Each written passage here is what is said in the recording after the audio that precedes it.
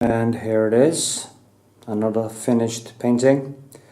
Another onion that I work with like crazy, and you can see that in this painting instruction video, still life painting instruction video. You can kind of see how I have been working with all the textures and working like crazy. Actually, it's always difficult. You kind of always get more difficult than I think, and it keeps baffling me. Anyway, this is also a Patreon giveaway for April. I'm a little bit late, so I'm just gonna pick a patron. I do like this. I look away, and then I just pick one. And the one who gets this in their mail is Hilde Margrethe. Ok, Hilde Margrethe, gratulerer med å ha vunnet et maleri. Congratulations with a won a painting from Knut Andre Vikshåland. You probably deserve it. You have been a sweetie. Anyway,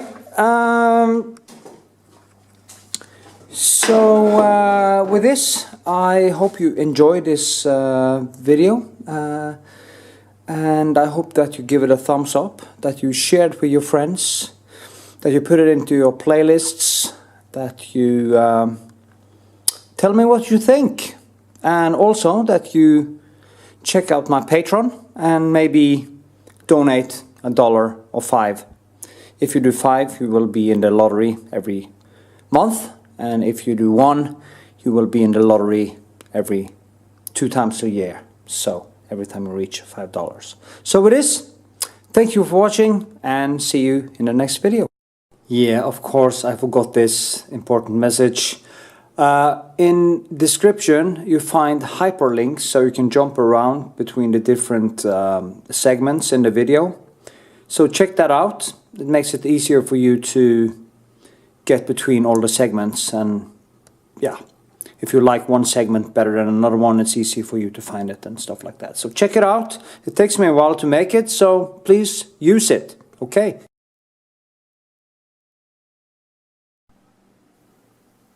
Damn, that onion is cool.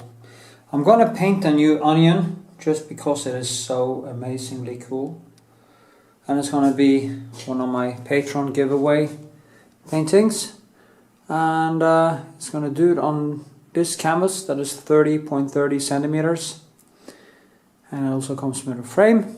So, here we go. Knut Andre Vikshåland painting a new onion. Okay. Yeah. Okay. This is going to be a real-time sketch. So the funny thing is that it has grown so high too. It's like here it is, and it's like 1, 2, a little bit bigger there, 1, 2. How big is it in reality?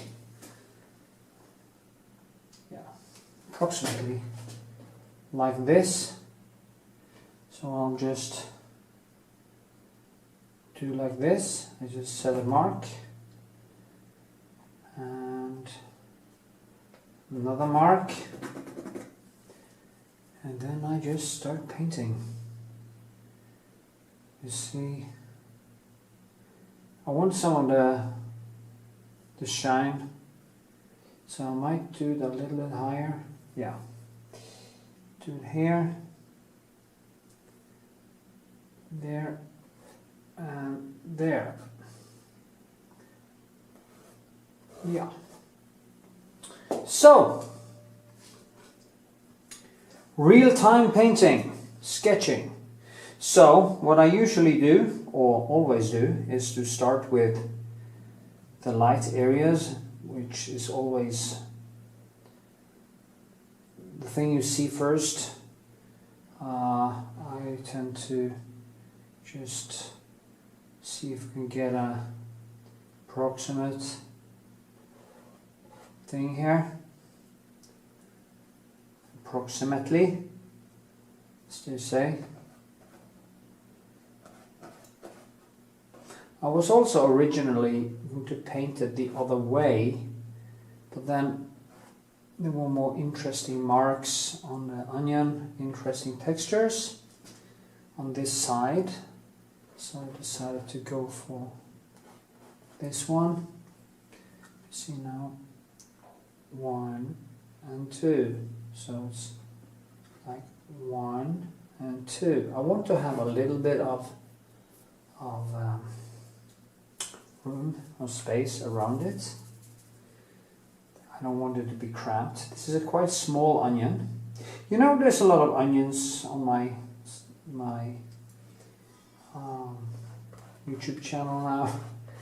It may get boring for people, but I mean, painting objects is a very good way to learn. You get very high contrasts between the, you know, the greenish and the yellow and the crispy surface of the onion.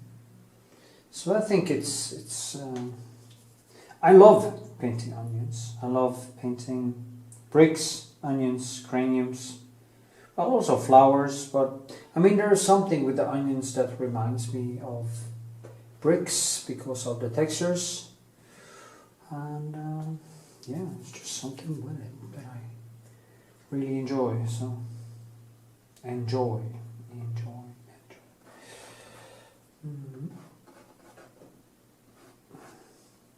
And always nice to work with things like this too, because it's not that, well, some of these paintings becomes my nemesis, and at some point they usually all become some existential thing, because I never feel that it's good enough, and I just keep banging on. But it's a very good way to train my eyes. And now I'm sketching, I don't need to use my glasses right now. I can't paint them too long because I don't want it to grow too fast, because when I take it out into the light and the heat, actually been in my fridge, it tends to start growing really fast. So I don't want it to do that too much. Wait. It kind of comes up here. There's number 2. What's in here? This one. It will change a little bit while I'm painting, but if I can do this sketch in reasonable time, I will be able to finish it in reasonable. I won't be able to grow that much while I'm painting. Yeah. There's a nice shadow here. And goes underneath, which actually balance out. I'm going to try to keep this tutorial lesson to the point, not rant about life, liberty, God, death and everything. You see how now this cancels out. It could seem like it was a little bit too much that way, but when I put this in, it just boom, and I saw that, and that was I saw it in the onion, and I just couldn't not paint this painting. It is just too, the onion is just too nice, and the composition would just be too beautiful to let it pass without doing it. Let me see. So, and of course you have the shine. I like to paint now on this glass I have, so I get some, maybe almost like 2 paintings in one. I always get into trouble with it, so it's kind of a sadomasochistic thing. But, you know, it works.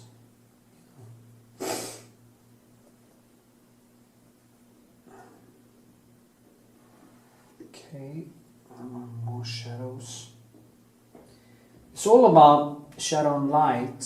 People say, oh, your light is so beautiful, they tell me. And well, it's because I also use the dark and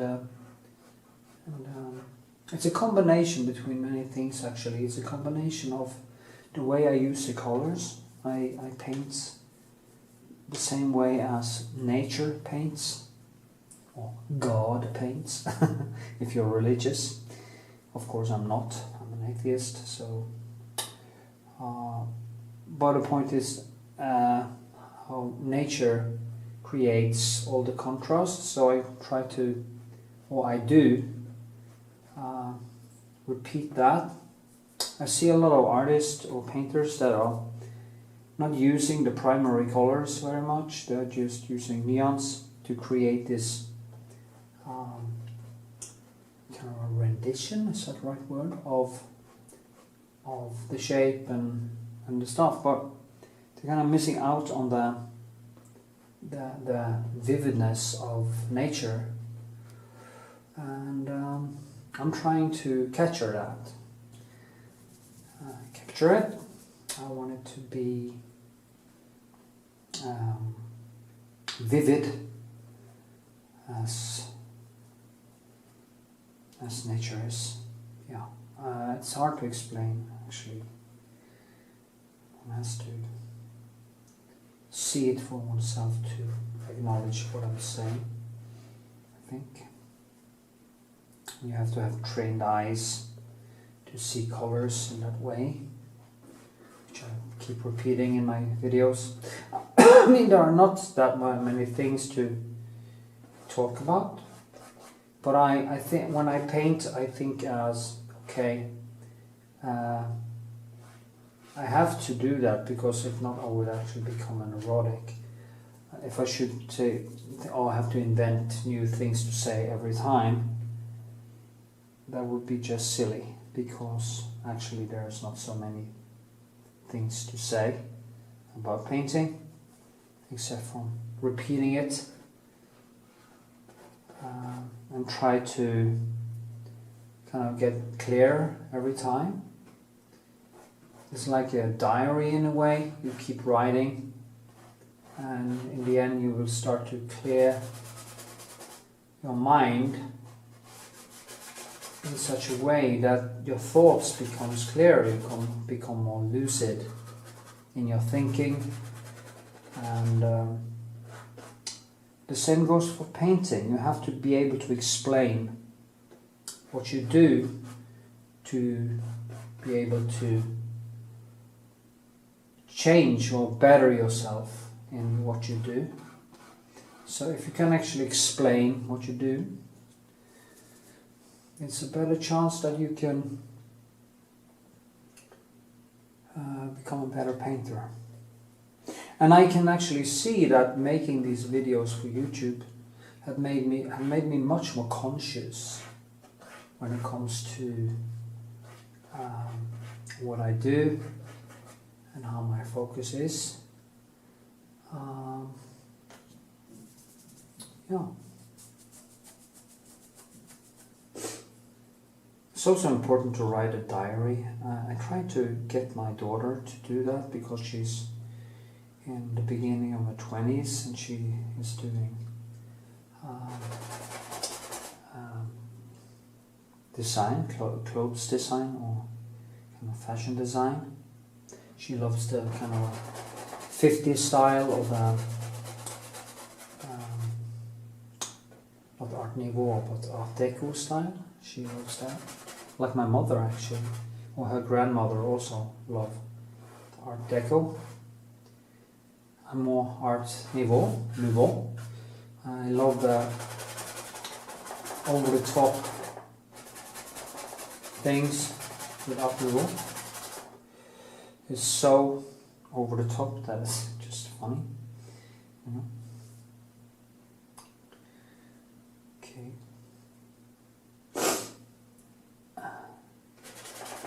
Just tone down. You see, I have this tone in the background. Well, no, well, yeah, I'm trying to get my daughter to start writing a diary, because I started doing that in art school when I was like 22 years old, her age, and 23 or something, 22, 23. And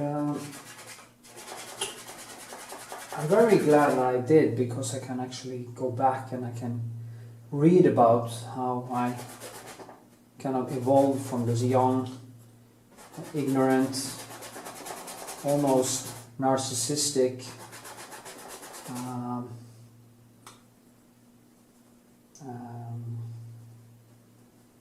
young guy to become more and more conscious, more and more thoughtful, and how my emotional compass, or also my intellectual way to see the world, changed as I went along. And I've been a dramatic change actually in my worldview and the way I see people and the way I even see girls and stuff. So, you know, when I was in my 20s, girls were more object for pleasure, like any other drug. And today they are human beings like me. Kind of a silly thing to say, but young people tend to be a little bit sociopathic. And luckily, I mean, painting actually made me more thoughtful, go into the depth of myself, and yeah, it made me a better person. There's no doubt about it. So, and it's a process that actually keep happening. Anyway, back to painting.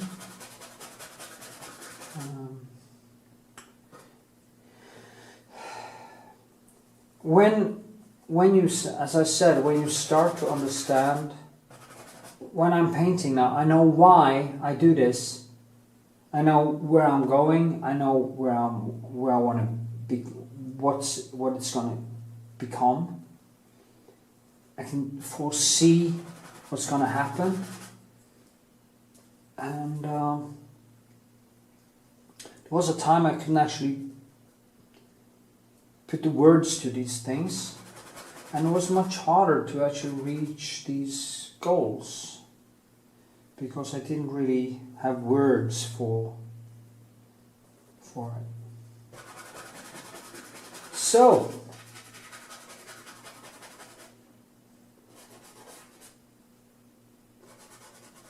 and it's also good for my English actually, because I'm not that often in New York or English-speaking countries, so to keep up my English skills is also a good thing, and to evolve them. I do have some dyslexia, so I'm not a good reader, but I'm a good listener, and I listen to a lot of audiobooks and lectures about everything. Actually, everything. I mean, I like to know how the world works, and listen to reasonable things is also a thing that evolves your mind and gives you a better way to articulate thoughts and understand what is actually happening. It's like if you're in love, and you don't know how the brain works, it's going to be really hard to understand what the fuck is happening inside your head, because you're so addicted and so sad, and so if you don't get the girl or whatever you like,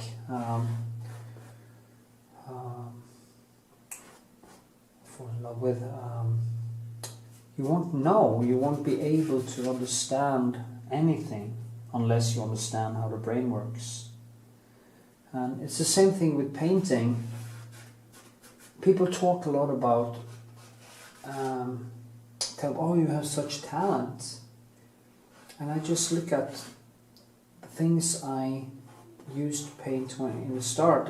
I couldn't do anything. I'm actually going to make a video this summer in my hometown. I'm going to show you around in all my old stuff, see how I evolved.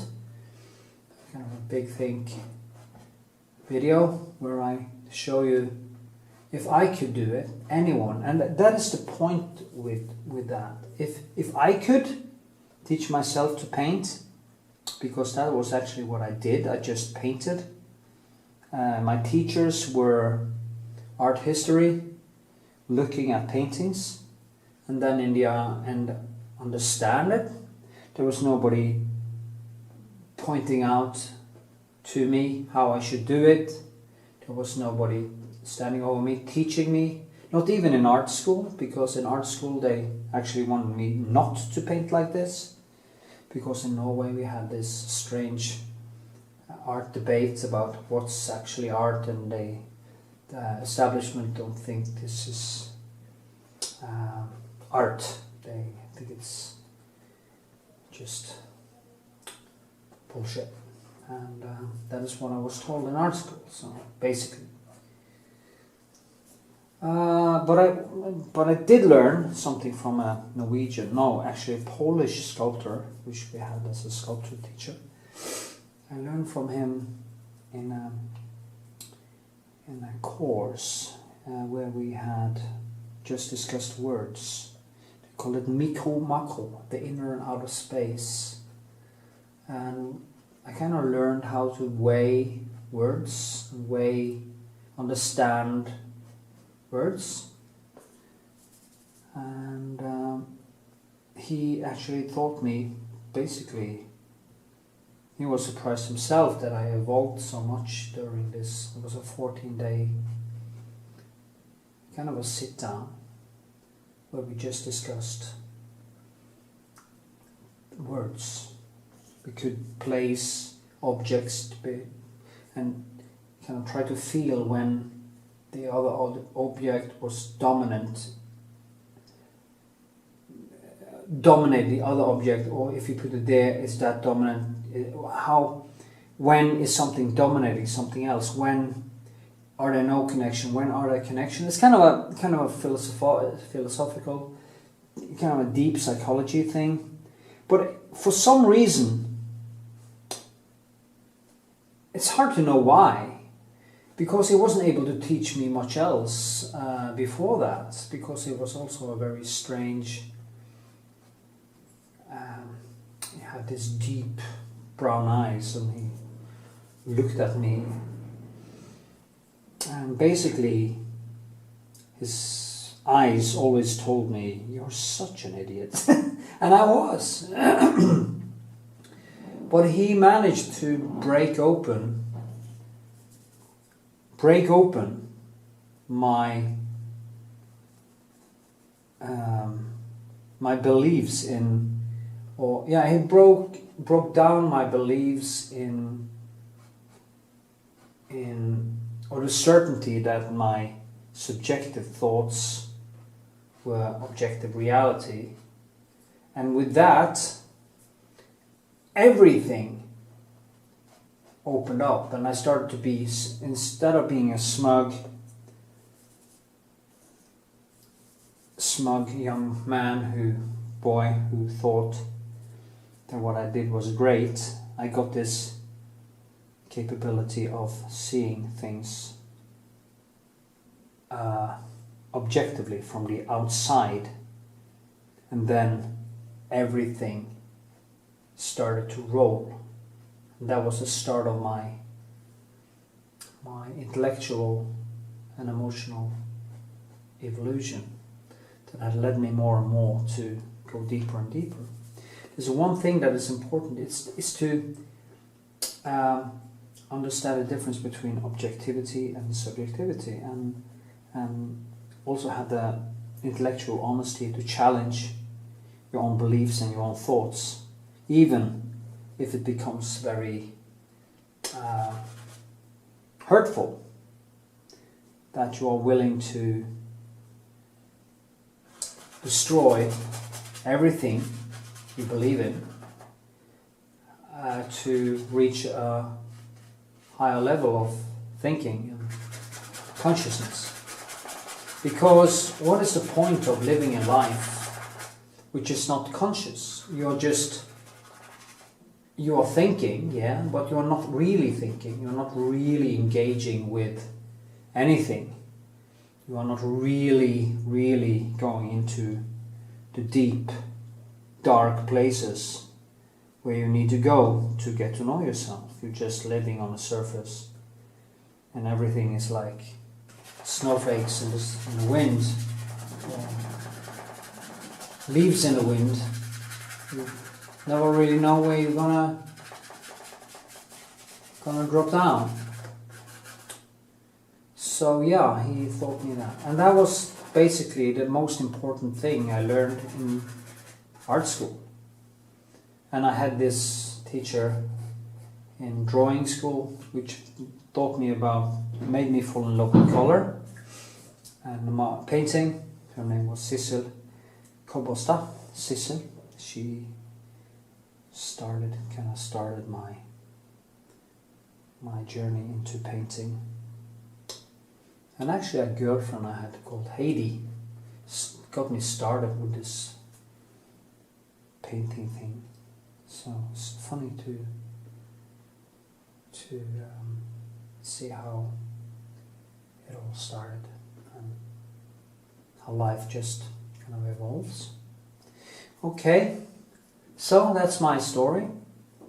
Probably told it 10 times before, but you know, somebody might find it interesting, because the point is that many of you think that you have to have talent for something, but as I say, if I could do it, anyone can do it. But what you need to have talent for, and that is genetics. You need to have talent for the extreme.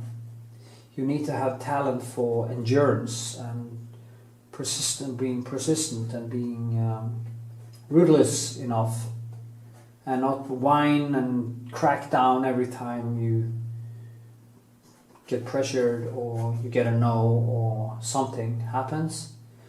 I have a very high talent and a high pain threshold. I can push myself incredibly until I break down. I have talent for that, and that has been showing in everything I've done. It's shown in when I was a welder. I taught myself to weld with both hands. I can also write with both hands. I became quite good in karate. I became quite good in taekwondo. And so when I put my mind to something, I can have the potential to become good. But it also always comes down to I'm willing to do the work. I kind of have a perfect, when it comes to rhythm, I have a very good sense of rhythm, and that of course is very good to have when you are doing martial arts or so. I can take rhythms very fast, and girls even thought I was supposed to be a dancer, so I was out, so probably looked like it, yeah. Anyway, if girls tells you over and over again, ask you if you are a dancer, they might think you're a good dancer, I think. I mean, why would they ask you if you were a dancer if you couldn't dance? I've never filmed myself dancing, and I never will, so because it's probably look very stupid for me anyway. It's like filming yourself having sex. It's like, oh shit, who is that thing there fucking? God, I'm so fat! I bit like the guy in American Psycho. Yes. Well, anyway, so you have to have talent for the endurance, and if you have passion for something, I guess that is because you're a passionate person. And as I say, if you're a passionate person, you will probably make it happen. Okay. I hope you see what I'm doing now. You see, it's a crude sketch. It's just the beginning. But boom, it's like it just comes out. I really like that. I don't know if I'm gonna have a more elusive background or if I wanna, but I will see that later. I'm gonna take a little break and I'm gonna charge the battery for my camera, and I will paint more on this thing, put in more textures, stuff, and try to keep to my painting. The point what I'm talking about this thing about talent and stuff is that you shouldn't believe that somebody is better than you. You shouldn't put yourself down and think that, oh, I could never do this and I could. Yes, you can if you do, and if you keep on doing it and you are open-minded and you are honest and you have, as I always say, objective standards like the best art in history, you will be able to become a good painter or better painter. I don't even know if I'm a good painter, but and you get better, and that's my point. Yeah. Okay, half hour.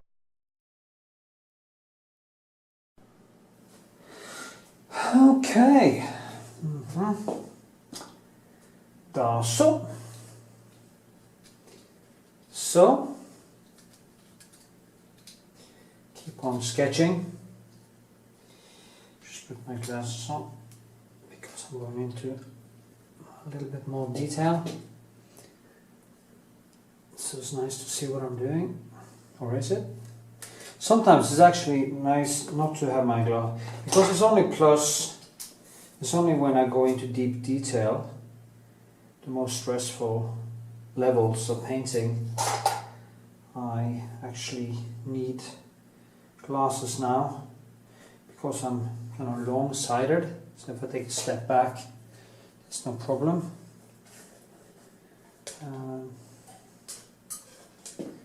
But it's so annoying, really, to notice small aging signs like that. Well, it's not so small either, actually, it's quite big. I mean, it's my eyesight, so. But I guess it's life. Now I will start to try to clear this sketch up a little bit and maybe do it as if, just try. Maybe I should put my glasses on. So see what I'm doing better. Try to get more details into it. So you can see how I sketch basically real time again. I mean, I painted so many of these. I will continue doing onions and apples. After a couple of the other apples I made, I was exhausted because I was fighting so much with those apples that they almost drive me nuts. But I was also quite difficult for me before my hip operation, because I was in such pain that I couldn't really get into that deep flow, because I was exhausted by the pain all the time. And if you use some painkillers, I used Voltarol and Voltaren, and you become quite, you don't get high or anything, it just makes you a little bit more drowsy, and of course that will affect your painting quite much, because of course it will affect the central nervous system. Not much, but enough to kind of take the tops off.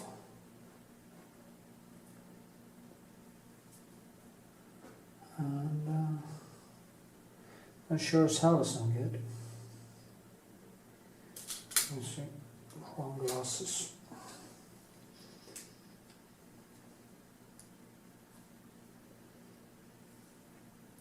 For my eyesight, I have to stay away from sugar. I eat a little bit of fruit to get some vitamin C.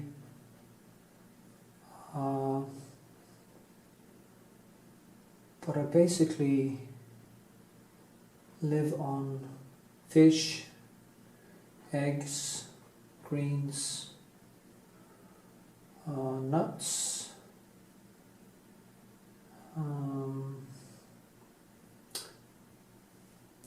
and meats, and yeah, I try to come as close as I can to a ketogenic diet. Of course I take in olives and avocados and stuff. I try to live a very healthy life now, also because of my aging, and my hips had to be replaced because of overtraining, so I of course need to take better care of the rest, not do the same mistakes again. For some reason my knees are good and the rest of my body is in good shape. It was just hips that were gone because of all the martial arts and all the weight training and stuff. And of course I ate too much sugar. I found out that I didn't eat much sugar really.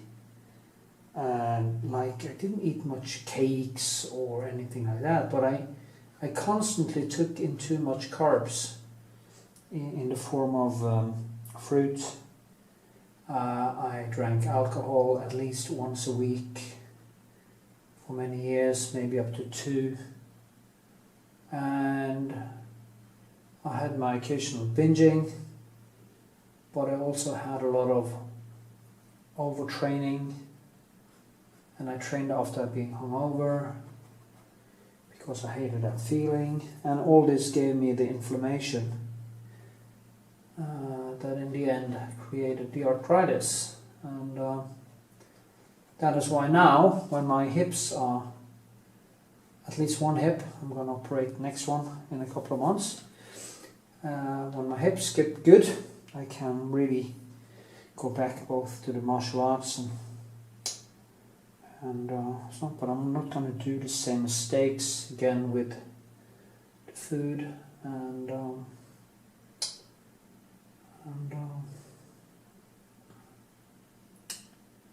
overtraining and alcohol.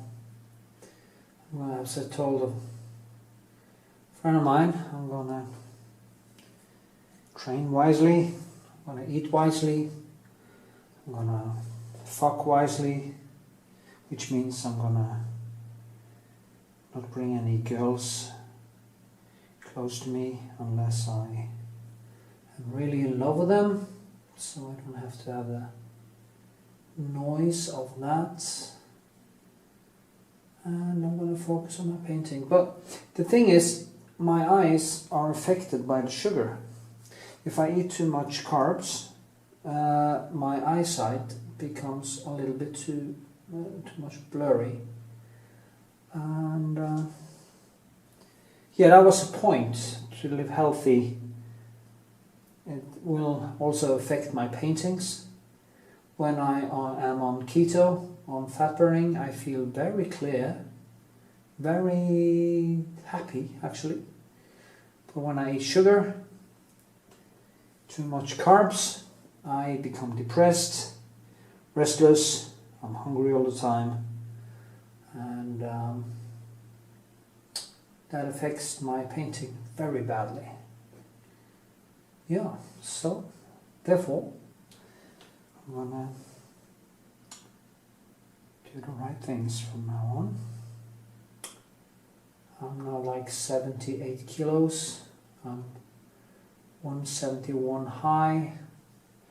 I do have more than average muscle mass than people, but I also think I have about 6 to 8 kilos too much fat on my body. At least 6 kilos. So I'm going to lose that, so it can be around 72 kilos. I'm going to rebuild my glutes and my legs and my flexibility. I'm going to live a long and healthy life.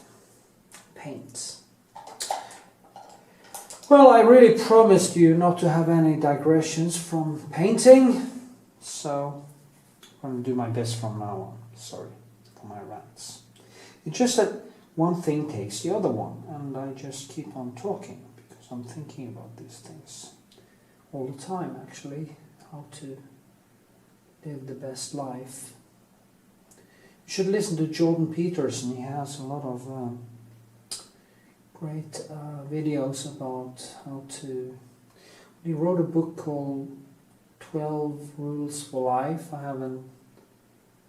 Rules for Life, yeah. I haven't read it, but I have listened to his lectures, and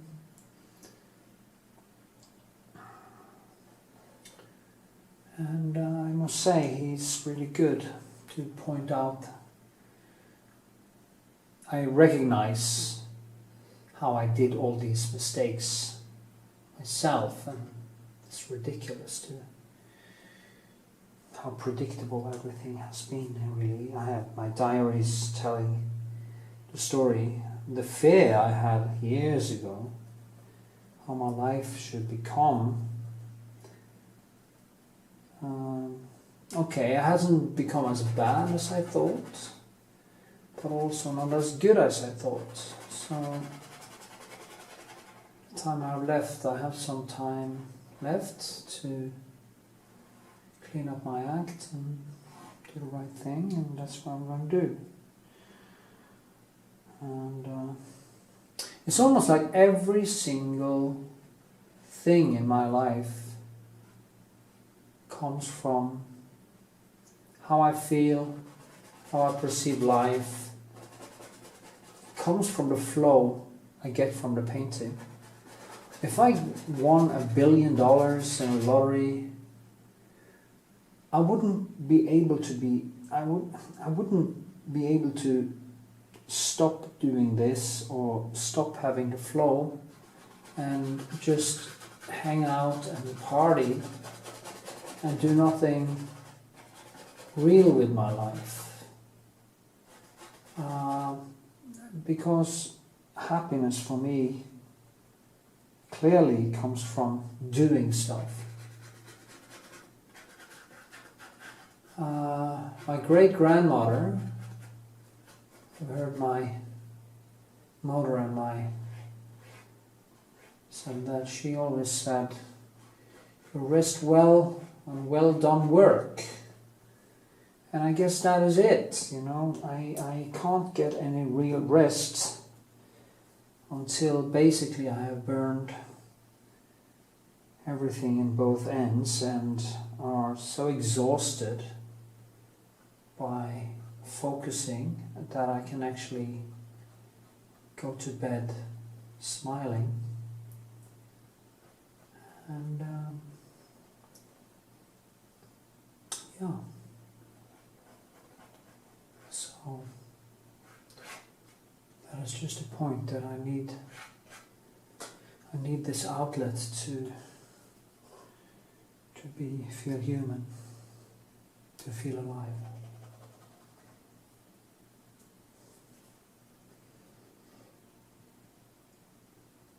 And that is probably because I overtrained so much too, because when I partied and didn't focus, I tend to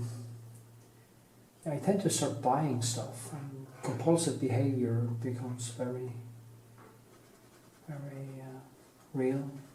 My daughter is the same type. She has the same compulsive behavior and personality, and we kind of laugh about it because we can also put it into so much good work. And it is so difficult to keep that focus alive so you don't mess up.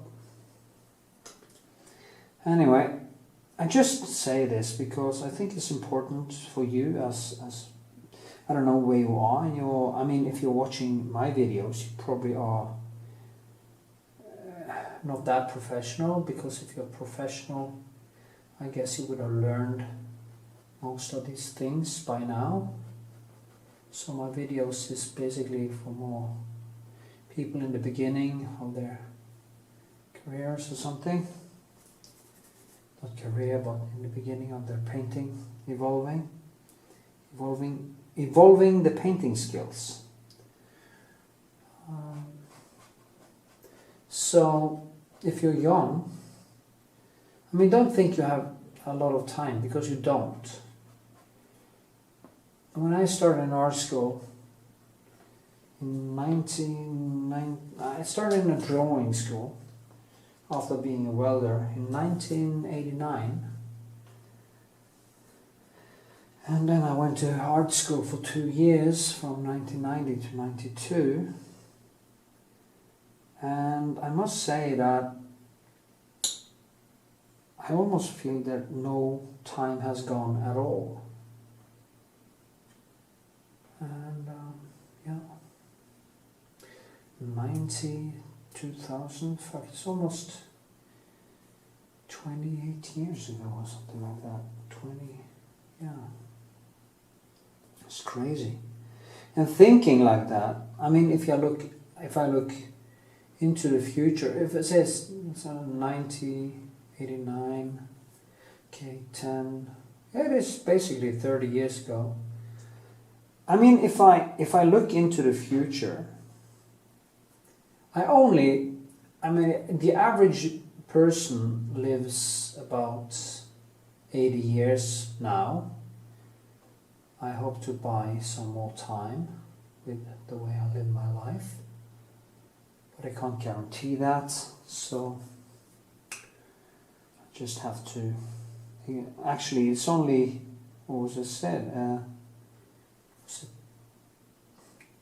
I don't remember now how many percent, but not many. I think it was 60% of us that reaches an average lifespan.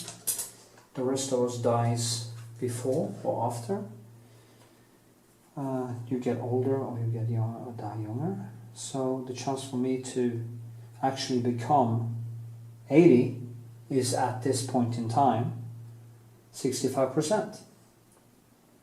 That is not the odds you would have picked if it was cancer, okay?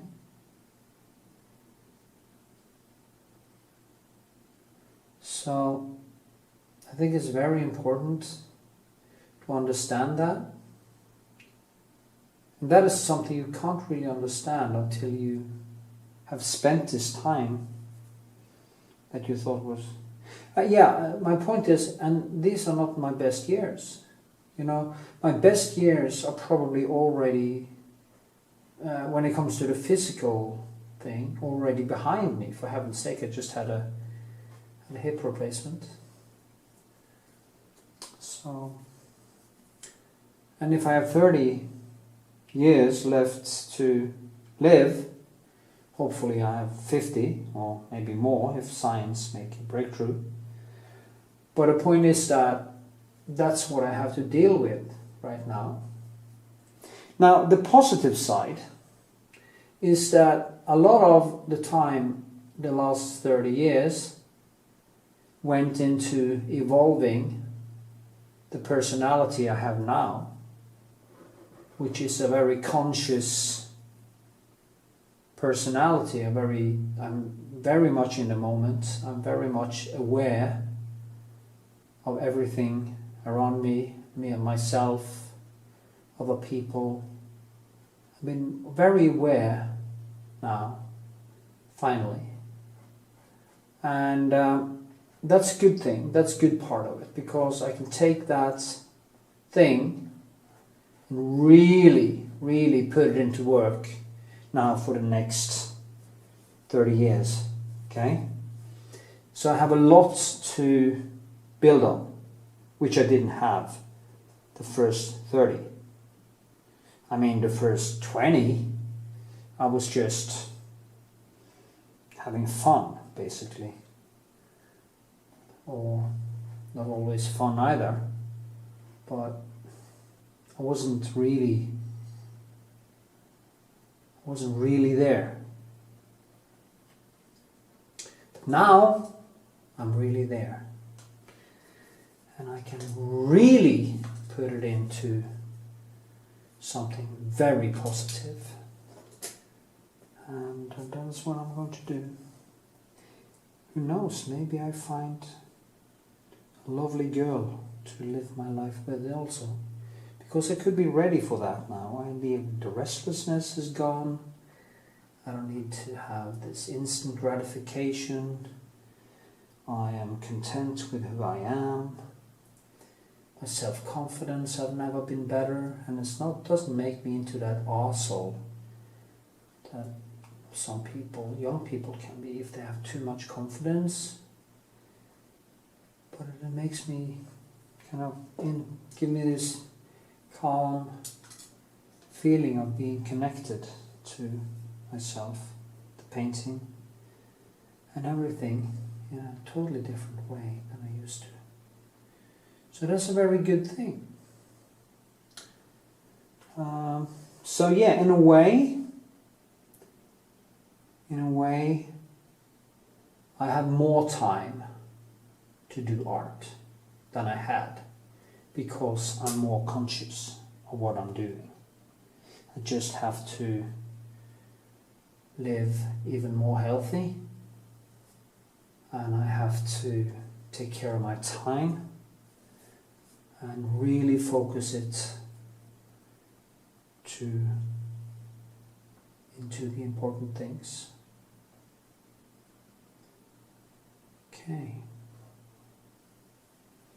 Hope that makes sense. You can tell me in the comment section if you think I make sense. If you don't think I make sense, you can also tell me that. Now, I noticed something about the comments. I get this message from YouTube: you have comments to be reviewed, and when I go in there, I can't find them. So I don't know if it's some kind of spam thing that YouTube are doing, or there's some glitch in the system, but I can't really find these comments. Now, there are words you can't use on YouTube. You can't use swear words. I mean, it will probably be viewed as spam. You can't place links because it's viewed as spam. And if you want to be sure that, I think comments that are posted under my pinned comment is seen better, I think. I don't know, if somebody have comments on my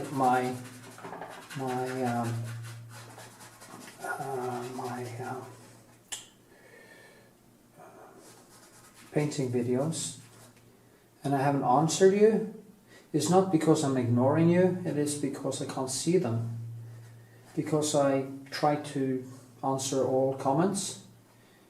I do not get that many comments, maybe because many of them go into the spam filter, but anyway, so I try to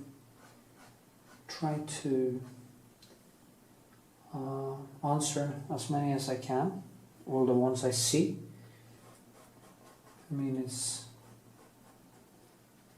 both curious and okay, if my channel start really growing and I got hundreds a day, it's of course totally limited to what you can do. And if you want to make sure if you want to communicate me and you want to make sure that I get the message, you can become a patron and do it from there. You see now, I don't know if this sketch is any kind of mushy. If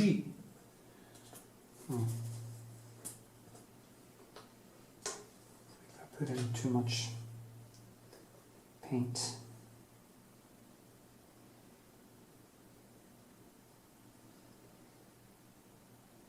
Maybe I should just shut up and talk about paint. Maybe just shut up. Period.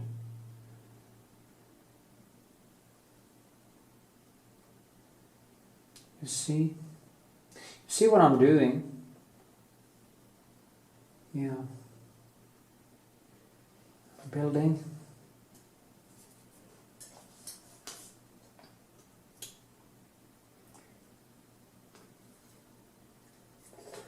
The good thing is, if you could do some sketching or something like that, like every day, do it every day, use some time before you start on other projects. It's like doing these fast figure drawings. I was never good at that actually, because I didn't know how, in a way, to catch things that fast. I'm kind of more like I like to have a good time and build my paintings kind of slowly. So yeah. No.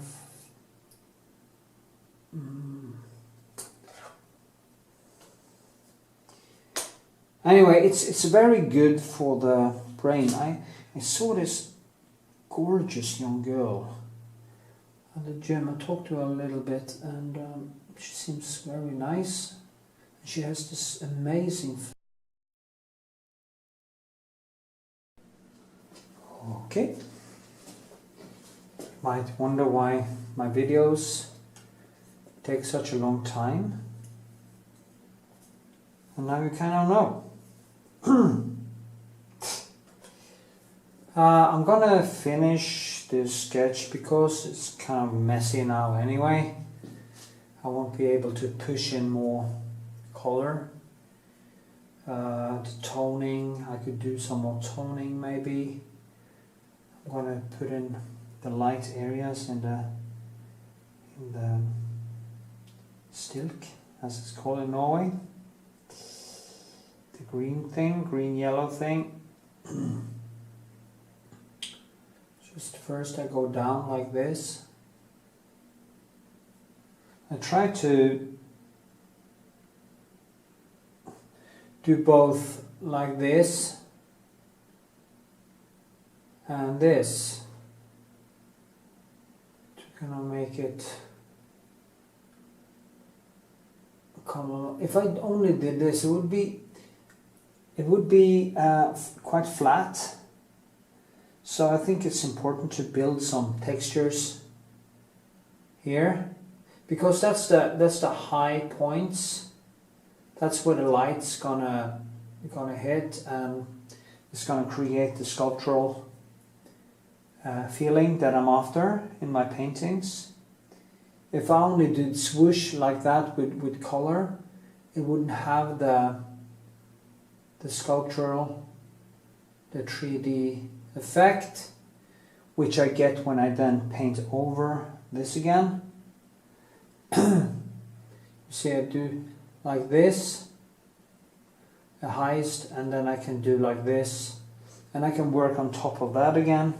So in the end, if you could see the painting on the side, you could actually see that the paint is basically sticking out of the canvas.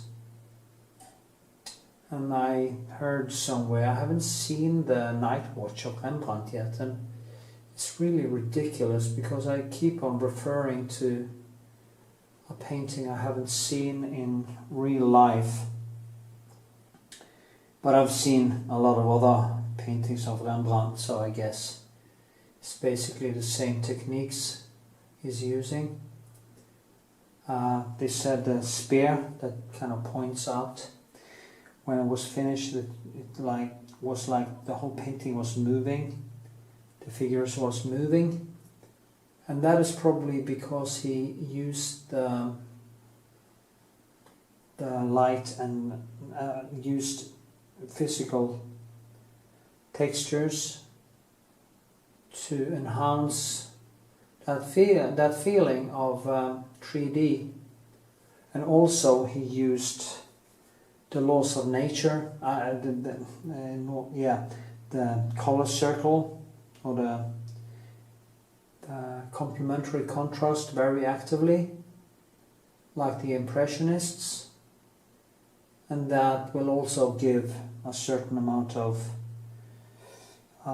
feeling of emotion, actually, something is actually moving in the paintings. And that is due to that the colors keep changing, or the colors are kind of fighting with each other and creating a visual effect of life. If you only do neons, you won't get that effect. If you only do grayscale, you won't get it. So, that is why I don't do grayscale. I have no interest in things without color. I think drawing, charcoal, stuff like that can be very nice. And but that's a different thing.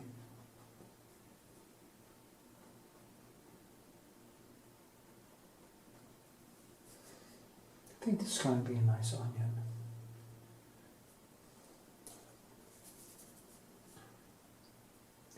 Pretty onion.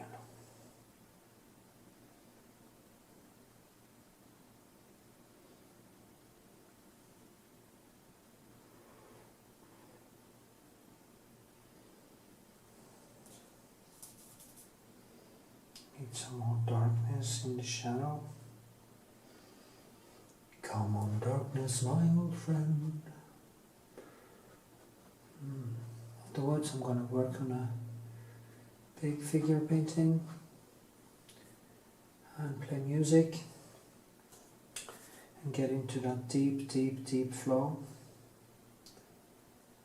Drink a lot of coffee and get high on painting. Because that is basically what I do. I kind of get high, kind of. I get high when I paint. I remember all the way back to when I started, how I could stay all nights and just paint and paint and paint and played Oxygen by what's this called? The French guy who made this. Jean-Michel Jarre. Yeah. It was kind of before there were no internet back then, there were nothing like that. No, only disturbance I had was actually renting a VHS movie. And now they are kind of bombarding you with new TV series. I kind of loved I loved the Game of Thrones series. I think the ending could have been better, but I was quite good. Anyway, And then I saw there were going to be spin-offs, like a new prequel thing and stuff. And I'm the kind of guy who gets addicted to TV series, and I get addicted to everything that can distract me from my hyperactive head. So I have now decided to say basically goodbye after Game of Thrones now. I'm just saying goodbye to TV series. I'm saying goodbye to a lot of stuff I've been doing that distracts me, and focus on the painting. Yeah. I think I can maybe, just maybe, I'll tear your soul apart. Okay, this one is actually, okay, yeah, well, it doesn't really matter. I was wondering, painting a long one to get all the shine into it. Could have been cool actually. Maybe I'll do that. Yeah.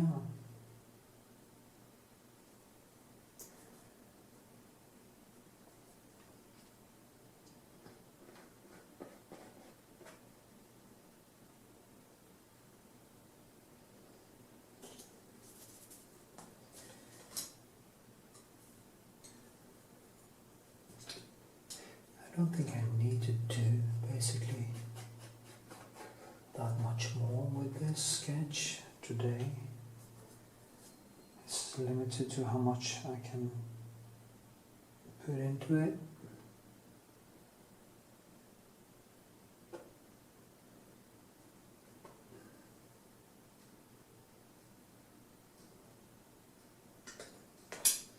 Yeah, it's flatter there. It's kind of a little bit longer out like that. A little bit out like this.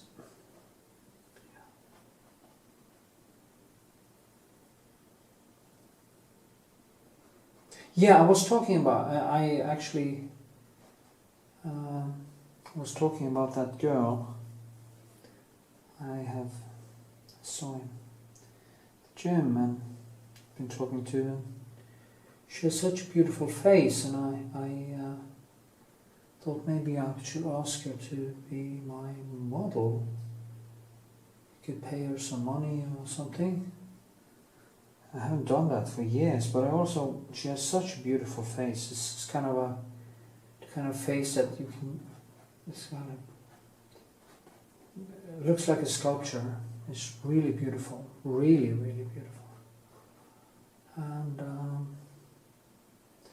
I would like to do some sculpture, try to do some, yeah. And it's important when we do have models and stuff that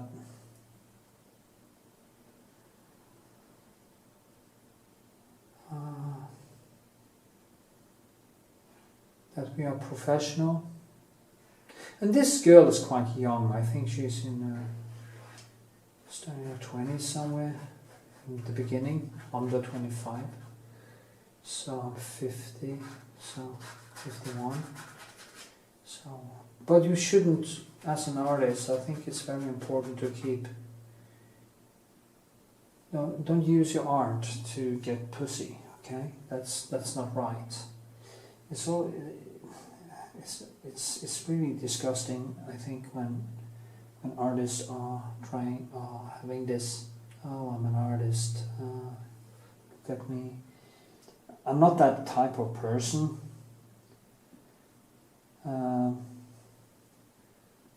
But of course I have had relationships and sex with girls that I have had as models, but usually the ones I had some models pay them, or just taking photos of them, or they have been my girlfriends or mistresses or something like that. So Anyway, the point is that you should keep those things apart. Also, as I say, I wouldn't paint a girl I didn't find sexually attractive, because that was just how I am, or attractive. Okay, I would find her attractive. Even the few men I have been painting, okay, I haven't found them attractive in that way, but I can see that they are good-looking men with, you know, the right muscles and the right abs. So, yeah. When it comes to the girls, when I find a girl beautiful enough to ask her if I can paint her, she is also at the same time beautiful enough to I could actually have a relationship with her. But that is not what I'm trying to get. At least I hope not. Then again, it's always difficult to know your own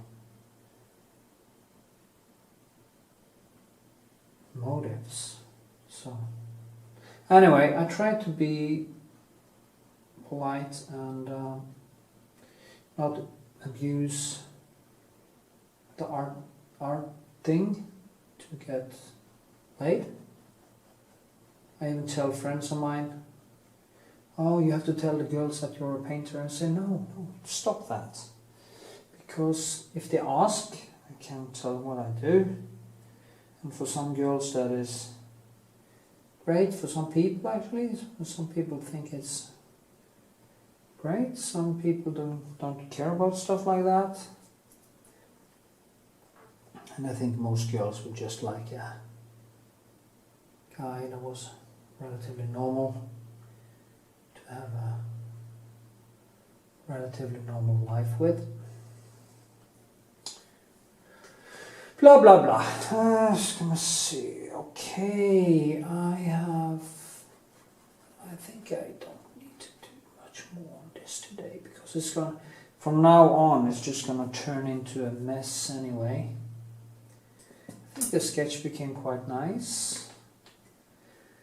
Not sure about that line, if it's high enough or stuff, but that is things I will fight with when I do the next layers. And yeah, so I just put in some more clay. Okay, some more clay.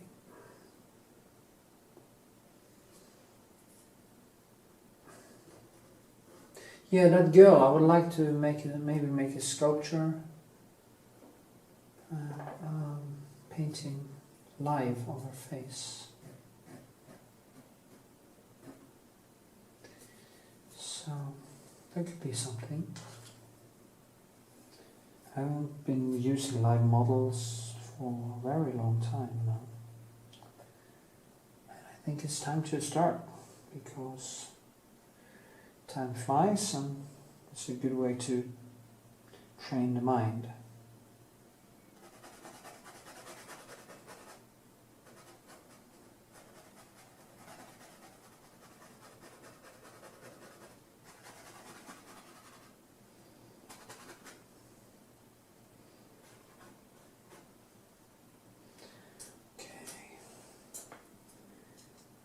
Give it a little bit more.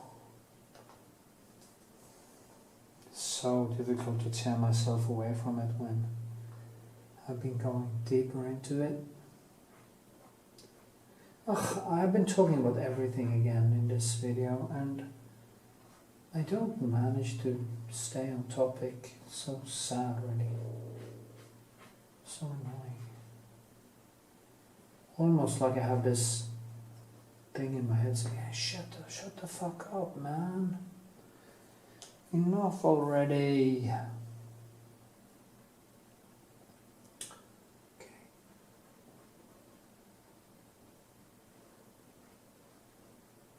Yeah, I think this is just going to be my the hip I haven't done yet hurts, so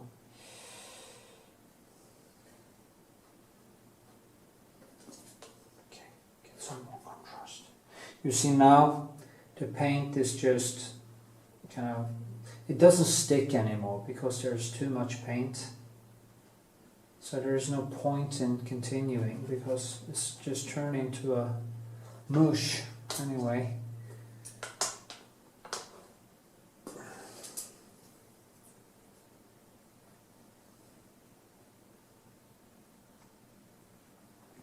If I was going to do a very perfect sketch, I needed to start with less paint and first keep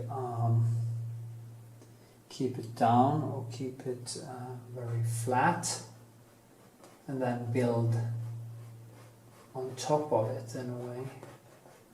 But that is not what I'm after here, so I'm just doing it my way. These shadows are always difficult to get correct.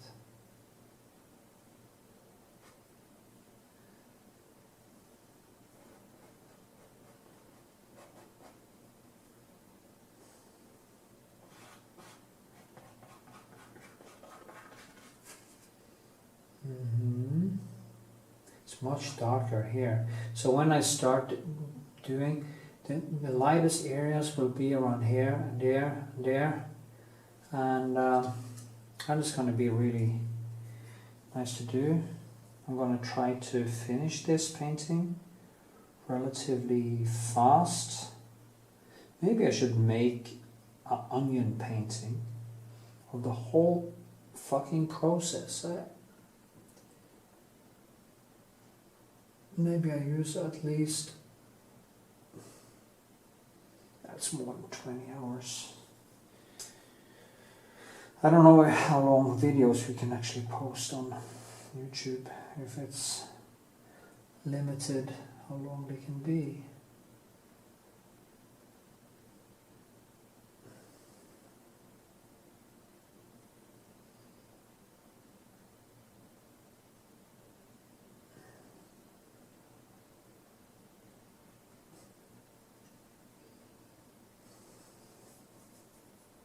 Can't tear myself away from this, sir.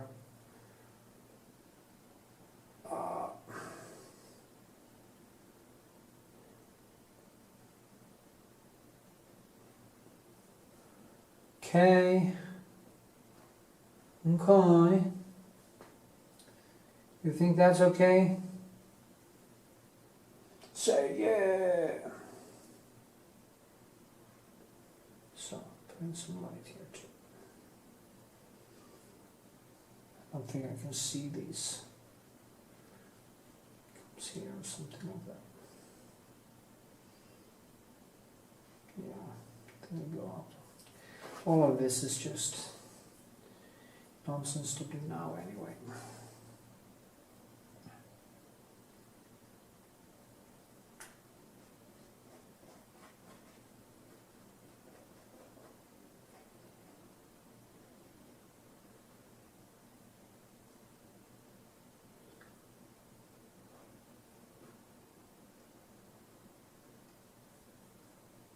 Yeah.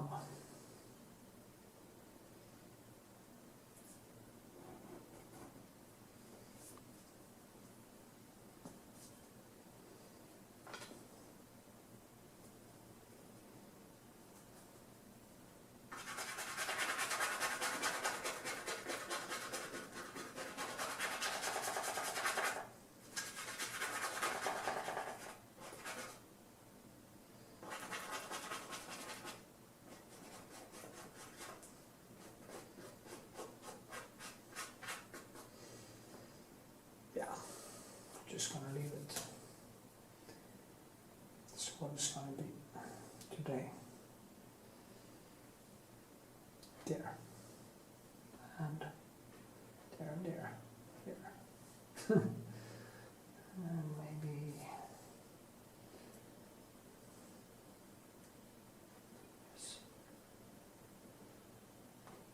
So, yeah. Okay. That was basically 1.5 hour sketch, almost.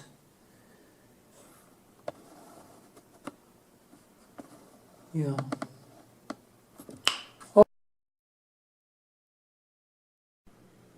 Okay. Here we are. I put on some Retouching Varnish first, and I'm just going to do my usual suspect, the glaze, which isn't really a glaze. Or is it? Well, it has dried for a couple of days over an oven actually, because the heat actually makes it dry faster, or superficially dry anyway. So it's a way to, of course you don't want to put it on the oven, put it over an oven, because you don't want to set your house on fire.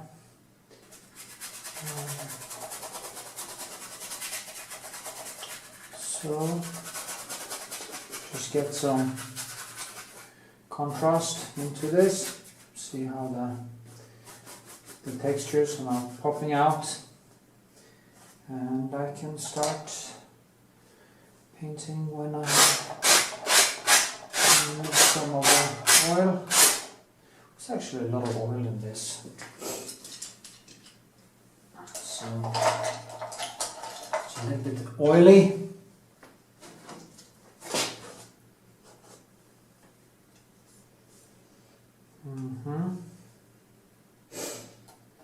You know, there's a hell of a lot of data. Maybe I should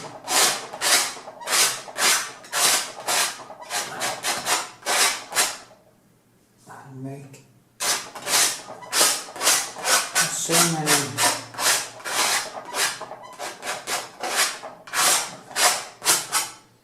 There's so much raw data, video data on my computer now, and soon I will have to get a huge computer, big computer. So, well, anyway, that time, that's all. So, I think it's a little bit oily right now. It will be a little bit of a problem. I'm going to try to paint a little bit slow. Try to find, I need to use my Lazur palette.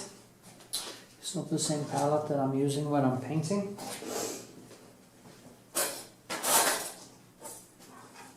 I'm going to make a video about palettes, and I also think I'm going to make a big video about why I paint and how I became a painter. Maybe that is interesting, just to have a 10-minute conversation about what happened.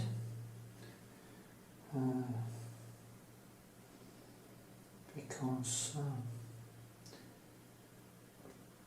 people think there's something mysterious about being a painter, and I know it's not good for business, but if people ask me or tell me all this talent thing and stuff, I tend to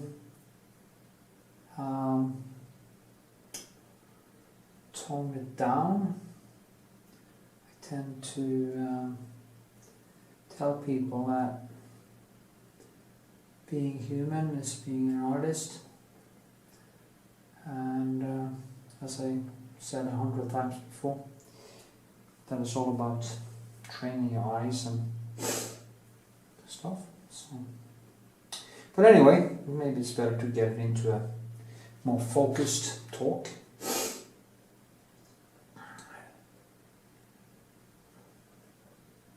I do not believe in the word talent. So, anyway, back to painting. You see what I'm doing. I'm just trying to... Now I'm painting over the nice textures that I had. And it always feels like a loss in a way, because the first touches are quite giving actually. It gives a lot of instant feedback. Maybe I should stand here and paint. I haven't slept enough lately, so it affects my eyes and it's annoying.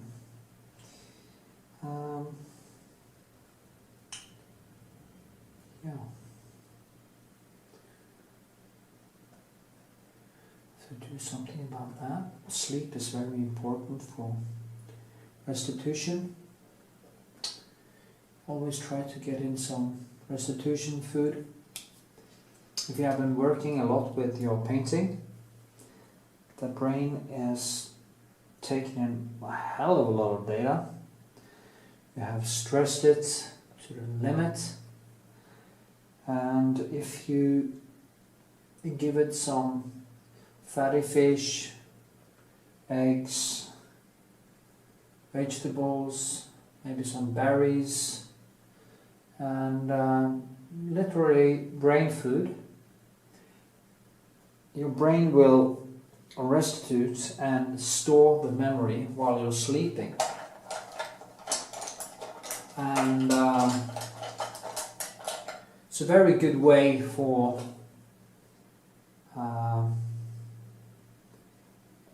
it's very important for the brain or the body to get the right nutrition after a long night with it's kind of the same thing as being an athlete. The better the food, the better the performance. And it's the same thing with this. That is why it is so difficult to paint while you're hungover and stuff like that, because you are not really in.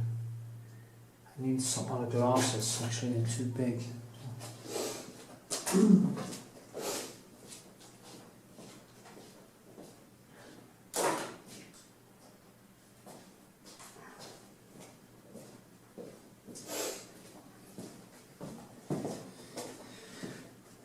I like using these because they are thinner, so I can see the painting and still life at the same time without having to take down the... Yeah. Anyway, nutrition is extremely important.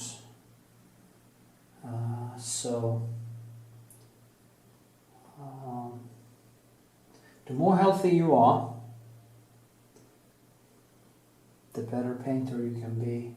If you are painting detail, of course, that is very important. It doesn't really matter if you are a conceptual artist, I think, because you're not using your brain on that level anyway.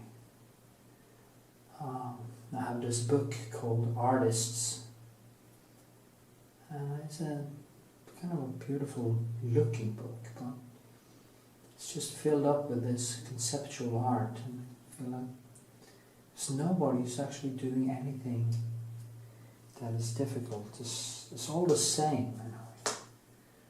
Well, so is, of course, modern, this kind of art too is kind of the same thing. But at least it's difficult. And it is just difficult because when you paint classical or more classical type of figurative painting, you can't lean on idea, you have to lean on your skill, and it's where the skill level is. You see where you are as you can measure where you are as a painter, and what you see is not always what you would like to see. So annoying. It is quite annoying with glasses because I always have to adjust between. It slows down the painting a little bit. Maybe I have a good friend named Faisal.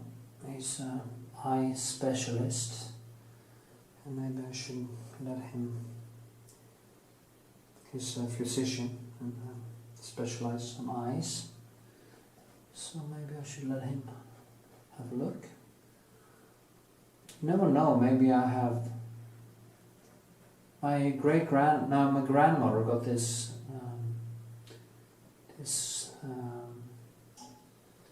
degeneration of the. She had this eye disease and made her. Okay, she almost became 100, so she kept her eyesight for a very long time, but in the end, she was almost blind, and actually quite sad because she was so lucid and almost all the way to the end. Yeah, that was a digression. Anyway, I'm going to check my eyes, see if I can maybe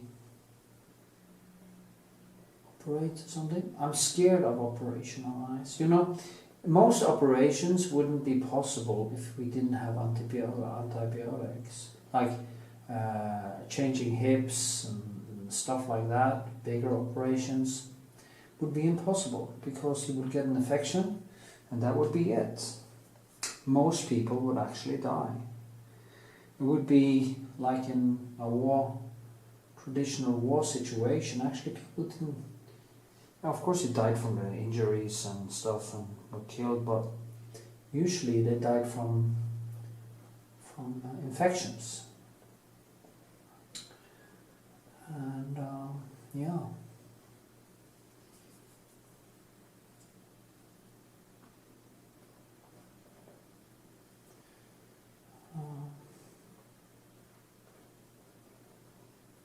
It was quite funny because I read somewhere that they used to use metal on metal hip replacement, which of course gave you a bigger ball size because you didn't have that plastic liner in there, which just metal on metal. And but a lot of people got allergic reactions to the metal debris that after a while started to get into the bloodstream because of erosion of the hips. And the funny thing is that this metal, this inflammation reaction to the metal hit women the most. And I didn't find anywhere why is that? But then I thought, oh, that's so logical, because for thousands of years, yeah, at least a few thousand years, men was at war and got injuries from metal, like spears and swords and stuff, and of course the people who could actually, or even arrows that went into their bodies, they couldn't get them out, and the people who survived these wounds probably evolved a better tolerance of having metal in their body. Well, that's my hypothesis anyway. But it seems natural to think that the men that could actually survive being chopped with a sword and not getting getting an infection or something, probably were the ones that got children. And that is why today women who hasn't been in wars like men did actually have a lower tolerance of metal in the body. Oh, just a theory, just a hypothesis. It's not even a theory because I haven't got any evidence. So it's a hypothesis. I think it could be interesting for someone to look into. That is actually genetic, that men can tolerate more metal in their bodies because of war and the history of war. Anyway,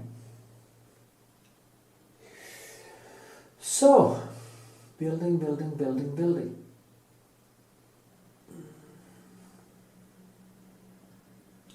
I wish you could play music without my videos getting demonetized and restricted,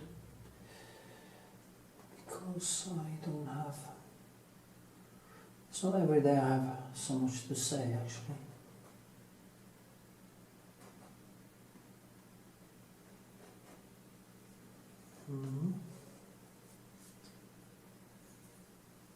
So tired of this. It's so dirty too.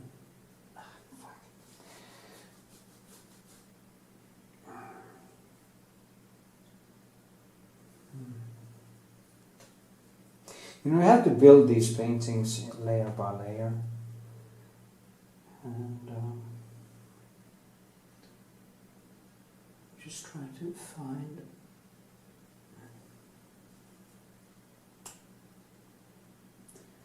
this whole setting. You know, the colors around it is very similar to one another, so I hope I'm not going to get into a deep shit because of that. Usually that happens, that I can't really get it right because the colors are too close to one another. But then if I look at it, it is where, you know, I tend to see colors more vivid, so I also tend to misinterpret colors. Like here is kind of bluish, but behind there it's quite toned down, and it's in not bluish realm, but maybe umber something.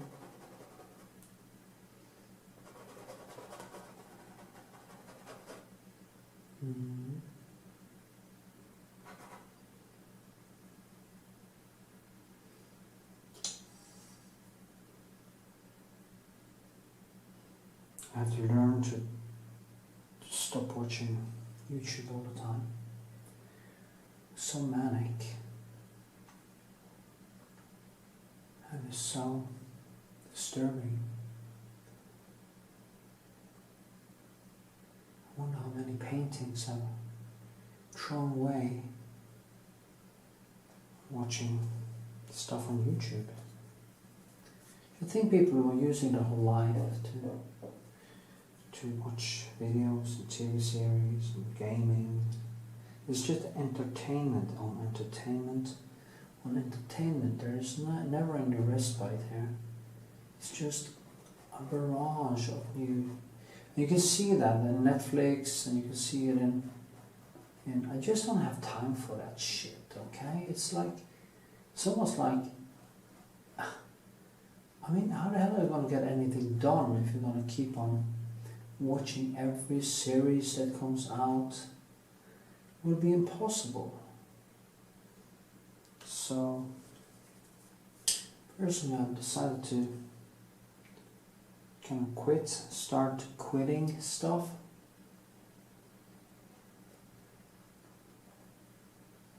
And focus all my energy into this.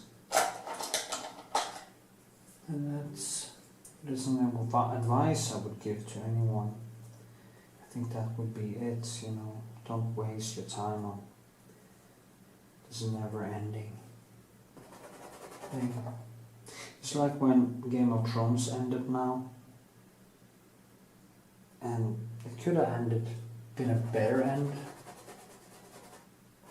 It's like, was this what I was waiting for? Now it's over. It was only entertainment. I love that series, by the way, but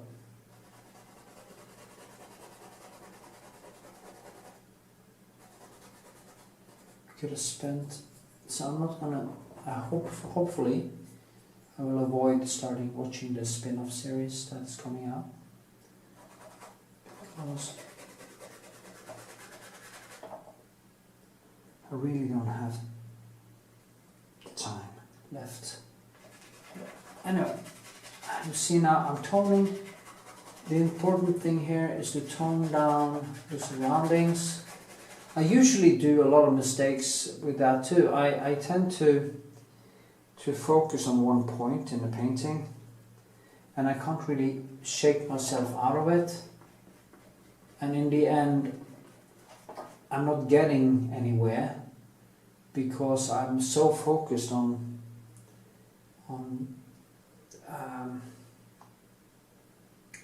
certain parts that I can't shake it off. I wonder if did I forget to put on 2 layers of gesso in this? So I'll actually see more of the, maybe it's just my glasses. Anyway.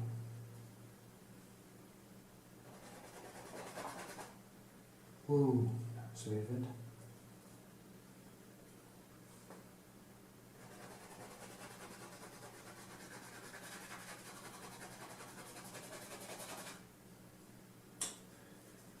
I think this is going to be the last onion this year that I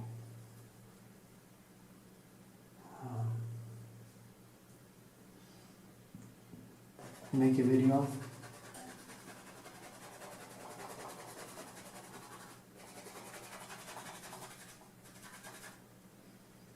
Or maybe not.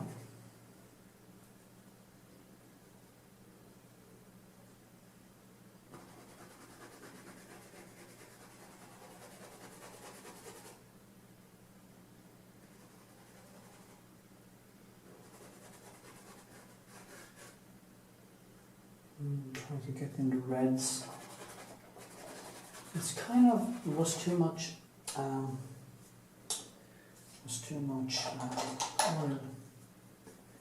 on it.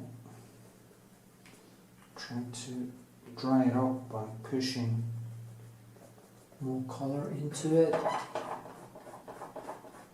I'm now using colored without any medium, so that I kind of, the new color absorbs it.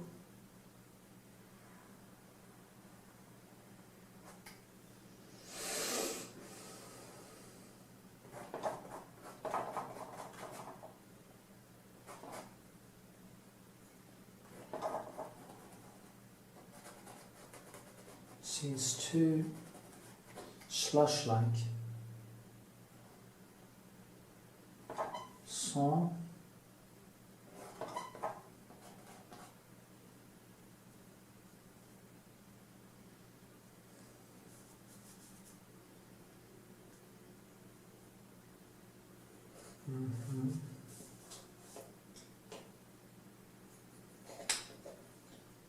see, it's tone down the background a little bit. I think maybe.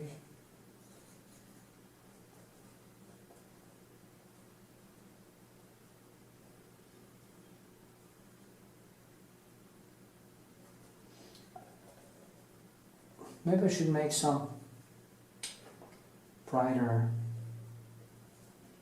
things. I have some very beautiful stuff. I have a bear cranium, and I have the cranium of my dog actually. I'm going to do that next time. I'm going to paint my dog. I have the cranium of my late beautiful dog, Timian. My beautiful Timian. And yeah, miss him. It's strange how we miss our dogs. Almost like they are human beings. It says a lot how much I will miss my parents when they're gone. I think that is the thing I really are now starting to worry about. How much time I have left with them and who I will be when they're gone. And that is something we all have to endure. And yeah.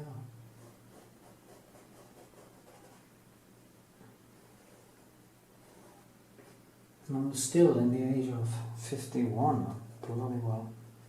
Still quite dependent on them because I never seem to grow up, or I grew up way too late, and which has actually been a problem, both for my economy and everything. I'm the typical compulsive behavior type, so I've grown up now though. Yeah, I'm more grown up. Yeah, I am. I realize I should actually save some money and have some security. Security is freedom. Mm-hmm.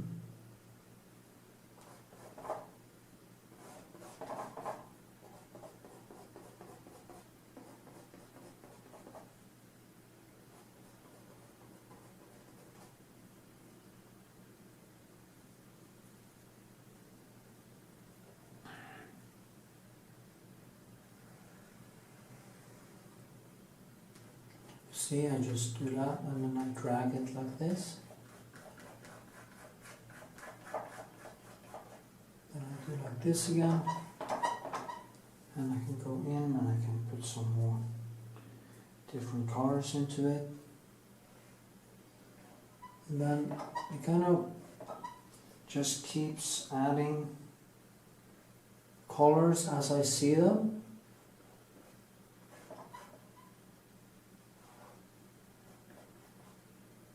And yeah.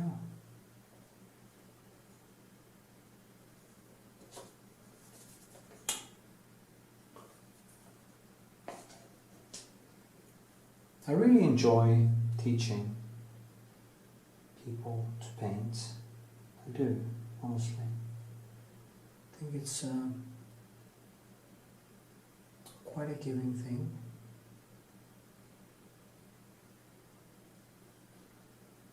So, really warms when people are sending a message and telling me that I inspire them to start painting again, or stuff like that. I really appreciate that. I see there is a problem with the comment section on YouTube. I keep getting a notification that there are comments to be reviewed, but I can't seem to find where to hell to review them, and I do not have any restrictions on when it comes to what people can post or anything.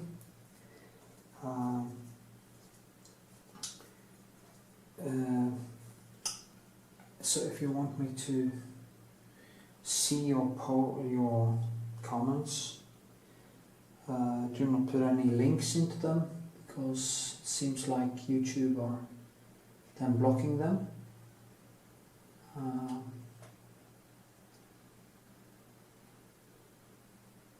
You can send stuff on mail and stuff. Yeah.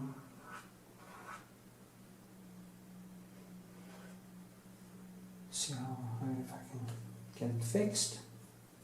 I don't know why YouTube does this, or is it just a glitch in the system, but I can't seem to find the comments they tell me I should review.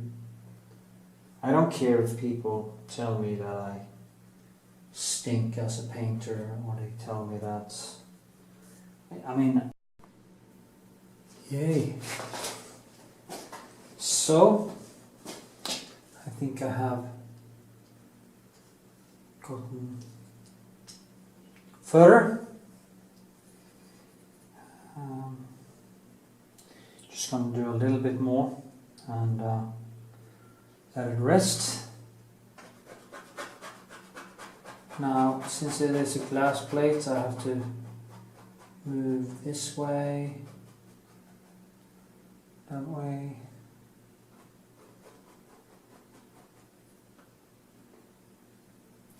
I'm going to build here too, to give it some more sculptural feel to it. But I will do that over time. Probably will go over it a few times. So it's always good to build shape by using the background and the foreground. Figure out. It's so funny because I can see the reflection, but my brain is tricked into believing that it's kind of deeper than it is. But then I see that shadow. That one is actually changed a little bit, I think. Yeah. Huh. Funny. The onion is actually growing when I'm painting it. When I take it out of the fridge and I put it into the light, it grows like crazy. So I have to be quick doing this. I'm not going to be able to recognize it. Like the onion I painted that became so, actually died during the process. It grew and died during the process, which was a very frustrating experience actually.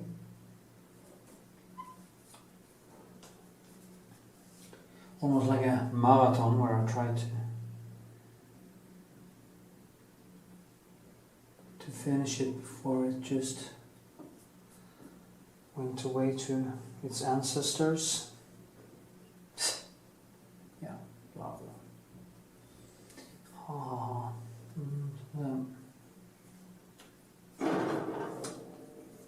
Yeah, let's make some noise.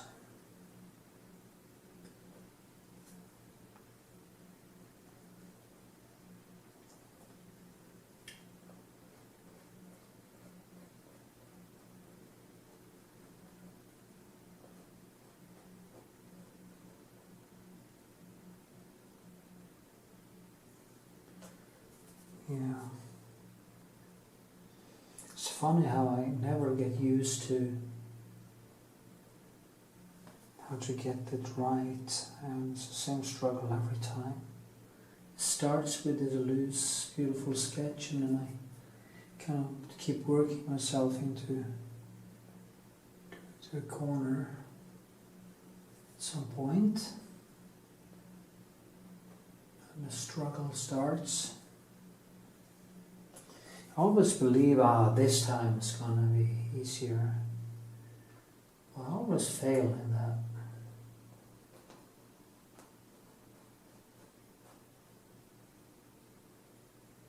This one is actually going inside there. And it's like that.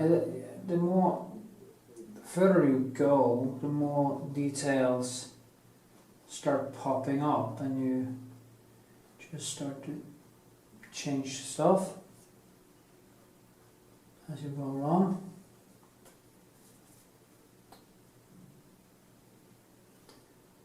The thing with light or the reflection is that it makes everything a little bit more difficult for the eyes to actually see the things. This is Prussian blue. As you can see, I just put it on top of the light, so it kind of shines through.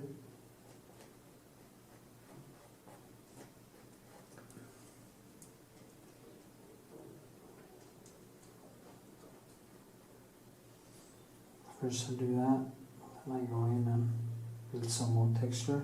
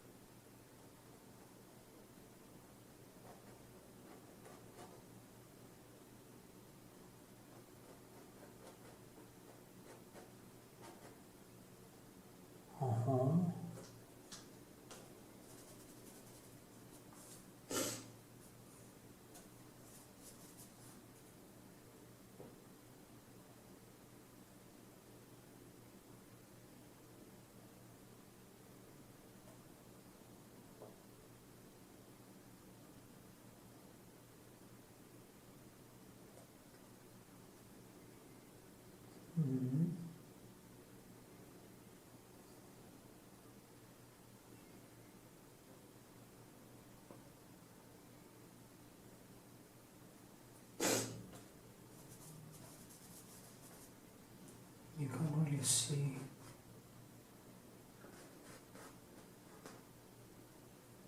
Yeah.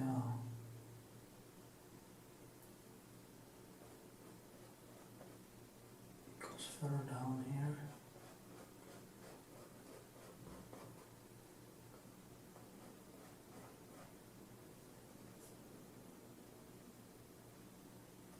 Always difficult with these backgrounds.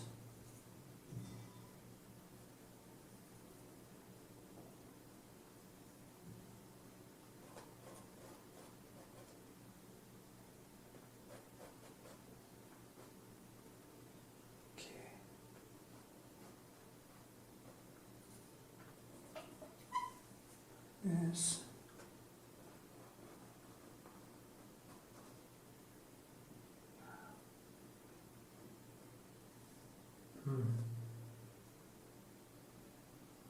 It's much more neutral behind there.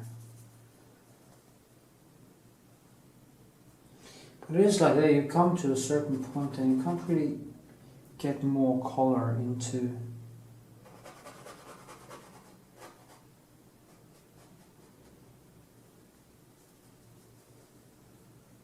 anyway.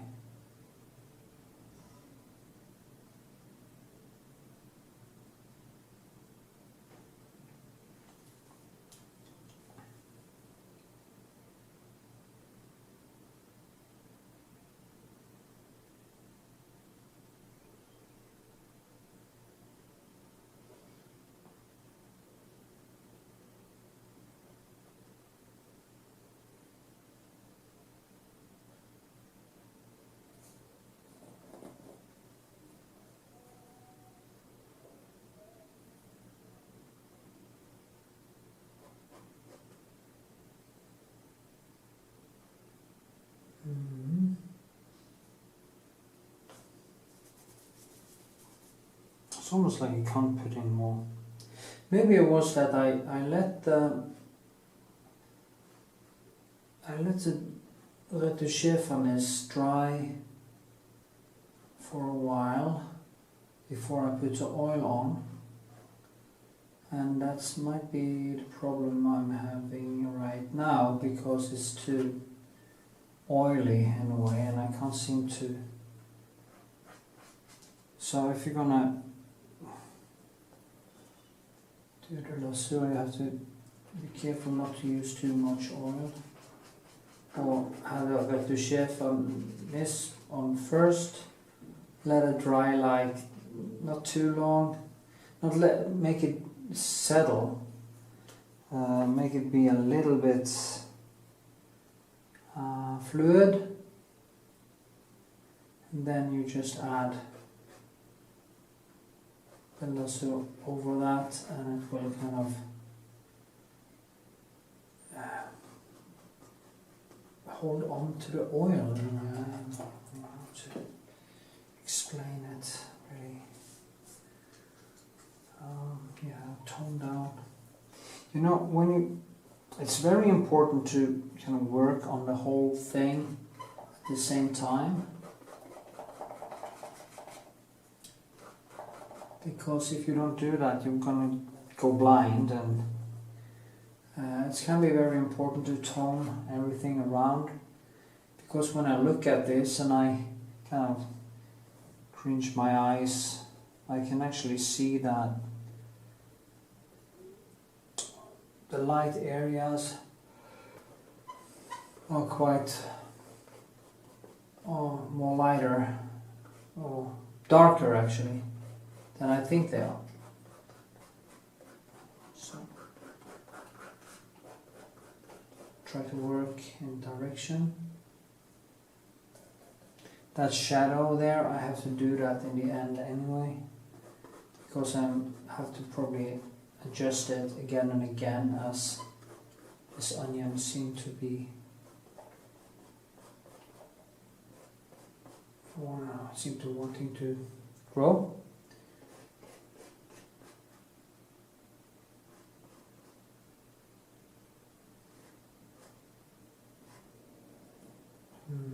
Just make it a little bit fluid.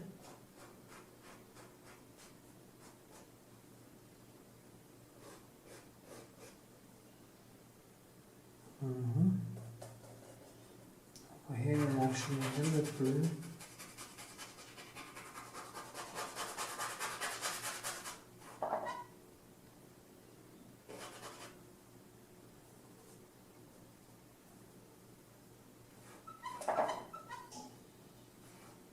If this was a mirror, it would just be the same colors as there.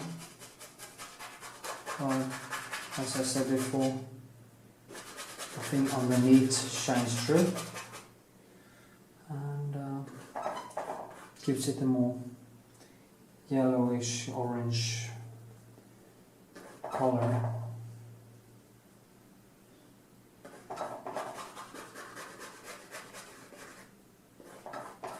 So I'm mixing colors on the canvas, and I try to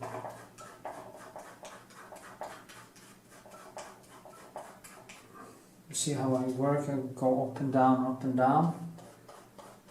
make sure that I can get more transparent, sense, a feeling of transparency.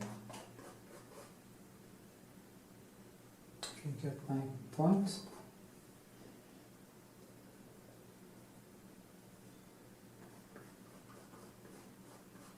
There's some shines in it. Behind here. Behind here too. So, that wasn't so bad.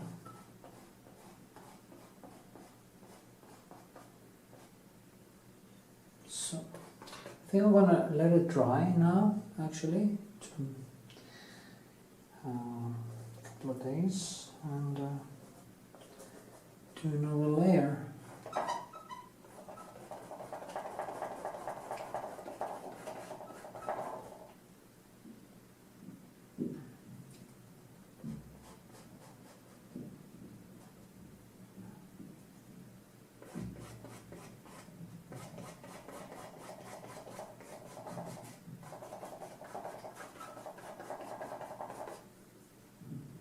Yay.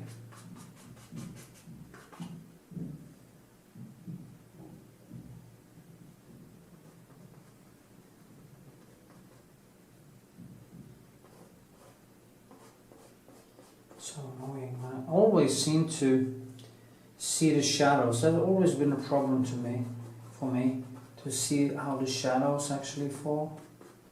I always have trouble with that.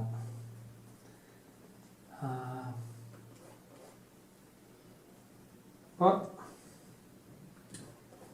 just try again every time. Let's see. Yeah, the shadow isn't that big actually.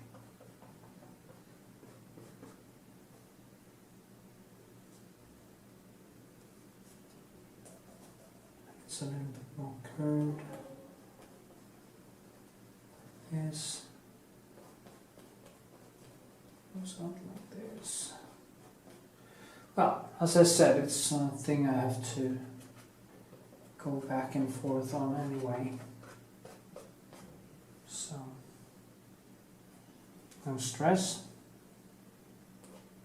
No point in stress.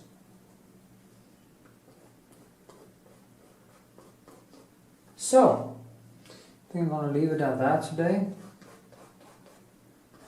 And yeah, it's kind of fluid now, almost a little bit like water, a little bit oily.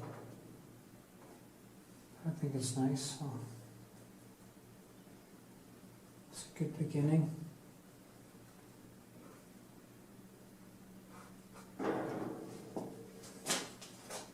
Yeah, okay.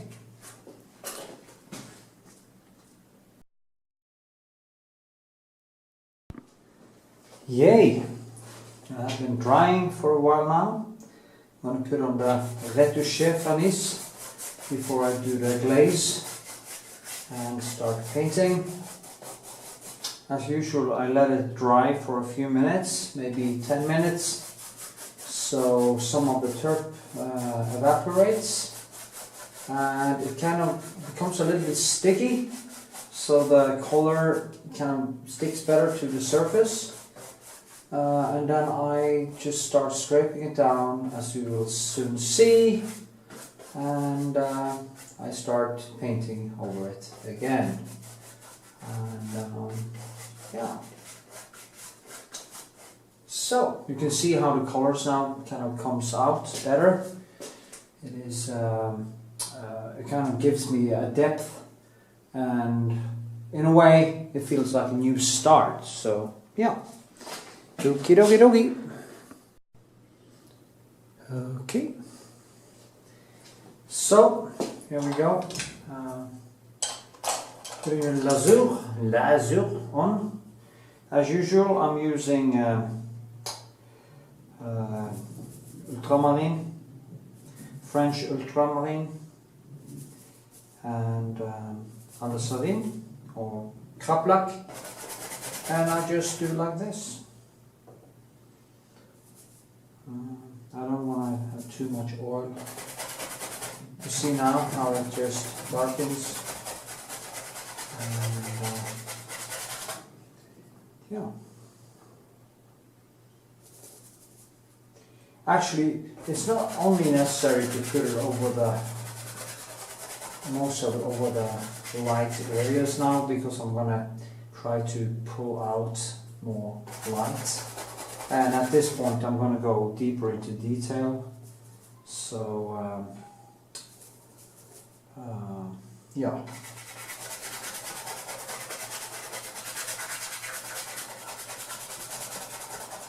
Maybe it dried a little bit too long and became a little bit distracted.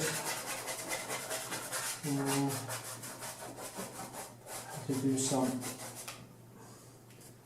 social media stuff, and a little bit too much maybe. So no, it's okay. Let me see if I have to buy new brushes today. Well, yeah, when I wake up, because my brushes are basically spent, most of the small ones, and I should do some bigger impressionist paintings now, so I can actually burn through more of my bigger pencils, because when I buy sets of pencils I tend to get a lot of big ones, and when I paint paintings that are more detailed I burn through the small ones quite quite fast, so yeah. Anyway, maybe I should zoom a little bit so you can see how I start. So, as usual, I start with the lightest areas, and now this onion has started to grow a little bit more. That is of course a little bit frustrating, but that's how it is. I needed to finish that big painting, and yeah, I need the glasses right now. Let me see. I start with the yellow, always with the cadmium yellow. I mix it a little bit with the cadmium orange to get a more warmer color in the beginning. Now there are blue here now and red on the canvas already, so that will now be mixed in automatically into the paint, and that leaves me with more options, and it kind of just melts in, as you can see. It's quite fluid, and I can just start building. There is actually a lot of blue in this onion also, I can see, and different kinds of colors. Maybe I need a glass. It's so dirty. Hard to see. Anyway, just do it like this, and I did a lot of taekwondo yesterday, or boxing, and because of my operation, I haven't been doing it so much lately. I'm in a really bad shape, and I got my ass kicked, so I had to sleep for a few hours after. It's crazy. Anyway, I'm gonna get back into shape soon, so.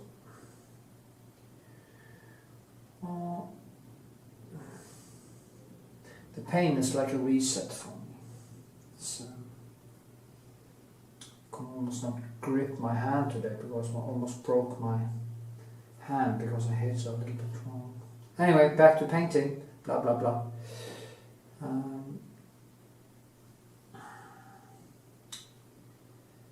Yeah, as you can see, I just tried to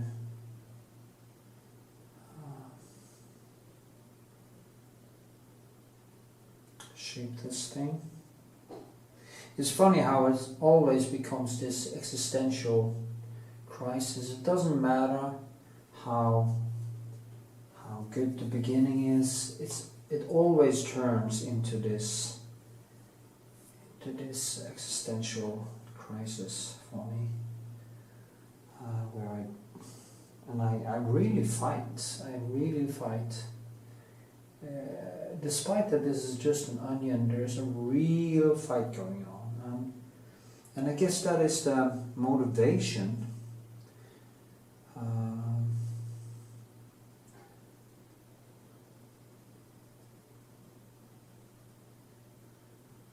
What motivates us to try to do good works.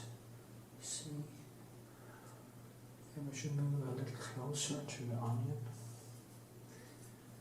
Can do that in this next segment. So, yeah.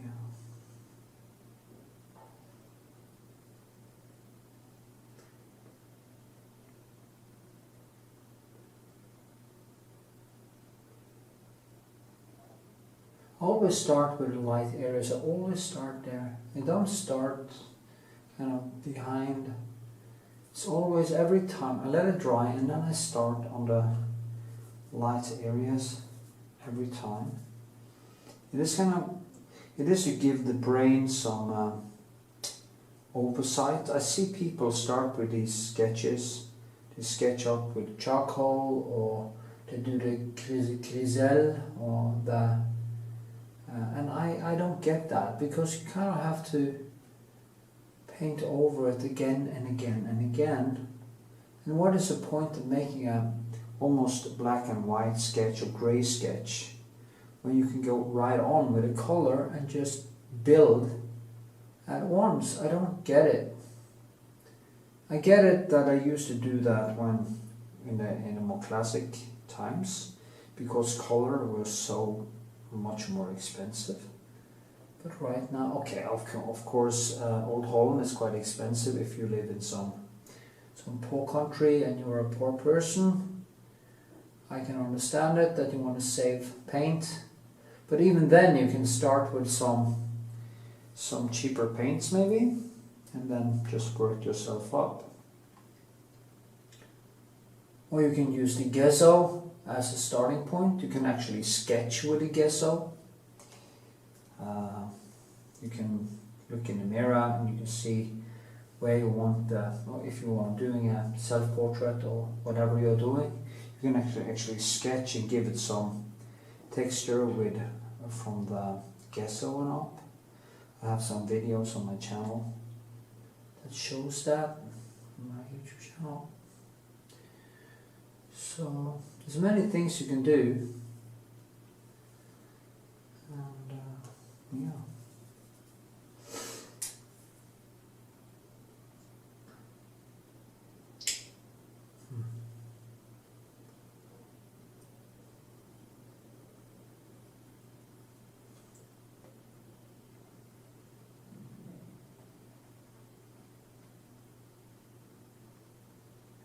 There's a light that hits this here, approximately.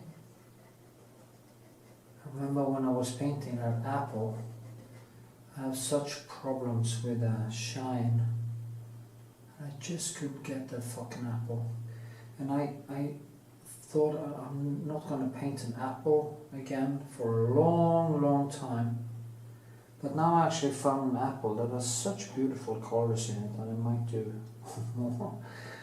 And I don't understand why I have to bother myself with it, but you know, every time I do it, I might be able to come a little bit closer to what I actually want to see happen. So, yeah. Onions are great. I've been fascinated from art school. I went to an art school for 2 years and a drawing school. Of course, you don't actually learn to paint there. Actually, the teachers didn't want me to paint like this at all. But I fell for that and I wanted to do that, so I was kind of the bad student in a way.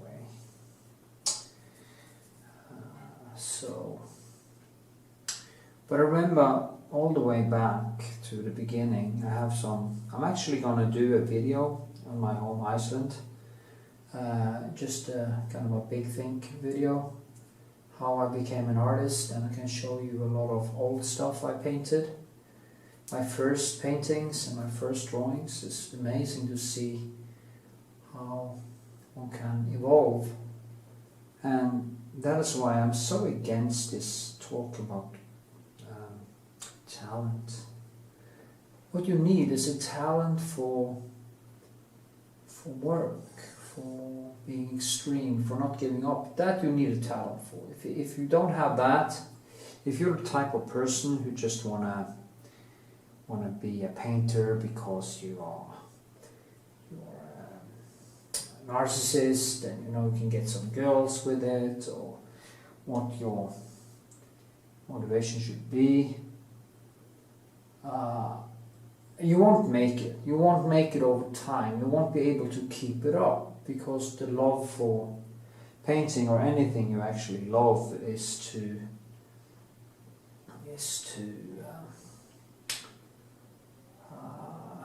love what you do. I mean, I read Art of the Deal, or listened to it on audiobook, and you can dislike or like Donald Trump. But I mean, he's onto something, because he says that the reason, it's not the money for him or the power or anything like that. It is getting it done, getting things done, closing the deal. That is what is driving force. And as it says in the beginning, some people paint beautiful paintings, some do poetry, some do this, some do that. I love making deals. And that has been his driving force all his life. And you can draw a parallel to painting.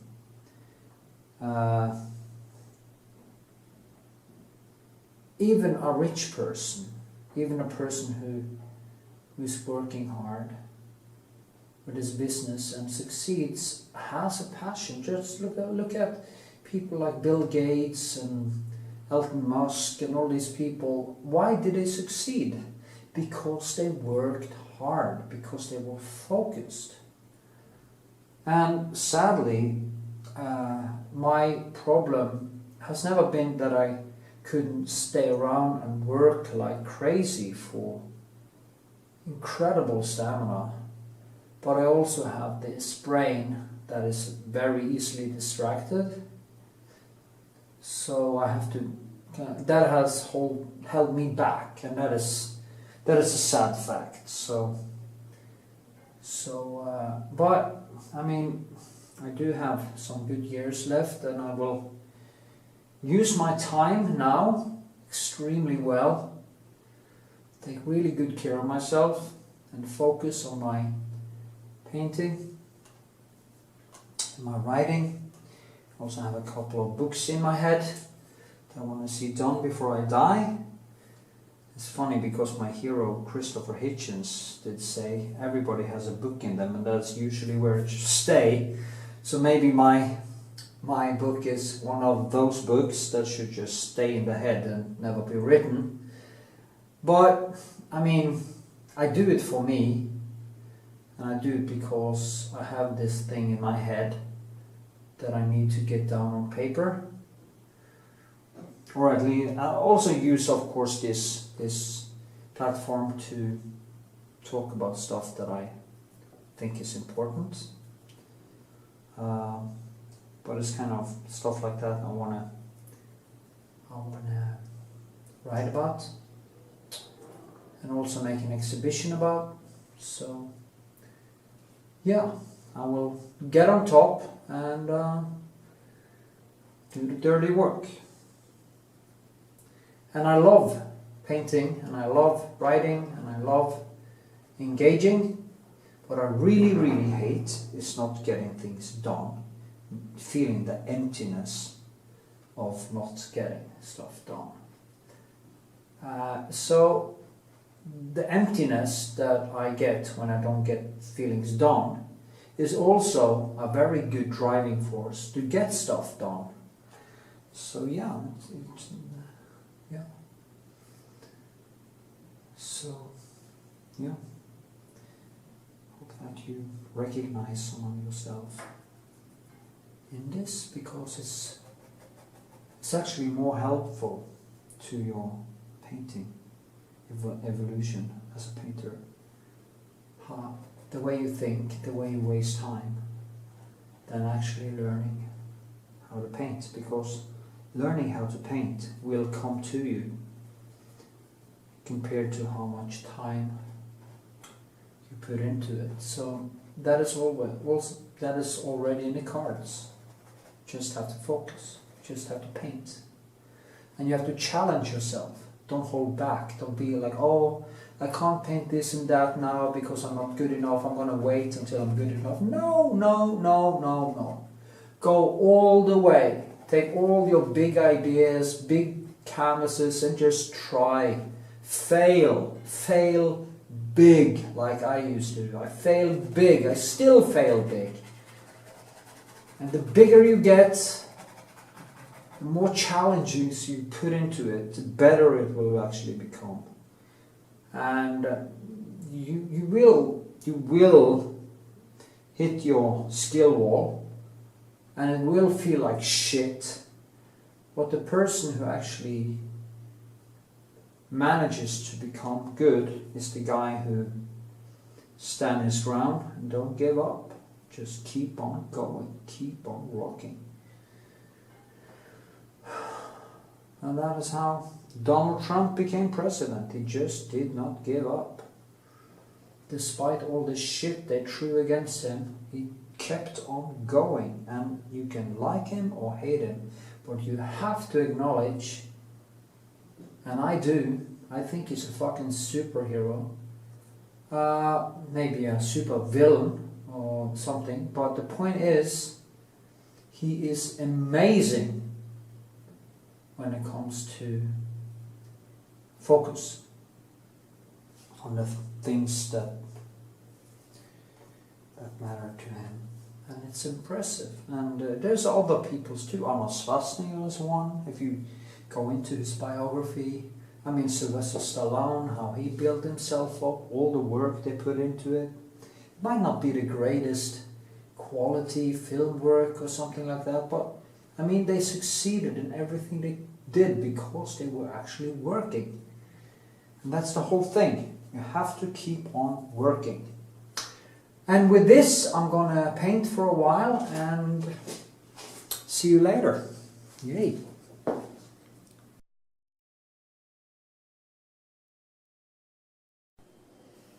So, been working for a while here.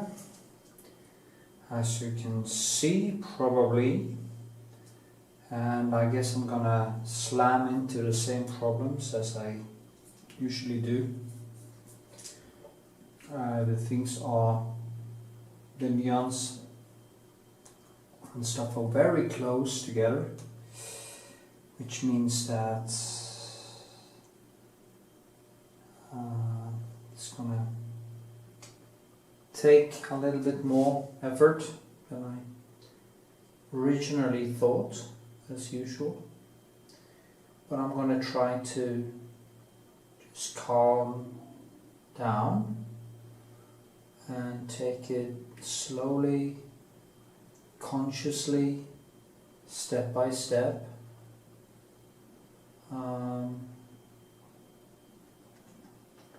That's basically the only thing I can do to get it right. And yeah, because if you get frustrated and you get angry and you start losing your cool, you're just gonna screw it up anyway. You're never gonna be able to finish it. So that is my approach in this one. Yeah, slow, conscious, making choices.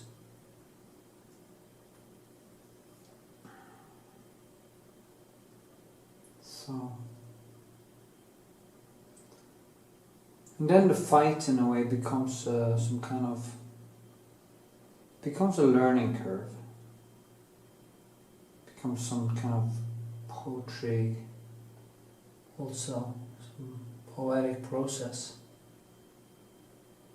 where you connect quite deep with your skills and yourself. And yeah, maybe that is why I like to do, or I think it is, but it's the reason why I like doing this kind of figurative painting, because it really pushes my capabilities to the limit.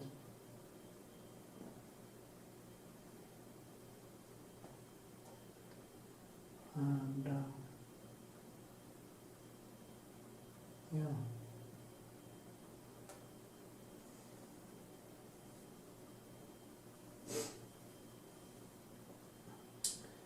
Actually, it has changed a bit now, but I'm just going to stick with what I did from the start. As I said, I'm not going to change anything just because of the onion is changing, like I've grown and stuff. grows quite fast when I take it out of the refrigerator and I put it into the light and warmth. It starts growing exponentially. So that's why I can't paint on it too long, because then it's just gonna get totally out of control.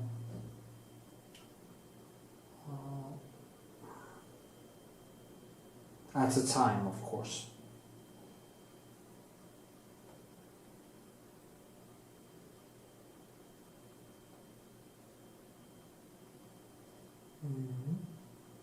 It's funny how I'm so optimistic every time I start on an onion like this.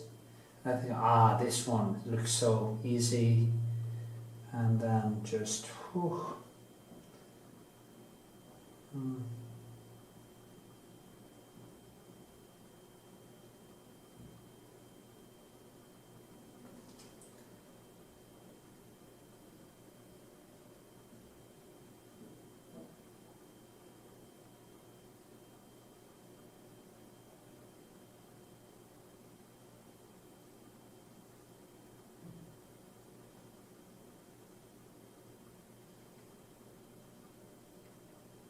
Also had some problems sleeping lately because the foot that I haven't operated on yet kind of nags me when I'm going to sleep, or kind of wakes me up.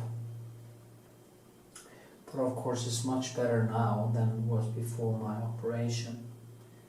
So hopefully when I get my second hip fixed, it's going to be much easier to focus, because sleep is extremely important when you do artwork like this. It's just crucial that your brain gets the rest after being used in such a advanced way. Also, you only connect memories when you sleep. You only restitute the brain. I've read somewhere, I saw a documentary of the brain, and if you don't, and that's also with nutrition, like fatty acids and proteins and stuff like that. You need to give the body the right nutrition and sleep and all that to be able to create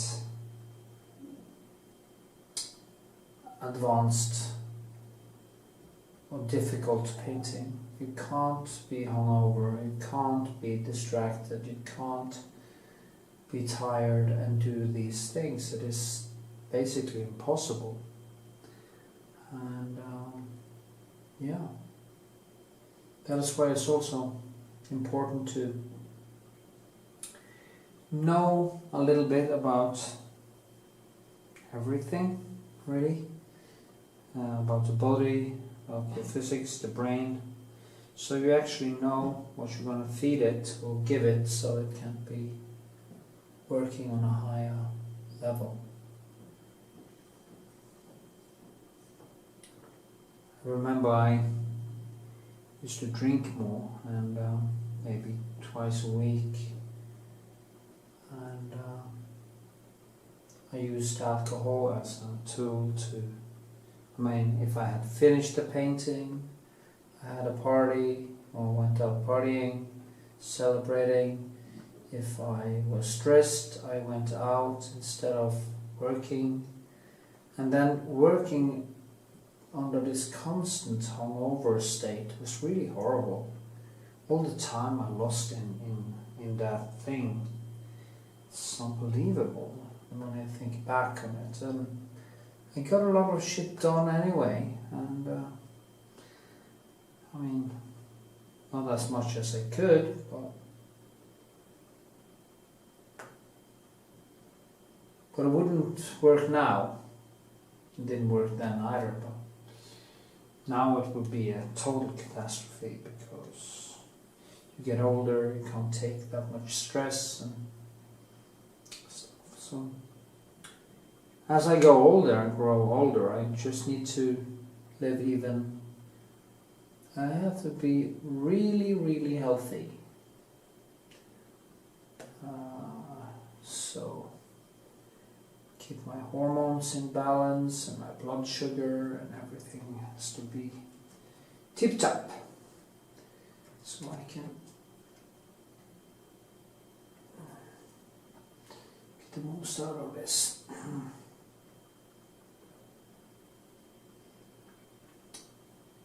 Take my advice on this.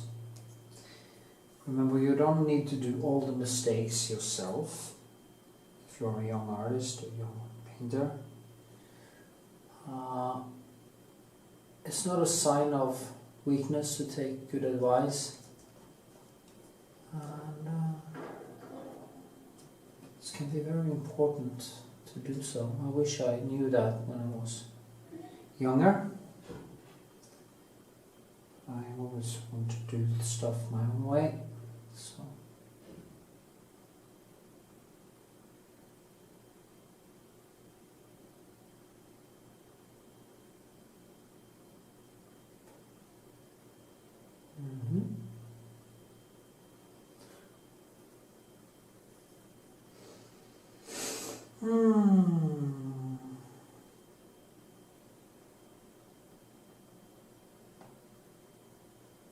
And it's a very hard training on Sunday. I almost broke my hand. I was boxing with my taekwondo master with only MMA gloves, and I hit the wrong way a couple of times and almost broke my hand or wrist or whatever. Haven't happened in a long time. You get this twist when you impact,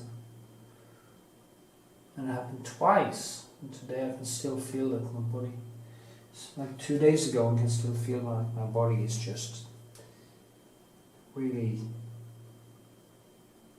banged up in a way, but it's a good feeling.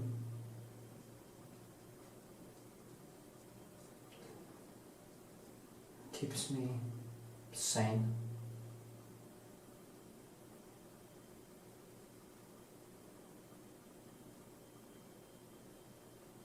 Can't be all mind.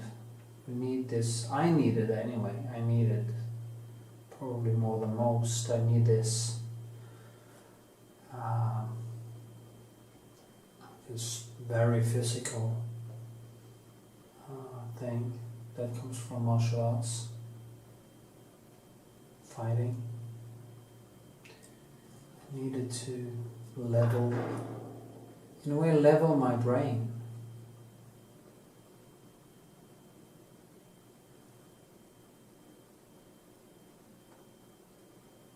And you also increase your pain threshold.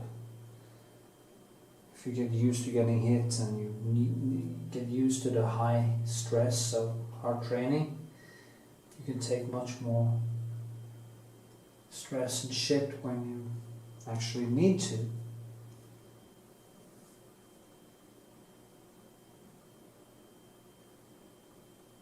And you might even be able to defend yourself, you know, or other people if something should happen. It's a good thing.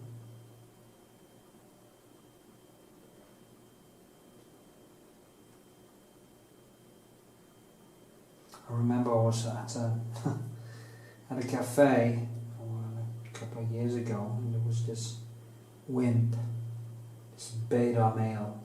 I thought he was so smart, sitting there talking to this girl, probably a date or something, and he was kind of bragging about he had never been in a fight,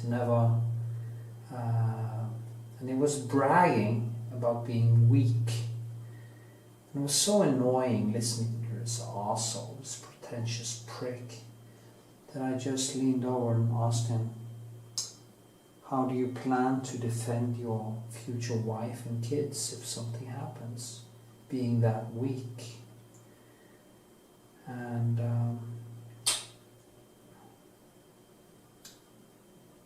yeah, He just looked confused when I said it. That girl smiled a little bit. I guess she got the point.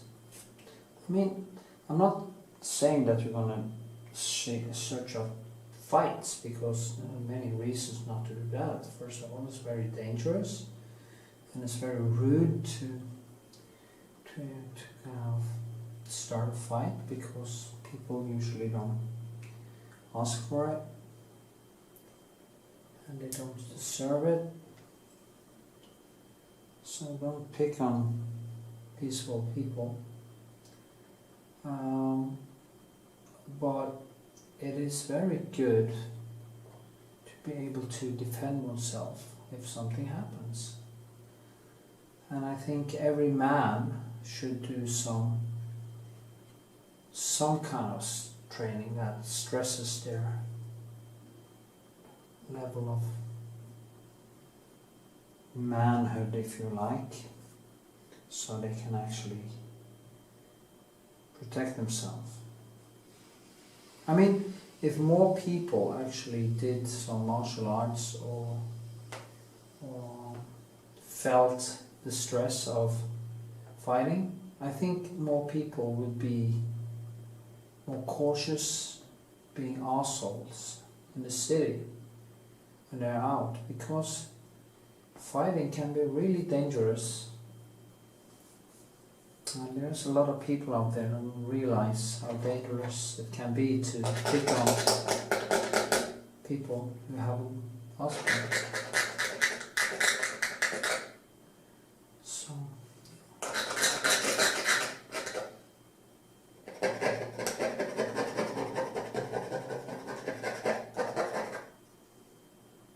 as I told young people that I used to train in Taekwondo and karate and stuff like that, there's a very good reason not to start a fight. And one of the main reasons is there's nothing more stupid than to lose a fight you started yourself. It is like McGregor losing to Khabib.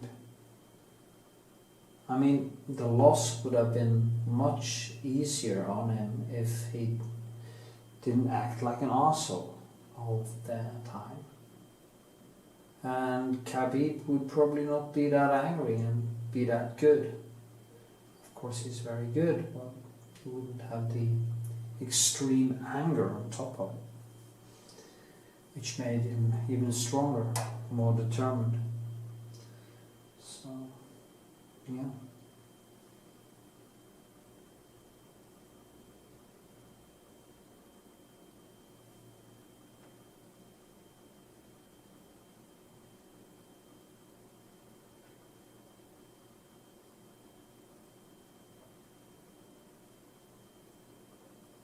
So, I'm going to stop now and let it dry a little bit, and then I will just do another layer.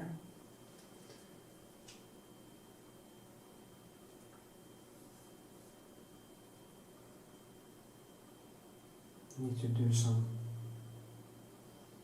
stretching at gym today, I think. Maybe I should just have some food and rest for a couple of hours and paint on something else. I'm really not sure, actually. Maybe I do that.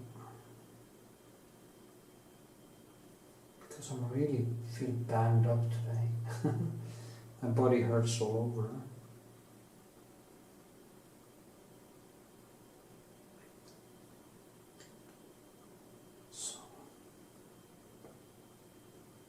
And since I've been a little bit out of training because of my hip operation, hip replacement, it's also even worse, because when I'm used to the hard training, I can take it better.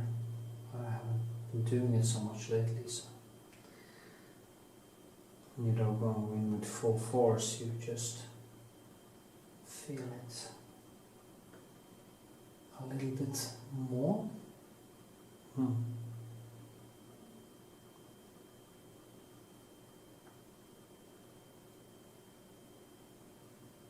So, well, it's kind of opaque this now, but it's a good place to start next time. So, yeah.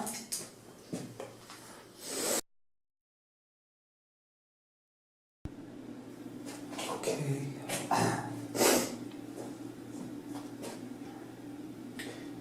Okay.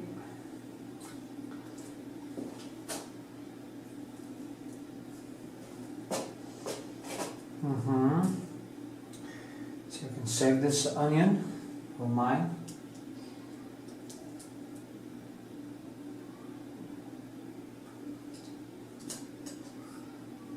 Take it very slow. I did put on the Retouching Varnish. I'm not gonna do any lasur or glaze because I want to work thin anyway, paint. It's not going to put on so very thick layers anyway, so it doesn't really matter at this point.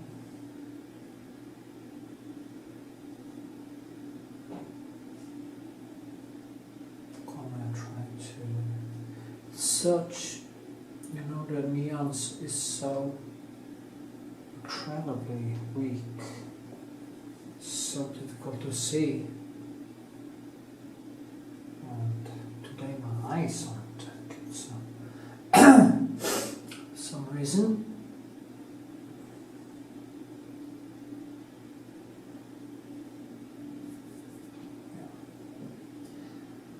Just have to, maybe I should use a glaze. Nah.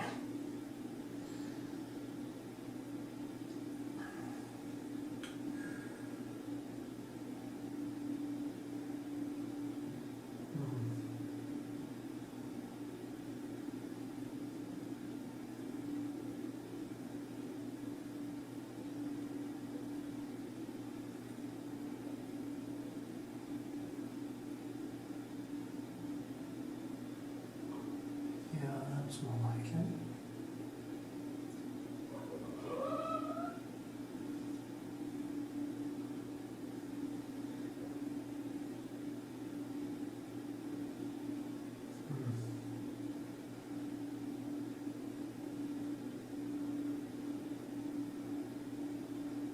You see, I have to work quite slow now at this point, trying to find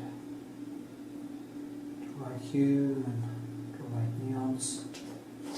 Now this is too red, so I have to get it down a little bit, down to more bluish, greenish, with some red. And that is also a problem, you know, you think you see warm colors, but what you see is actually cold. And it's hard to see sometimes what is what, and that's where training one's eyes comes in. The more you paint, the more you will be able to see it. Been away from this painting for a few days, so it's almost like I have to learn how to walk again when I start up. Because also the onion has changed. It has, this has fallen down, and so stuff that happened. Anyway, in the end it's going to be good. I think I have like 2 more painting sessions on it after this. I hope I'm going to be able to finish it soon.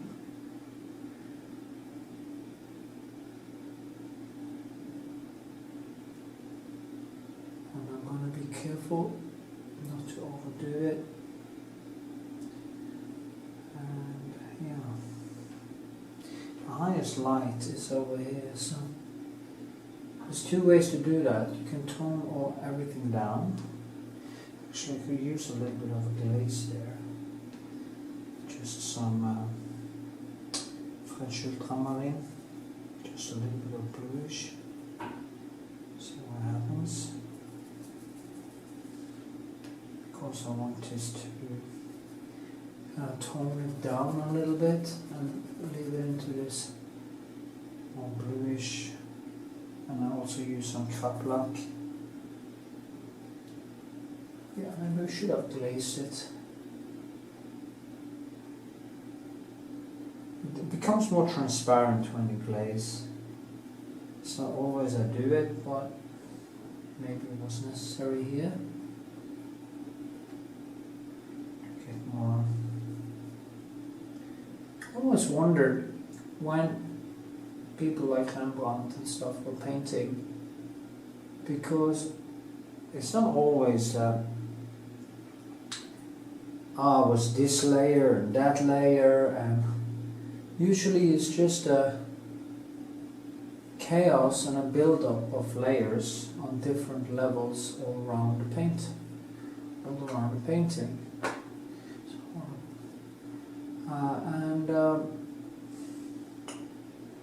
When you're going to restore a painting like this, or you're going to refresh the colors, I can't really see how, if they're going to remove dirt, how they can actually differentiate between dirt and paint. But then again, I guess the concept, the people who do that knows approximately how they do it. But many of the layers, in my paintings anyway, are very thin. And they're only thick in the beginning. And as I say, it's very difficult for me to see how they can see what, of course, is dirt or what is paint. Because sometimes you even dirty up the paint, so it's going to be more toned. Or you do many overlayers, and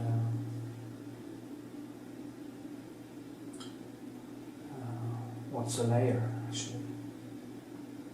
How do you restore a glaze when there are many glazes under it? You can't really see what is what. Is it a layer or is it a glaze? Anyway, stuff like that. You can see I should have put on more gesso in this, because it's kind of a see all the textures of the canvas, and that can be a problem for me anyway. I feel it becomes kind of noisy.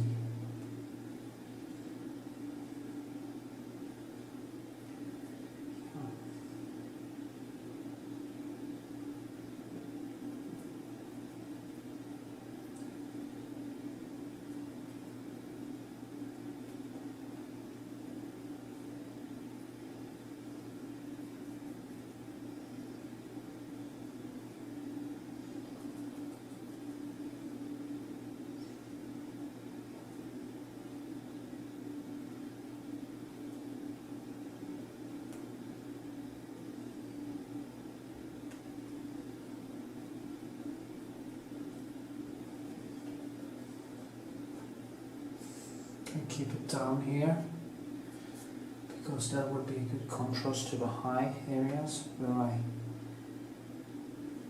use more color and build up the textures, so I get the 3D effect. And that's how you do. You can give it a 3D effect.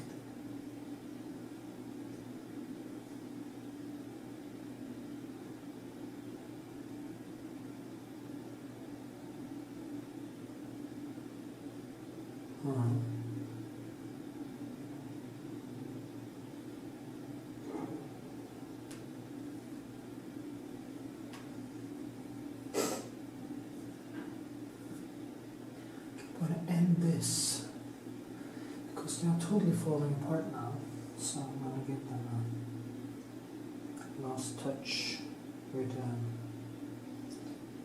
green and yellow. I use actually the Prussian blue and yellow. And you can do different yellows and different. See, this is quite cold, and then I can go up to a yellow, cadmium yellow, and it's more orange, and it kind of brings it up, and then I can go back to the lemon and bring even that one up, make it sing.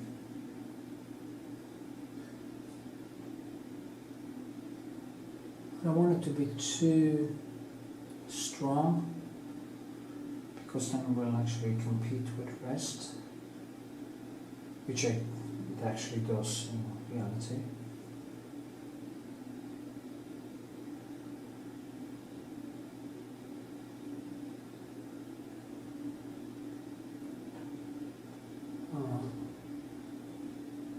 Fuck. See, that's the problem with if you haven't got pencils to good, do mistakes like that.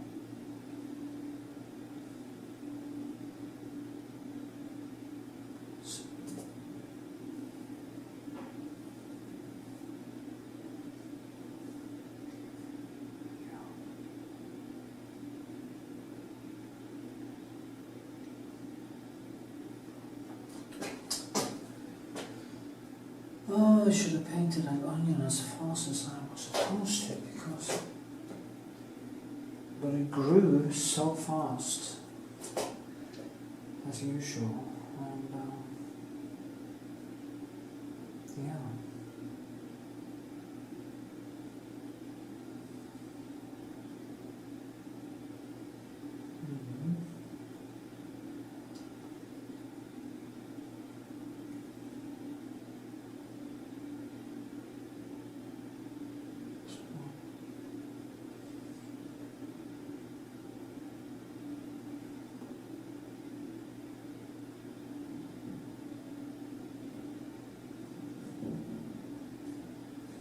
There. There's one.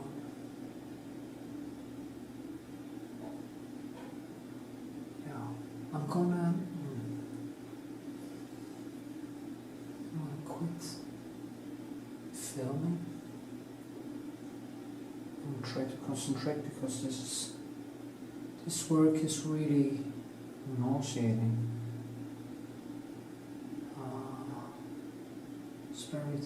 It's way more difficult than people believe to paint an onion like this. Yeah, it's not an easy task actually. If you are kind of an honest person who wants to do a relatively good job.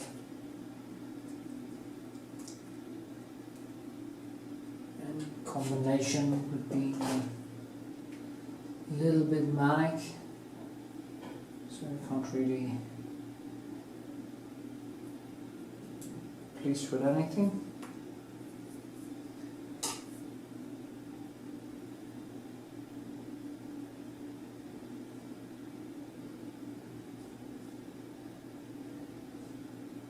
What's wider?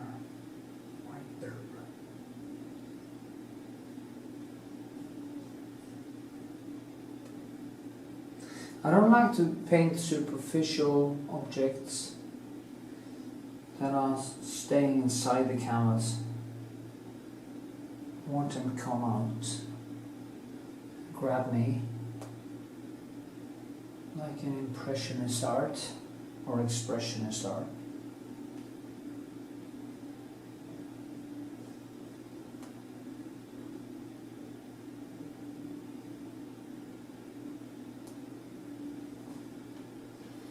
There was an artist that called me a closet expressionist. Whatever that means. Because it kind of comes out in the way I use colors. Let's see.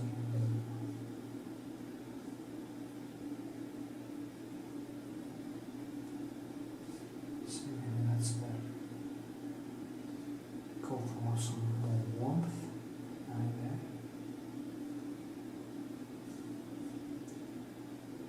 Because it's cold there. Oh, that's better. It's difficult to find that right sweet spot. Notice I'm working a lot this way. I'm working kind of in directions. I don't drag it much down, and it is a way to get a better control. But I can also do down on this side to even create more. I can create some rounding of that one by putting in textures that goes this way. That kind of builds some texture, and then I drag it down. I can even use my finger and just try to even it out. Here I build thick, and here I put in a layer that is very thin, and I go down like this. I can then enhance that again by going behind here, and this one will start to emerge from the background.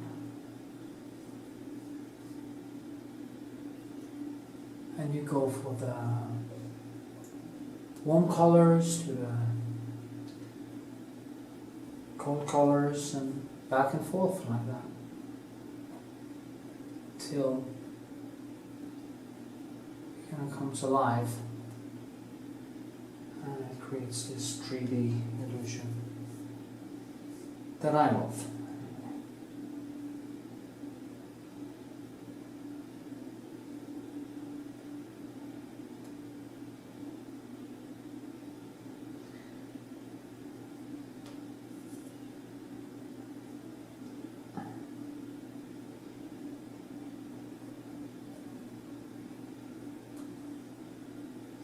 I think I want to try to keep my videos from now to more to the point of painting, so I can actually start growing my channel more.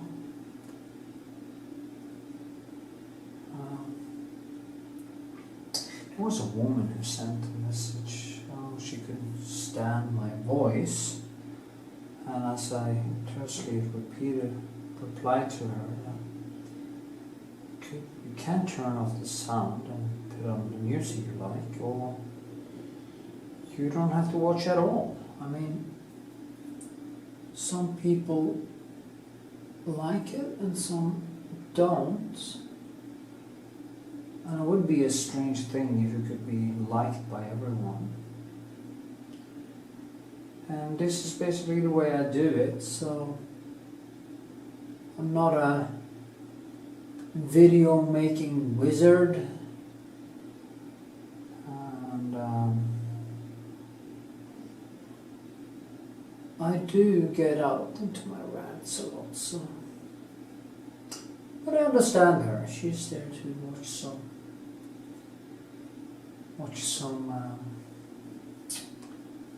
painting,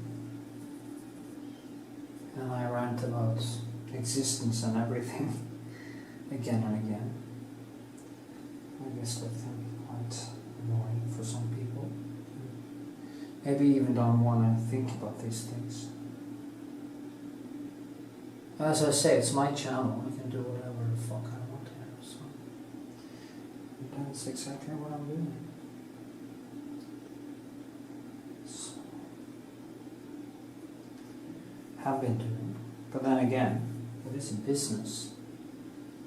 And if I want to earn more money, I might have to become a more selective guy. To select what I talk about.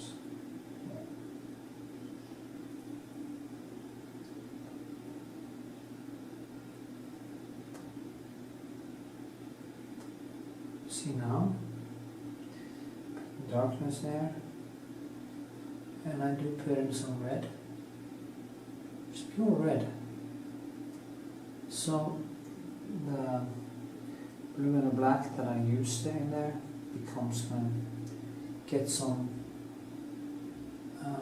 sense of color in it, life in it. Then I use some yellow and I drag it up so it comes closer to what's around it. And then I enhance the surroundings a little bit, and that shadow becomes even more present. Yeah. So, hope that helps. I'm going to turn it off and keep painting. Okay.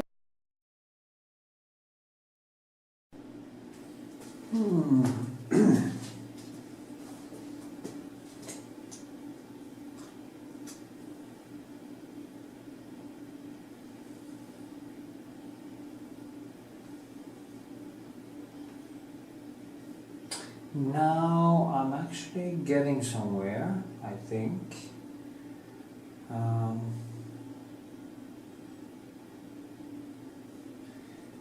At this point I am on the very nice detail. I just have to work to kind of make it round, make it get some more different shadows and stuff. It's really hard when you come to this point because it takes so little to fuck it up, and I always tend to fuck it up, so it's funny, always surprising how difficult these things actually are. It surprises me every time. Yeah.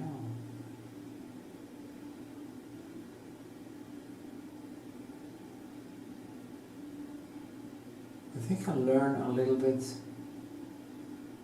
new things every time. Can't give up, you know. It's not an option. Really, it really is not an option to give in to the stress. And I think when it comes to making paintings with this kind of detail, most people tend to throw in the towel when they meet their skill wall. But I refuse to do that. That is not me. It's not me, and it's not within my personality. It's not the way I work. So I just keep on going until I feel that I'm done. So I think I have at least one more session to go before I can call it quits.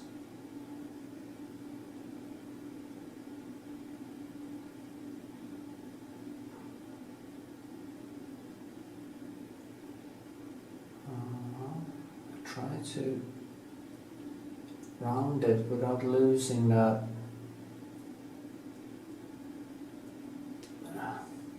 I try not to lose the edge in a way. thing that gives it life, you know, these small touches with pure color that enhances everything. But you can't just throw it on there. You do too much and it just kills everything. And that's the hard truth.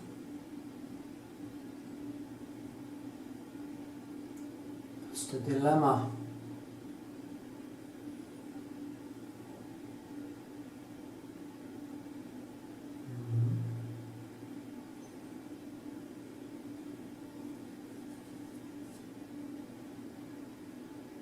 Give it a little bit more.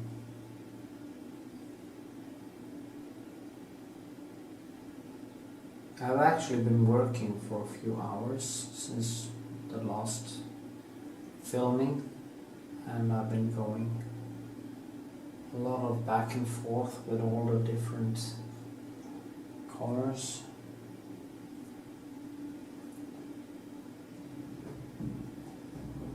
It is not photorealism in any sense. It actually isn't. It might be, oh, they say it looks like a photograph, but there's nothing photographic with these paintings. The colors are enhanced extremely compared to the original colors, and I always overdo the hues and the colors and the shapes. That is what I've been saying before. I try to make every painting into sort of a sculpture. So, yeah.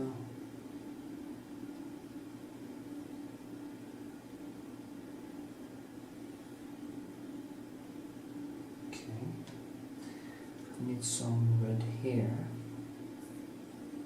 or some, also need to tone down,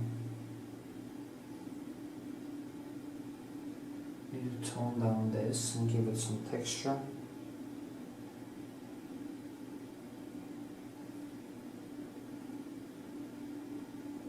And then I will kind of bring it back up again.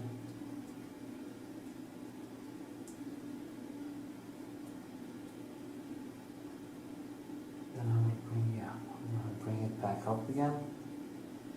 That's my thoughts. Right here.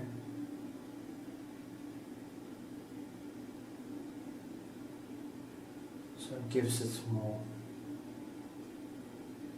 sense of space.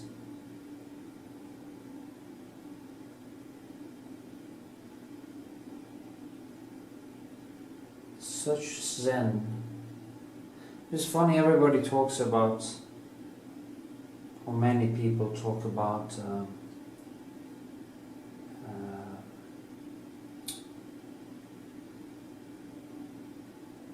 meditation,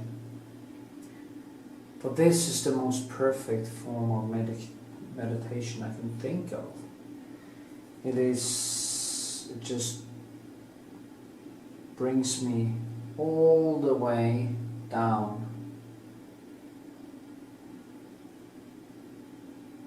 And the only thing is that it takes some time to get there every day.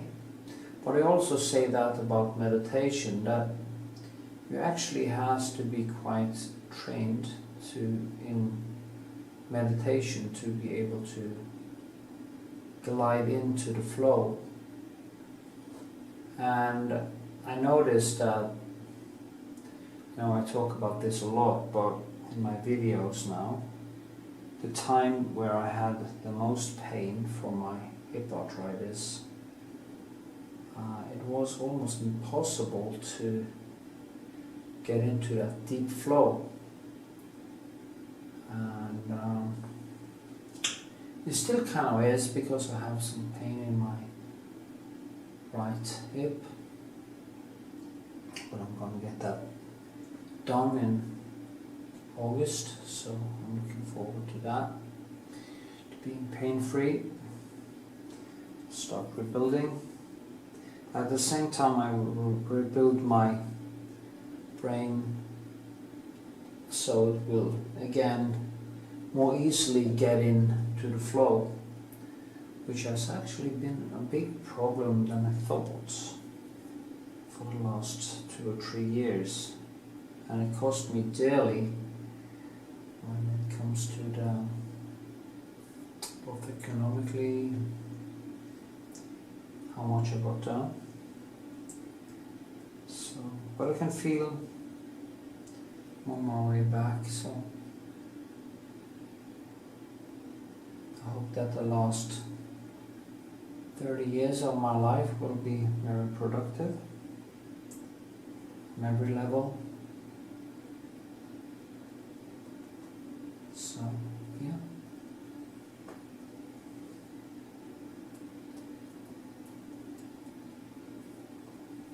Probably all have days that we feel that we just want to give in and give up. Well, for some reason, I just keep on fighting, keep on building, keep on painting, as if something is gonna be resolved in the future. It's strange actually, it's like I'm working or living as if something is gonna be resolved. And the truth is that life doesn't work like that. Painting doesn't work like that. And it probably never will be resolved. I will never find that content, peace that my brain is kind of looking for. I will find moments of that peace if I really focus on my work and on the positive things.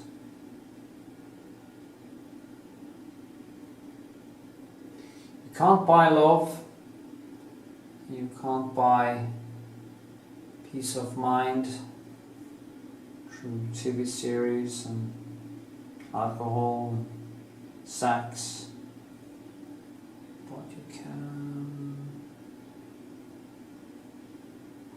or distractions, I call them just distractions. You can't really, there will never be enough distractions for a thinking person. There will never be enough distractions to make a person content. So I think creative work is the solution for the existential problems we are facing on a day-to-day basis, which I'm facing anyway.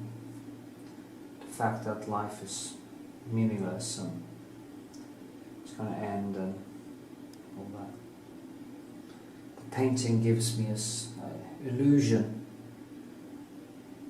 of meaning. So, yeah.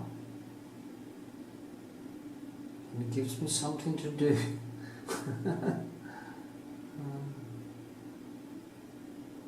Anyway, it's funny. It's kind of fun. The whole thing is fun. The whole thing is just weird.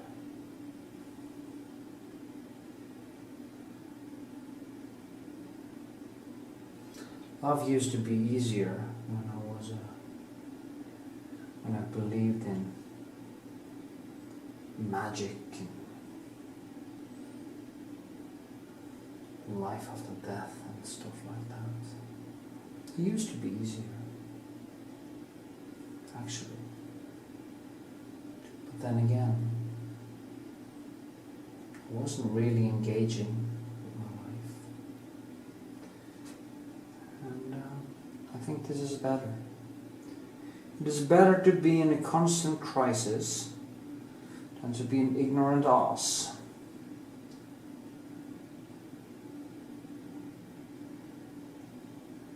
Yeah. So, I kind of think I'm gonna let it dry now, so I don't really fuck it up.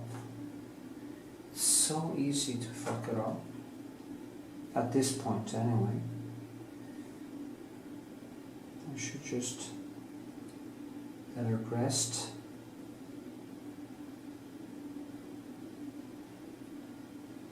Just gonna do this, make it a little bit more fluid, a little bit more real. These are the things I will do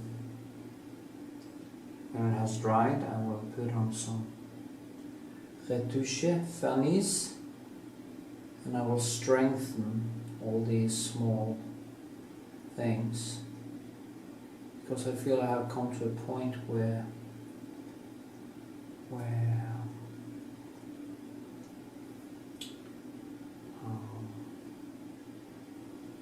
the main detail are in.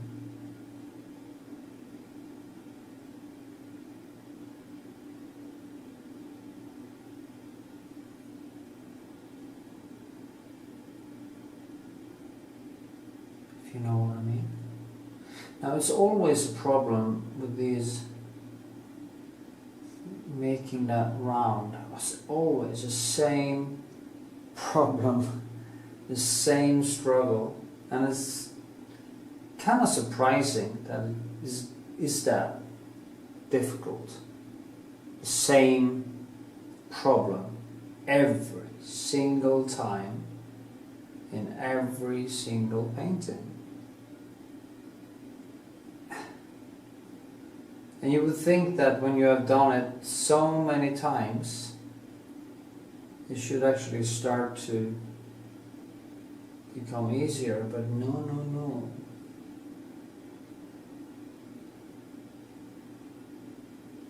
You just move the ball post, what is called, just move it to the next level, and then it becomes difficult again. It's quite funny.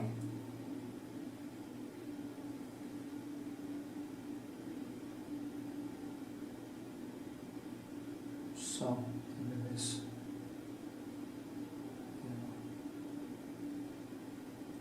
Okay.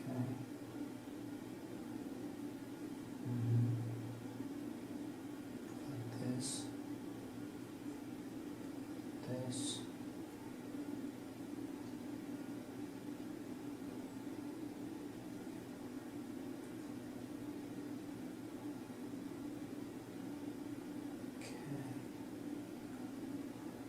I think this is quite nice.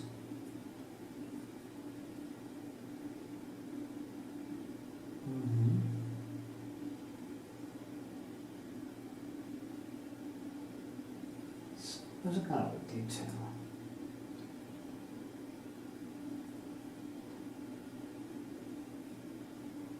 I do actually invent stuff too, just to enhance stuff. It's not everything I paint that I actually see in that way. I just do it to strengthen the shapes. When you get to a certain point, you can actually push some of the shapes a little bit over top. And as long as you don't go crazy on it, you can actually enhance the feeling of this almost over the top reality, sense of reality. It's quite fun. I remember the sculptor in art school that talking about. Krzysztof Mashalowski, he did that in some of his sculptures. He clearly were playing with the shapes. He wasn't trying to make them 100% right. He did that first, apparently, but then when he had done that, he started to play around with them and strengthening different lines and different things. And I could see that. And it's kind of the same I'm trying to do here. Doing here is more correct to say. You shouldn't try, you should almost just do. Do. Try. That's what I have to say.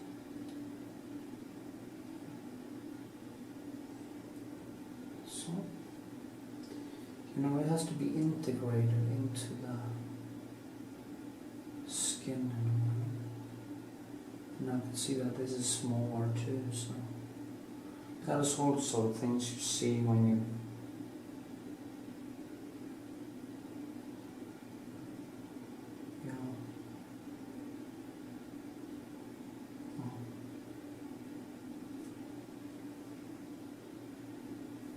Anyway, I'm so tired now. I'm not gonna ruin it anymore.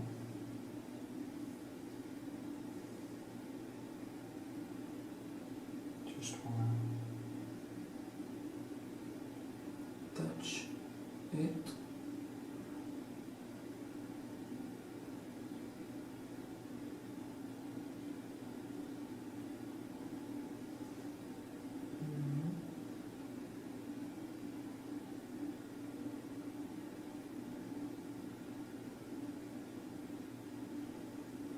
Yeah, so annoying when I do mistakes. I shouldn't have done that.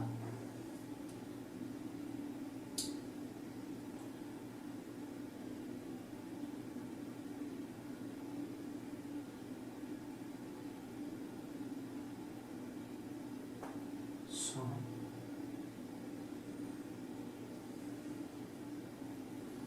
actually the tip of it has started to become a little bit orange.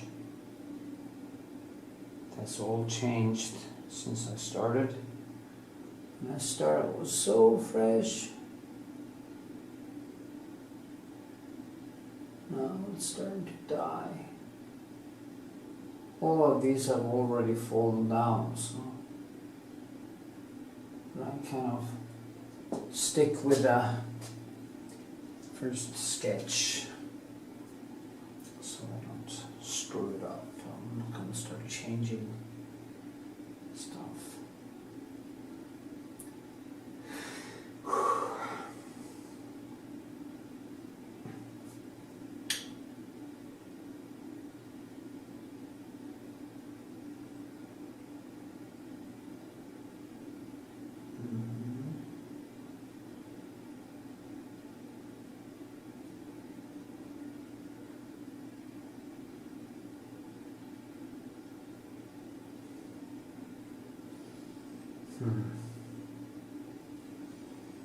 Yeah. It's not easy.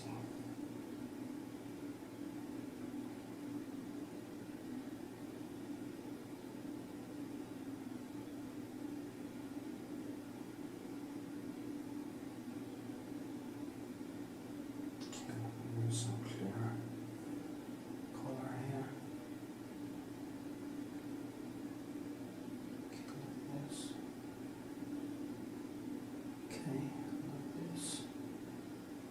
Not going to be able to finish it today anyway.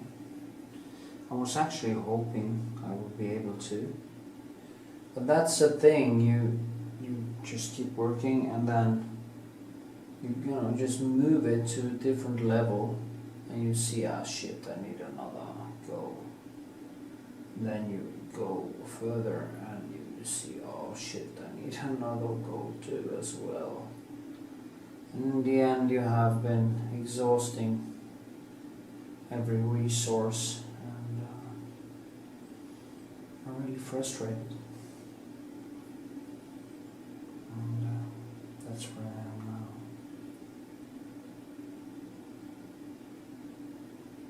I hope the patron that wins this painting appreciates it, because it's really... It's no joke. It's not done in a second. It really takes time creating these paintings. It takes a lot of effort, a lot of agony. But in the end, they start to come alive. And that's kind of a pleasure of my life. That's my life. This pointless onion. Another pointless onion, born from the ashes of my frustrations.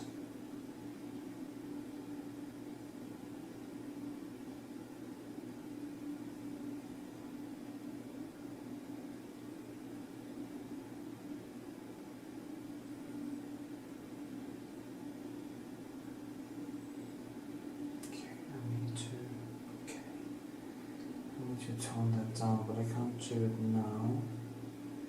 And I actually need to put on a lasso or glaze and then work it up from the glaze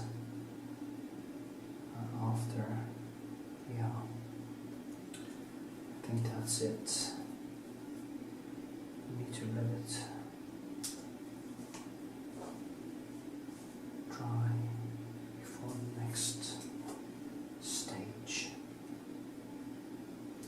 Sometimes I wonder if people actually see the difference. So you can also use your hand or your fingers. You can do a lot of stuff. Actually,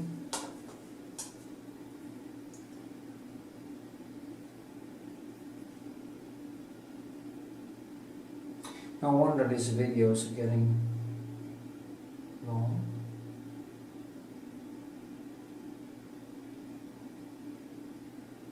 I'm going to start live streaming on YouTube.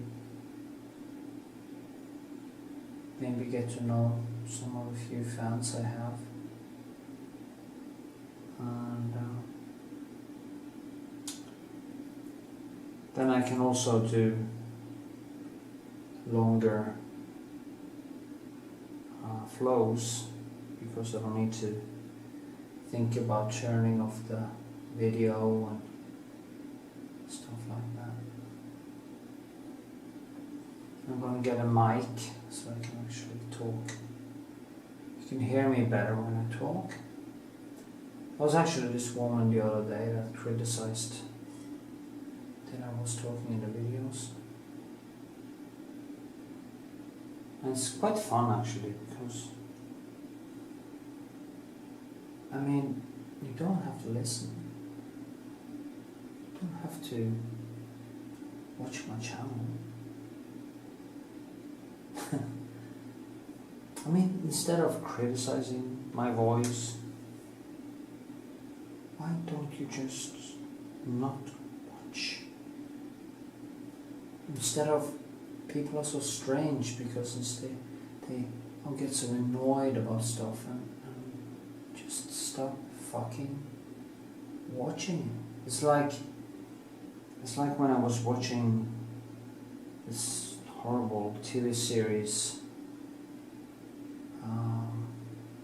The Walking Dead, that just became worse and worse and worse and worse and worse, and in the end were just ridiculous. It was so stupid that it made me want to puke. And I kept watching it, promising myself not to watch it anymore. And then I did it, and I kind of just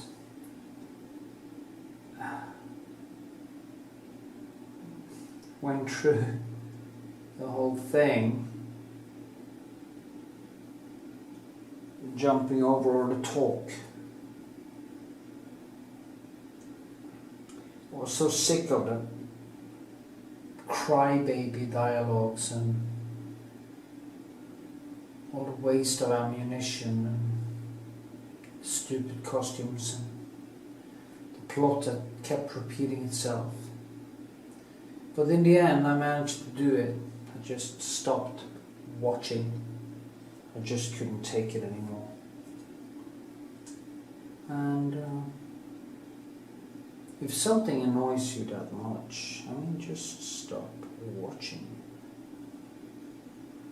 Why waste time on stuff that annoys the crap out of you? Something died. Let's see that now. So sad. I cannot have it. Now it's dead again.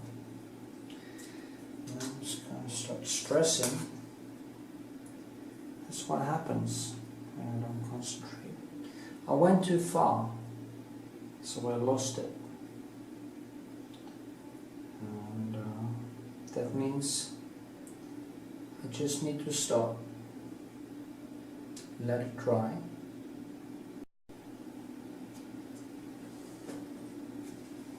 Just stop, as I said, to the glaze.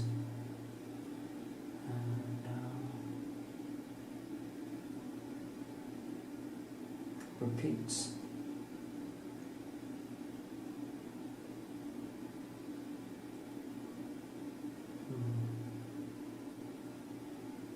It's not much actually. It's the difference between painted death and success. Can be a few brush strokes like that lives it up again. Can be some shadows. Can be actually the opposite of what you thought. I think it's gonna be better if I put on more light, and then it actually the opposite, that is the right way of doing it. Put on less light, center the light. People tell me I have such nice light in my paintings, and that is because I keep on pushing it back and forth and back and forth and back and forth. I never give up. I always try to push it a little bit further, and then I overdo it, and then I have to walk back the cat and do it all over again.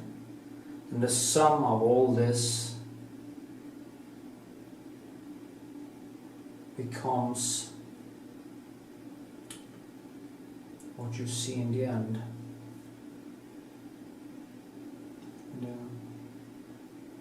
Yeah, that's how we do it.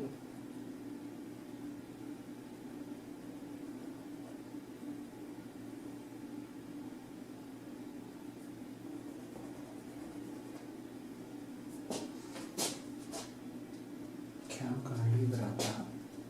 I'm going to try my best to let it go for today. Just going to take a step back and see how it went.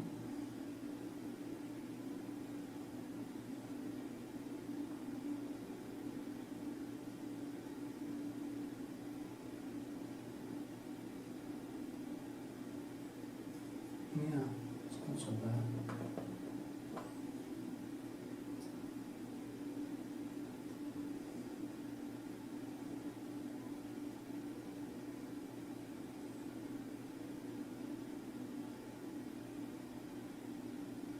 Just have to follow the shape.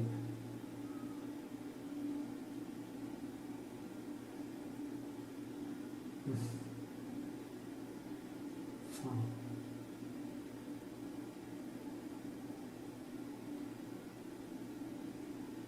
It's this quite sharp thing here. There. There. This.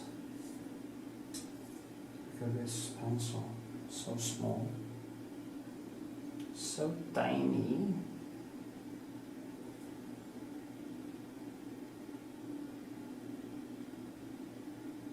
There it goes.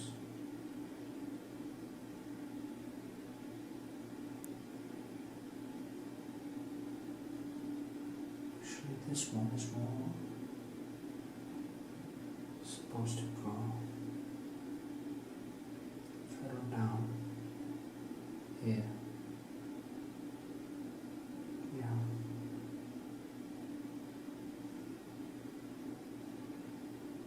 Get some more. Ah, it was more natural, as you can see. Things like that can make the whole difference, because now I can actually see what happens underneath there. There. This one actually goes all the way down. This. You see how I just slowly gets these shapes, enhance them more and more, sharpens the edges without actually sharpening, and boom.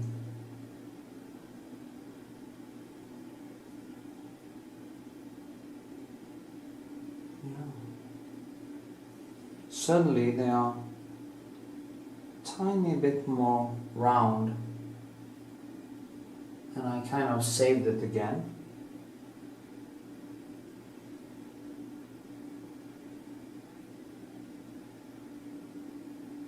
Yeah. Anyway, I have to stop now before I'm going crazy. Just apoplectically nuts.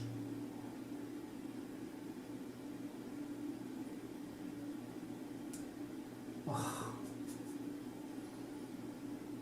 it's so difficult.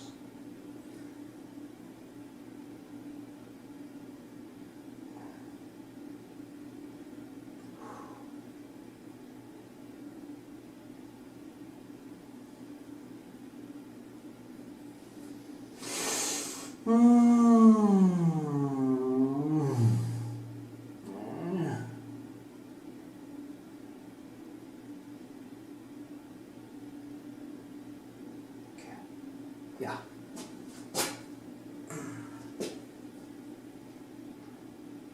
Almost, yeah.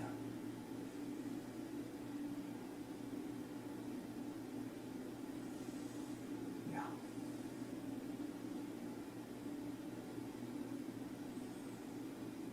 It's so annoying here.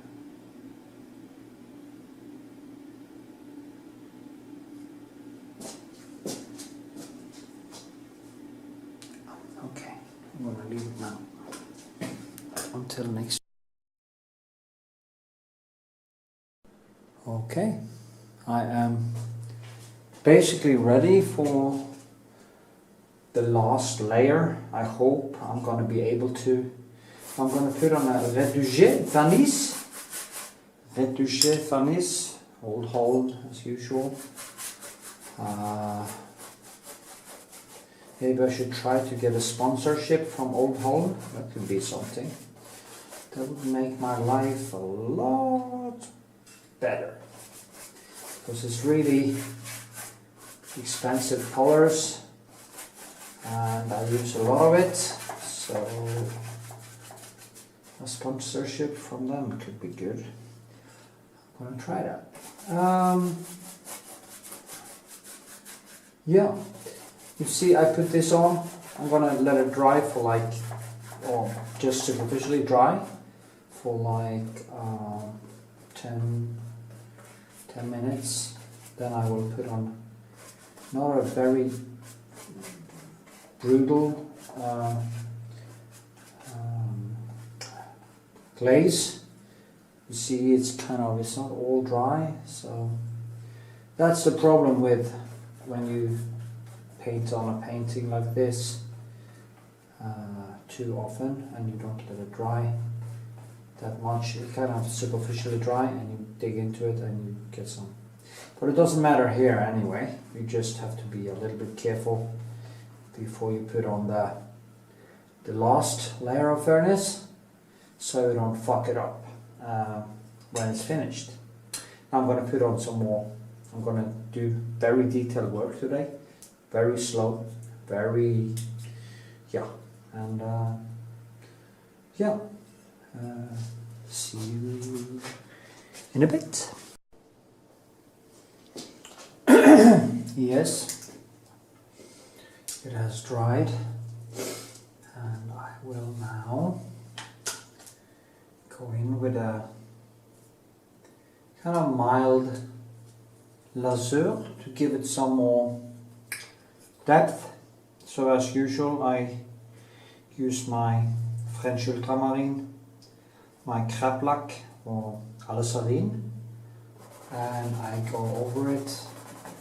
You see, I go over it behind here, and this color kind of falls into the cracks in the paint and enhances the shape, which is a good thing, I guess. Now on this side I want some more blue, so I'm going to use some pure ultramarine, French ultramarine, as I said. You see here, there's more blue, there's more red, so we get a contrast between those two. Because of the, yeah. And the shadow, we can enhance the shadow by doing like this. Instead of actually painting into the shadow, I can just enhance it, and you get more depth. And after that, I can go in and do all these other small things, small adjustments, and slowly inch myself towards that feeling that I'm after in it. I'm going to enhance everything after this. Yeah. You can also do like this, dragging it back out.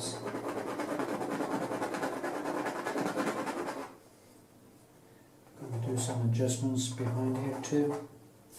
We need something to scrape with.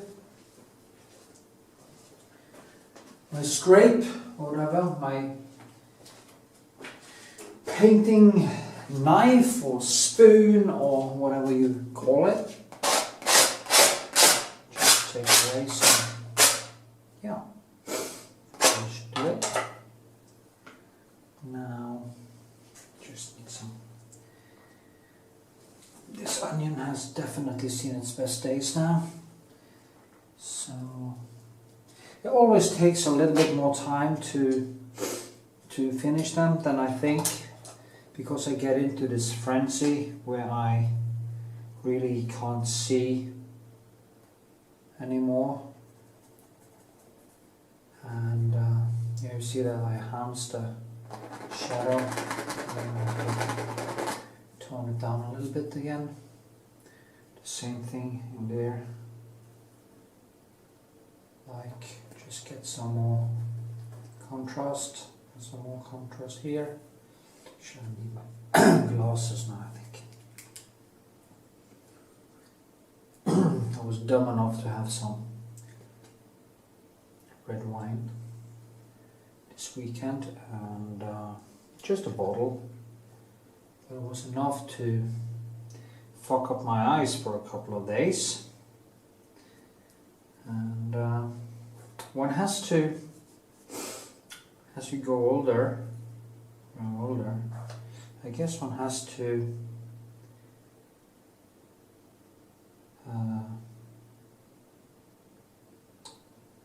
take better care,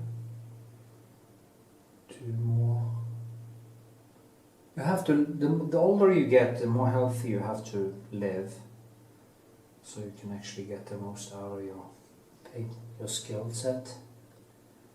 Now I'm going to just touch this, and maybe I should zoom a little bit so you can see closer what I'm doing. And I'm painting the onion like this. It's quite thick here now with paint. I just want to round it a little bit. Just get that last touch so it feels more real. And that is the yeah.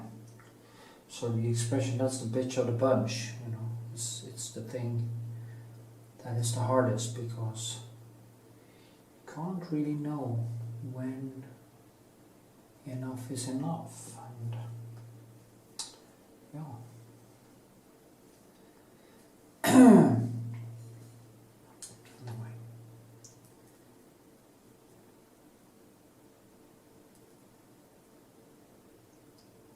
So also going to enhance a little bit here.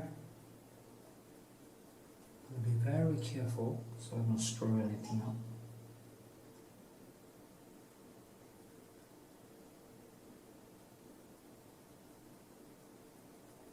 Bit of red tone, just a tone. It's almost like now I'm kind of glazing thin layers of color on top of the other color, so I'm pushing it down, but I'm also enhancing the hue, the potency of the colors, so it becomes more alive. And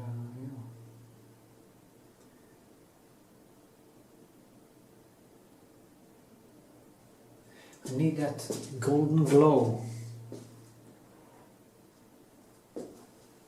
The golden glow. A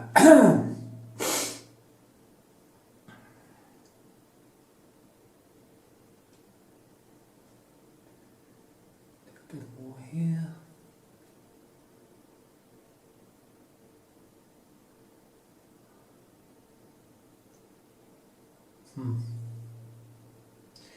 It's not easy, believe me.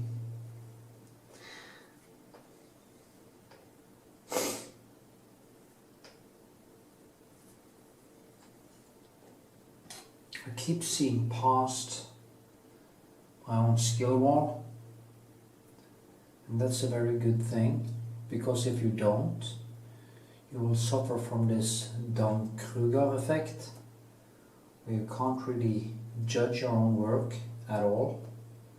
And I'm really nasty with myself, and I always joke with, I really appreciate that people like my work more than I do, because I see through or past what should be better, what could be better, and where my skill wall is. So try to, as I said and always say in my videos, I keep talking, some like it, some don't, I guess, just who I am. I mean, you just have to try to go past that wall, that skill wall. Actually, we can go a very thin pencil here, but I can't. Oh, there it is. Yeah.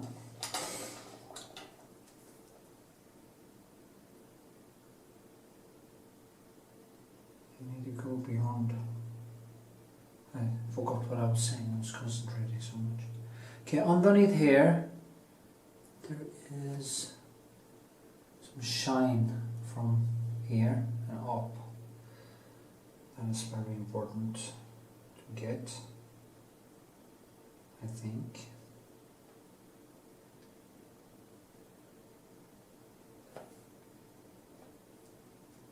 You know, I was watching on YouTube this American, he's gone and deceased now, a long time ago, but he was so popular in the United States. This Ross guy, this landscape painter, if I even gonna call it that, because it is kitsch. It's so bad, it's so superficial, and it's hard for me to understand that people can find stuff like that good. It's just, it baffles me, seriously, because it's obvious that it is just bad, you know, it's horrible. It's just this quick, only symbols, no substance, no depth, no struggle, just a lot of superficial bullshit. And I am shocked that people find that. There's millions of views on that, and it's just, why? I think it's kind of, it must be that people like stuff, they're tricked into believing that is good. Was it Bob Ross? Something like that. Can't really remember right now. But in reality, it's just horrible artwork. It's nothing. It's kitsch. And people left a comment there. And there was a guy who attacked me and asked me if I wanted to die. And I said, well, I don't mind. We're all gonna die. Sooner or later. But this is the kind of people. Now, you can say, oh, you shouldn't talk bad about the dead. I'm not talking bad about the guy. He was probably a nice guy. It is his paintings I'm struggling with. I mean, that's the problem. Not the guy. Maybe the guy was great. Maybe he was a good father and nice person who actually maybe had that Don Kruger effect, that he actually believed that he was good. He was kind of blind to his own mediocrity. Not even that, it's not mediocre. It isn't even painting, I think. I have a hard time, a really hard time, view it as painting. It's just, I can't explain it. It's just horrible.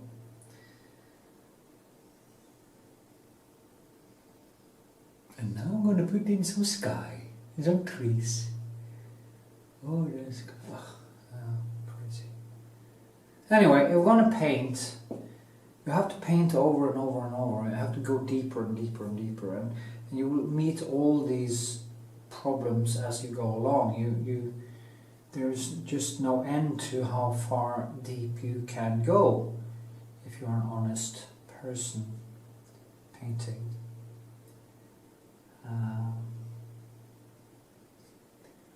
There's always another level, and if you actually believe that this guy is good, you will never get better.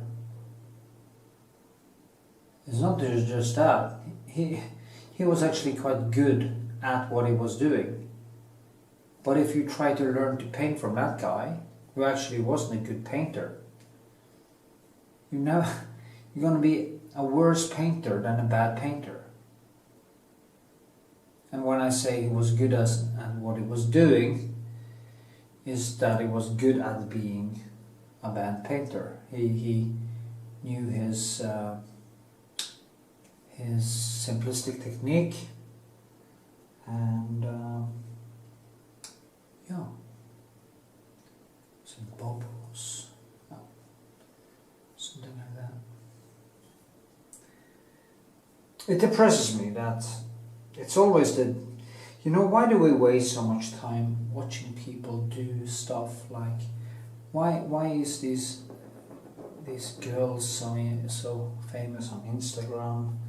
They're not doing anything. They're not doing anything at all. They're just showing their asses or something like that. And it is strange that human beings are so captivated by all this bullshit, including me. Actually, it's ridiculous. So yeah, it's almost like mediocrity or bad things maybe makes people think better about themselves. I don't know.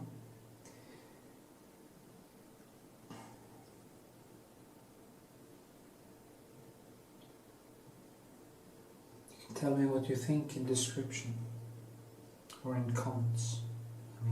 Comments. I mean, if you wanna look at, if you wanna experience landscape, you do not go to this raw sky. You go to Turner or some of the great impressionists or these people who really struggled with their paint. They really struggled. You don't go to this mediocrity, this because you want to learn anything. There's nothing there.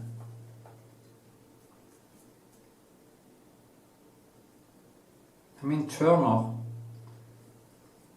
his nails were dirty and he was dirty, and it was just painting and painting and painting. It's almost manically painting on this. And that is why they are so beautiful.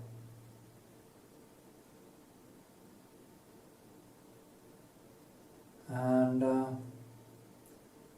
if I can get some peace of mind, I hope I'm going to get the time and the skill at some point to go that deep. I want to go deep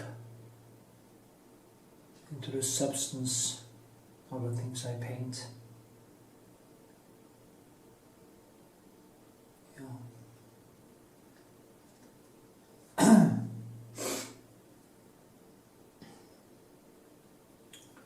And so should you. Never think, oh, I'm going to do it better next time. Or stop. I had a friend once, or actually 2 or 3 of them actually, and he did nice sketches, or there are 2 of them actually, did nice sketches, but he couldn't finish it. He couldn't get past that sketch thing, because it was almost like he lacked something on the emotional level that stopped him from going deeper. It's almost like the struggle became so... That is why there is a lot of simplistic impressionist painters today, and their artwork actually looks quite nice, but it's better than this Ross guy, but much better. But they're not going into the depth, because that's where the pain is. You know, the pain of painting is when I try to figure out exactly to get this little shit here to shine and be round and be in the background at the same time. And in the end, I paint for such a long time that I can't even see it. I go blind of my own subjectivity. So I'm struggling on every single level. And that is when painting starts to get some meaning, when the struggle is on a level that only the most enduring person can handle it. You have to be ruthless, totally ruthless towards yourself. You can't take any prisoners here. You can't give in. Yeah. That is what is good painting to me. And I only find that in the best of the classics. If you see a painting of Van Gogh, or you see the sick child of Edvard Munch in Norway, in Oslo, actually I should go see that again because I'm always flabbergasted over that painting. It's so beautiful. If you look at those painters, those paintings, you really see that when you have understood what painting is about, you really see the struggle, you really see this intense subjectivity that is manifested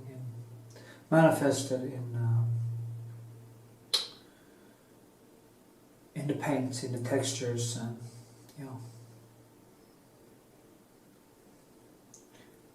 and hopefully that is something I can aspire to, try to reach someday over the rainbow. Someday. Was that nice that I was talking about painting for once? Not everything else.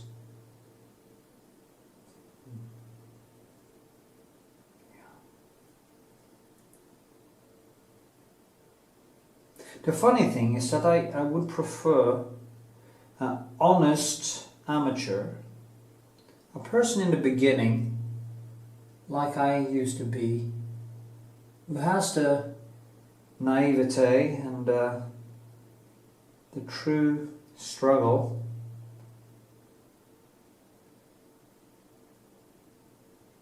instead of this smug guy, which is probably a nice person. He's not smug, sorry. I don't think he was smug. He seemed like a nice guy. That has found easy way to trick people who are ignorant about what real texture is, and that hasn't evolved their eyes. You know, a sweet amateur can have so much truth in their paintings, their artwork. But if you have the guy who has found his brand and he just keeps repeating it, it is actually fakery. And it is a horrible fakery. I don't think that Ross guy actually knew it was faking. It's not my impression, so I'm going to forgive him. But hey, maybe he knew, maybe he didn't, I don't know. He should have known. Maybe he knew. Maybe it was only money for him. What a legacy. Just think about that. I had this friend, he was a raving alcoholic. I was living in Stavanger. And he died actually of alcoholism, or actually stomach cancer, after being able finally to stop drinking. But when he was drinking, he always did all these easy peasy paintings to earn money so he could drink and spend. And he was complaining to me that he wanted to do like me, you know, trying to go deeper and paint real paintings. And then he died. And that was his life.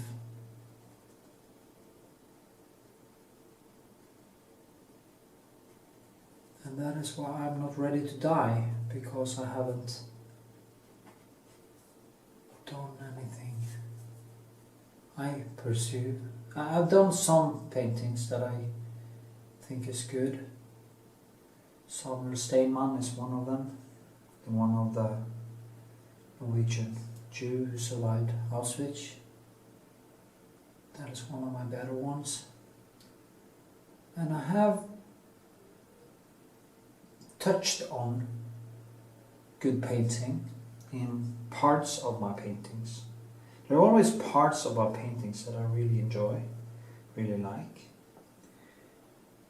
But I'm not ready to die, because the whole thing, the way I see it, isn't finished yet. It isn't where it is supposed to be when I close my eyes for the last time. And I guess that is why I keep struggling, I keep painting, I keep doing what I do. Because I have this hope I'm going to get better, and better, and better. Or find that inner peace that gives me the mental space to go into the depth where I think I can find that beauty that I'm looking for. And that is what I want you to do. Be honest and do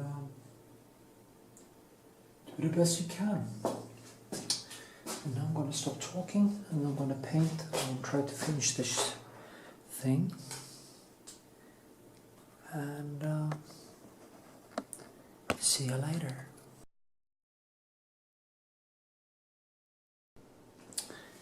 Yay! As I said, I did hope I was going to finish this today, but I fucked up. I went too far and then I just lost the whole thing. I was so close to finished, and then I started to make this bigger. I started to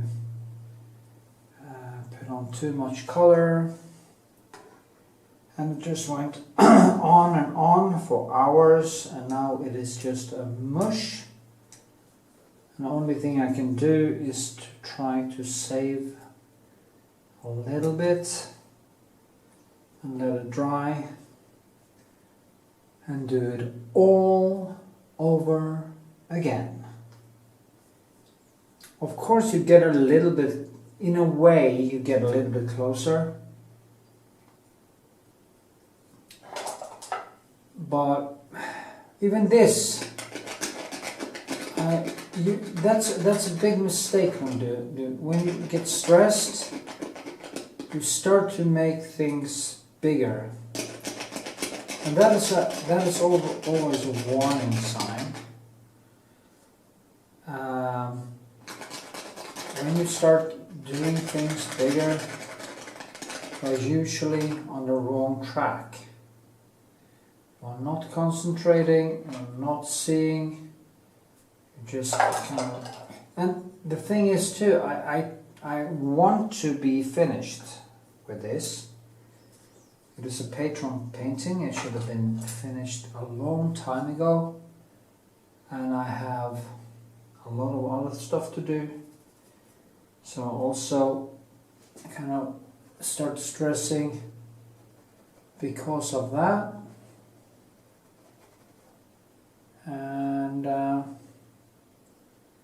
And you just start fucking up. And it's so annoying. You have no idea how annoying it is. And in the end you just don't know, just even don't know how to walk back the cat, as I say. I don't know what the fuck is wrong. Where did I go wrong? What is it I did do? And I just, so frustrating. And yeah, it is in a way suffering. It is suffering, pure suffering. When you do that shit,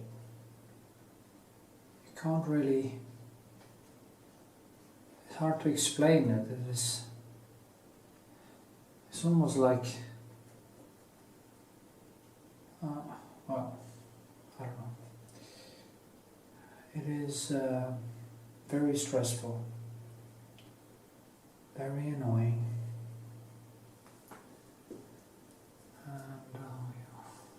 Have to kind of do everything again, and suddenly you start to want to give up.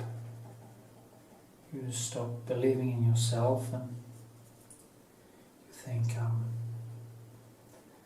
just not good enough. I'm not going to be able to finish it. I'm not going to be able to pull it together.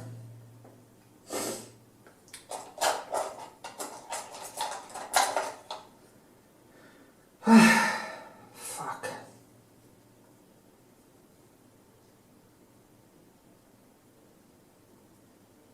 I just need to stop working out for a few days and push all my energy into this, into painting. No distractions. That was a little bit better. No distractions at all, and just inch myself more and more towards what I want to see. Slowly, patiently.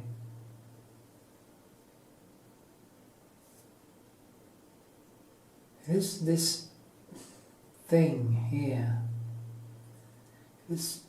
That thing is so difficult, and it's the same thing every time. I just can't get it right.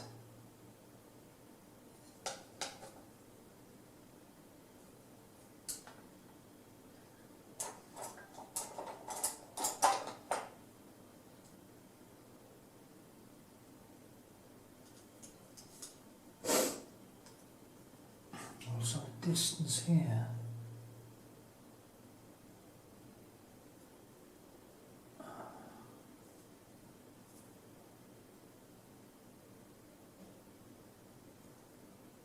The best thing when you're starting to come to the point where you're almost finished with something, you try to only put in an hour and then stop.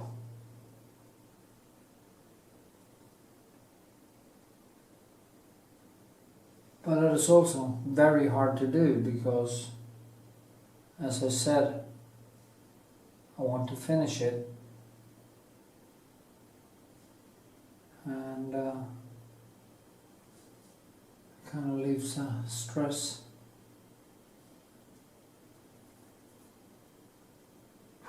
Just can't see. That is too a problem. You go totally blind. You come to that point and you go blind, literally blind. You just can't see.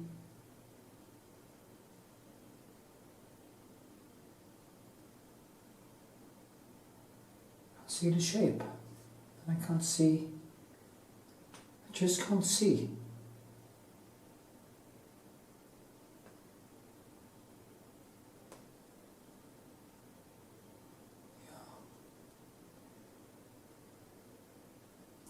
I had such hope today I was going to finish it, but no.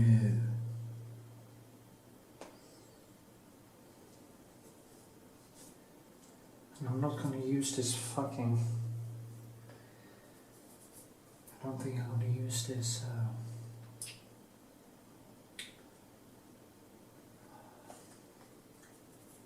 well, I can actually paint over it.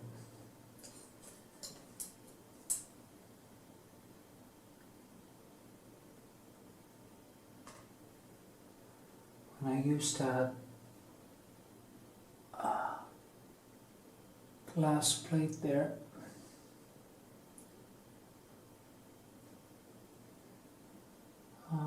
I get confused. It looks very nice, but it's extremely hard to paint. It's actually, maybe it's even better with a mirror, because it's more concrete.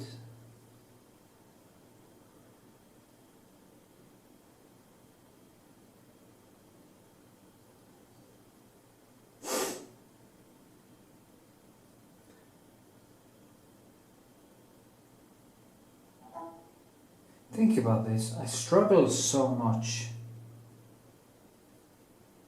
just with this onion.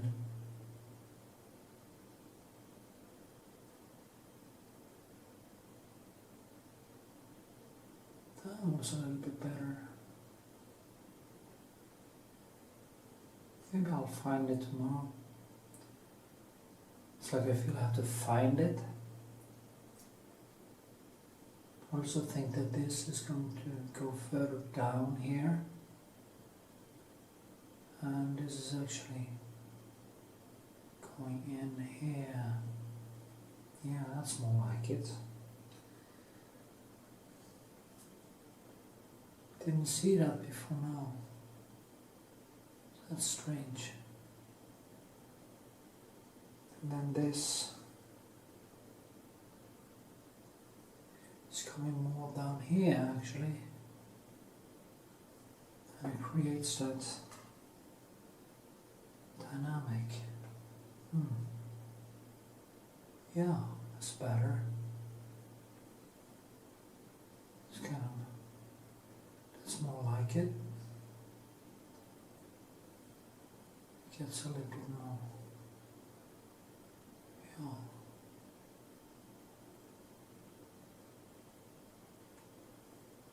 Yeah, I think that was actually more correct. Even a little bit more.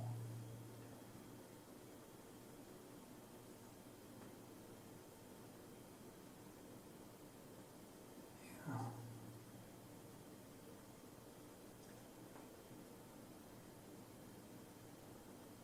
And it mustn't be just a hole there, it must feel like there is something behind it.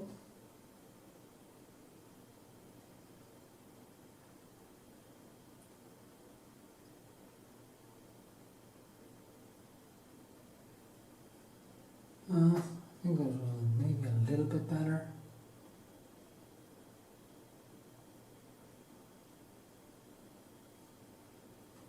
Hopefully.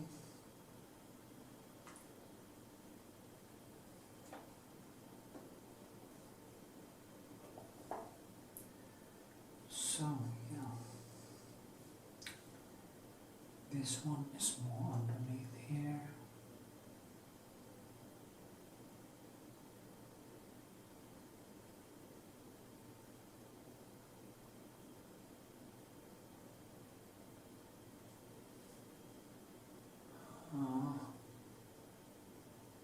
Maybe.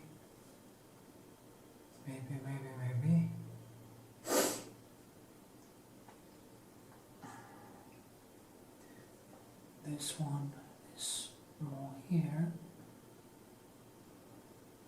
I painted this one a little bit too long.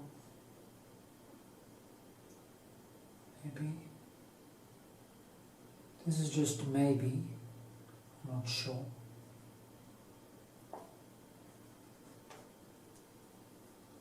It's a strange thing. Anyway, see See, I let the colors now just melt into one another. I try to find the right hue and the right things here.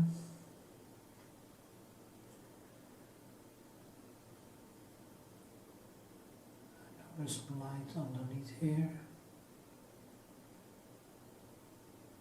because they're for reflection. And now it starts to sit a little bit better. I think that might be way more correct.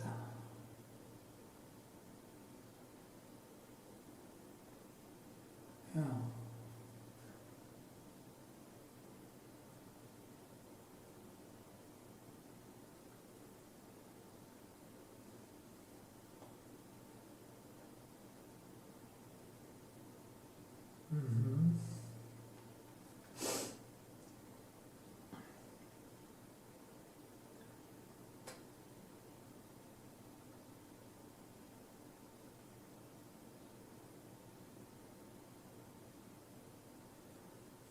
Better,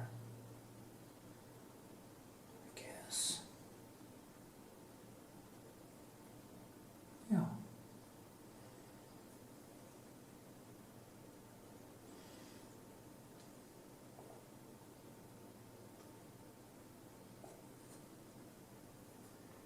This one goes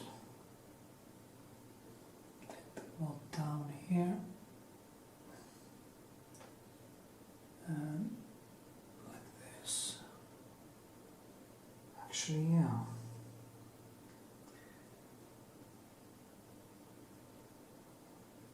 Like this.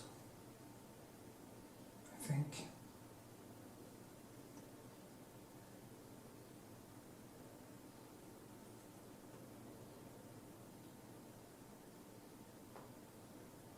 Yeah, I think I'm on the right track now. I hope.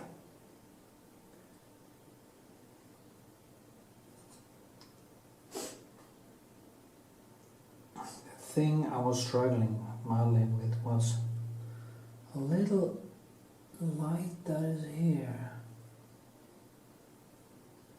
And it explains in a way the whole shape there. Yeah, that was, yeah. And there's light here. This one goes more down like this.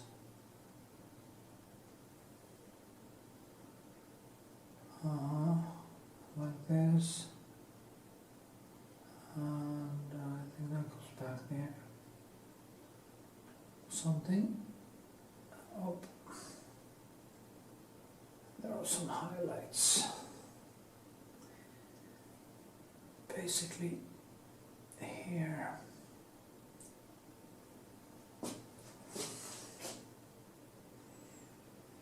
Yeah, I think I kind of saved it a little bit. Hopefully I let it dry. And hopefully I let it dry.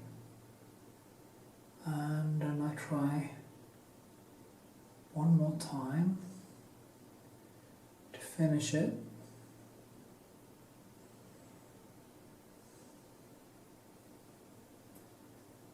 Yeah.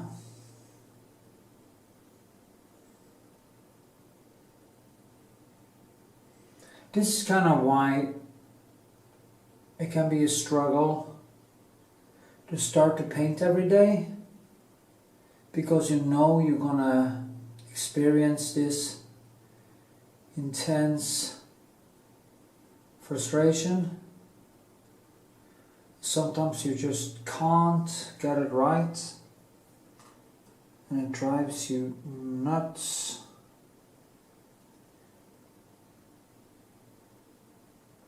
But the only way to make it happen is to not give up. You just don't give in. You keep banging the drum. Keep banging. And hopefully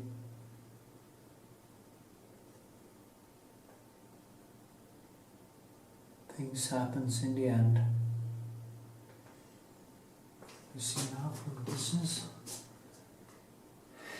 Yeah, looks like it sits better. That's a good, always a good sign.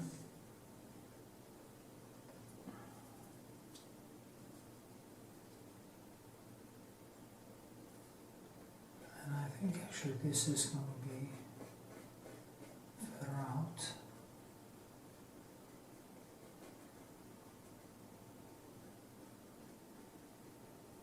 Actually,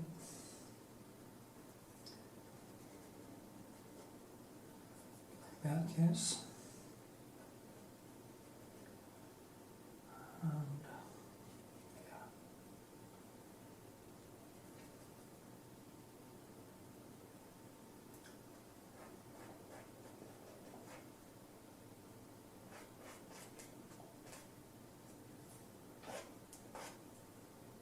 I hope you hate this much as I do.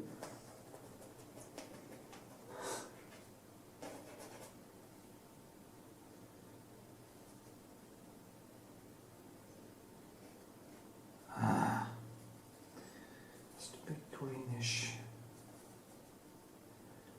reddish, hard to tell.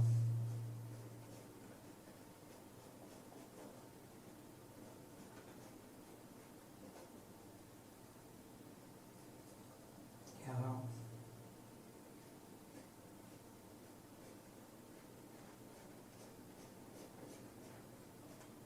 Yeah, better, I have to say.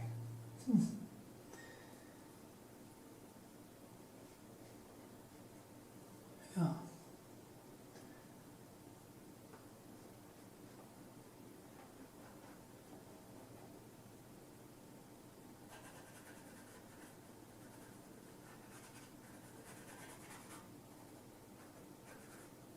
Okay, I'm gonna let it dry and continue later.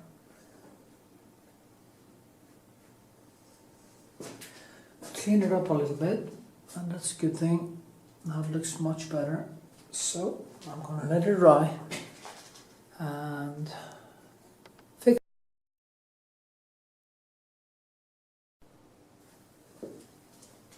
Okay, here I go again. The day after the catastrophe. I will try to finish it today, and hopefully, hope I will manage to. It's very small nuances now. It's almost nothing. That will make it or break it. So you saw what I did yesterday. I thought I was there, and then I just started screwing up. And the good thing, I put on quite a lot of paint yesterday, so it dried quite fast. Because when I put on a lot of paint, it tends to be absorbed into the medium. It tends to be absorbed into the colors, and it's also thinner colors, so they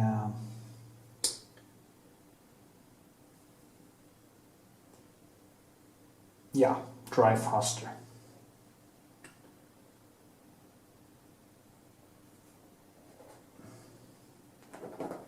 It is nice, it's just it lacks a little bit more room. I just need to get it to be a little bit more round, not round, but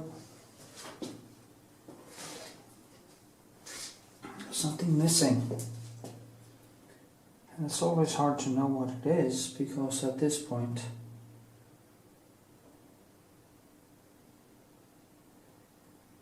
It's almost like I want to scream. People don't see. I don't even think people see the difference. But that is, as I said to a person the other day, it isn't other people that actually concern me. It's what I see and what I am pleased with. That's the important thing. So,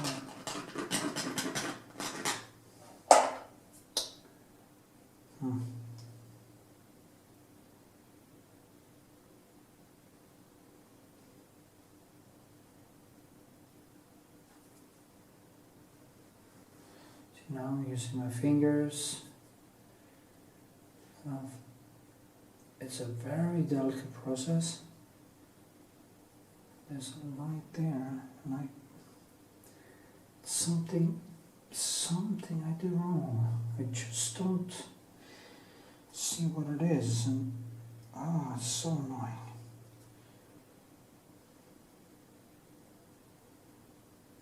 I know some people actually recognize this agony and this process, and I have got messages that actually makes it, people tell me it makes it easier for them to endure this pain, because it's almost like you believe that you are the only one that are fighting your paintings in that way.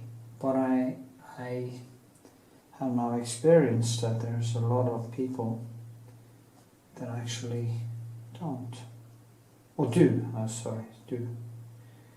And also there's a lot of people who don't,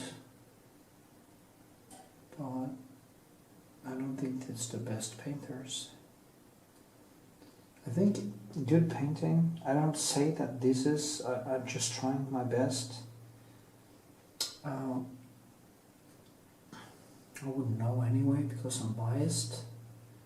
And I'm also always biased in a negative way. I always felt ugly. I always criticize myself. I never feel good enough in anything I do. And it's a very good thing.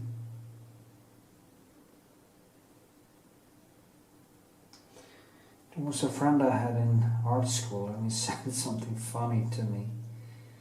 It was when I was a womanizer and young and naive, and he told me, if you had a cock that was like 24 centimeters, you would have been really obnoxious. And it's really true, you know. You don't want that kind of confidence. You want a little bit of uncertainty. So you keep your feet on the ground. It's just a funny thing. Suddenly we are not friends anymore, but I mean, exchange. So.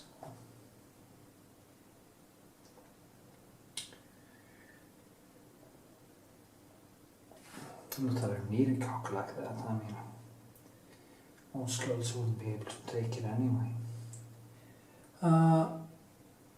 Nice for show then. Oh. It's kind of like high heels. It's for girls showing off high heels to girls. Men doesn't really care much about them. As long as it's nice shoes. I don't even think we care about that. I guess girls care a little bit more about the men's cock than men do about the girls' shoes. But yeah, I guess that's what the king of digression. So I have to have some fun here.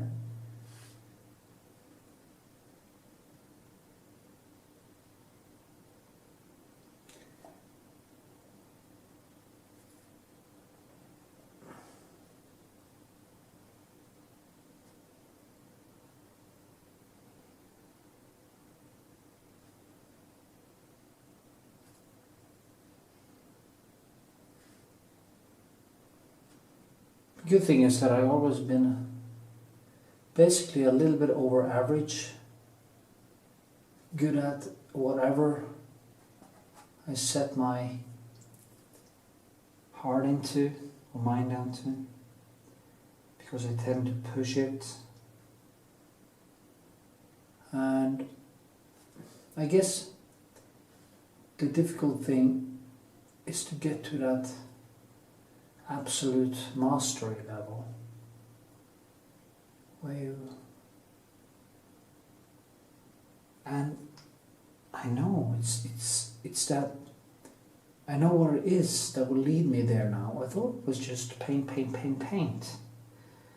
And of course it's paint, but you have to have peace of mind. And you have to have time. And you have to not be distracted. And there's a lot of things like that to get into that deep, deep, deep, deep flow when you actually start to solve problems. I think this is going quite well actually now. Put in some more onion-like textures.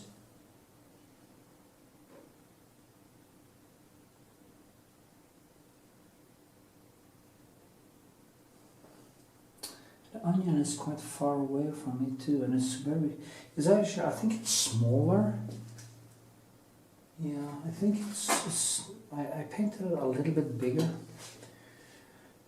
But I'm going to show you how the onion looks when I'm done, how it looks now. It's quite fun to see how it looked when I started, how it looks when I'm done, because it has actually changed a lot. When I did the red onion, that was really hellish, because I went on a little vacation also, and it just totally died and dried up. So it went through the total, I think I remade it many times. You must remember, you're only seeing a fraction of the time I'm spending on these things. You think 6 hours, 5 hours is a long time, but no, it isn't. It's just a small fraction of the time. Yesterday I think I stood here for 8 hours and I just fucked it up. And that is welcome to my world. But then I kind of pulled it back in the end there.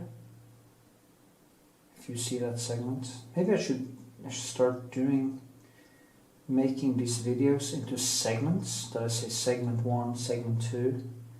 And kind of place. It could be a good idea actually to make it easier for people to jump in my videos. They can actually jump from what the fuck is that? They can jump from segment to segment, so they know where to start up again. Yeah, I'm gonna do that in this video. And then I post also post time-lapse video beside it, so you can actually see the whole process fast forward. Yeah, I think that was a good idea. I'm gonna start doing that.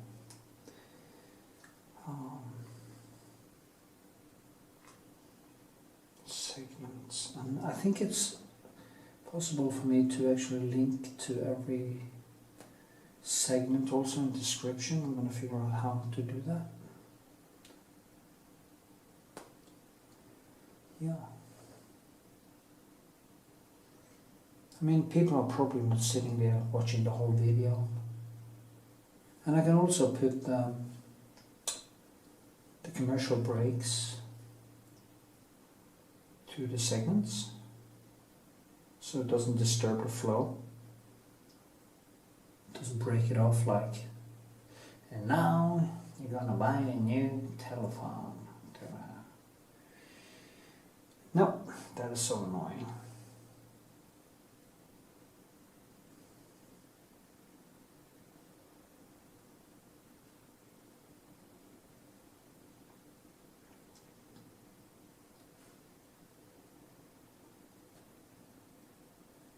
maybe small changes like that will make people watch more my videos. Who knows?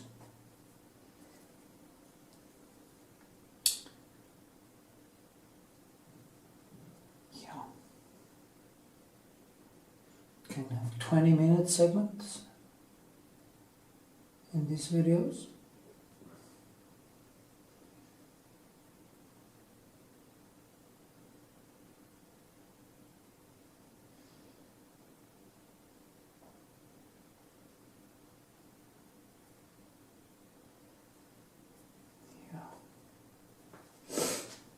I think I'm actually getting there. What do you think? Do you want me to zoom a little bit? Yeah, let me zoom a little bit so you see what I'm doing. There was a guy that asked me to actually do some more close-ups. And I will. I'm actually going to start making some tiny monthly videos for my Patreon, where I paint all kinds of stuff, and I think I'm gonna start posting these Patreon videos, giveaways, only on Patreon, so you can only see them on Patreon, starting in August maybe. I'll see what I do, or maybe I make Patreon exclusive, shorter Patreon videos. I just see what I do. I mean, not many people are adding themselves to Patreon anyway. And but maybe they would if I had some special videos there. If you hear me say this, please answer me. Tell me if you would maybe become a $1 or $5 patron if I actually posted Patreon only videos. But then I need to get some income, because that will slow down the growth of my YouTube channel, which I almost earn nothing on. I think it's $10 a month now. That's not much. But, you know, it kind of grows a little bit here and a little bit there. And in the end, I think it will become... Yeah, that too! I can do a photo of the painting for every segment, and I can actually write another segment. Yeah, can do that. Make it so much easier for you.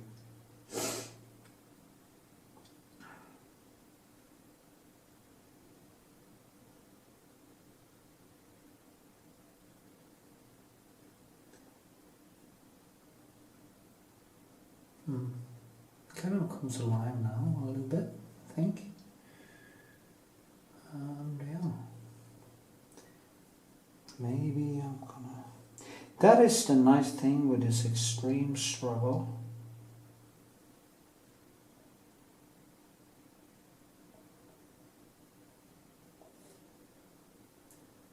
You kind of tend to get to some point that it's really starting to light up, it's really starting to come alive, and it's that point, it's so difficult, but it's so, you know, every time I'm done with a painting, it's like a release. It's almost like an orgasm or something. You just, oh, finally, and then you just go on to the next one.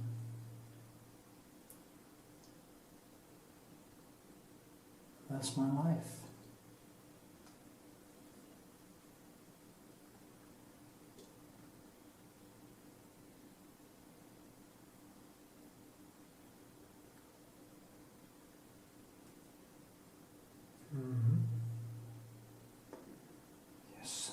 tone that down, but not with red. I need some kind of greenish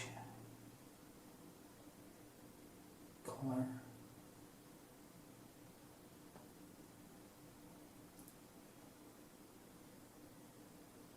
There is a segment in a video I reposted now, the yellow rose, where I paint a close-up of the rose, and I think it is no classical music. It is what's his name? Well, you see when you hear. And even when I watch the brush strokes up close like this, it's so meditative. I just see how meditative it is. Even I feel it, and I'm looking at myself painting. That's not bad, is it? I mean, for fuck's sake, even I found it interesting. It has changed a little bit here, but I can't start changing it again because that is just going to be a mess, and I'm never going to be able to finish it. So I'm going to stick with this now. I changed it a lot yesterday, so now I'm just going to try sticking with it. I'm going to have a pleasure of saying, done, done.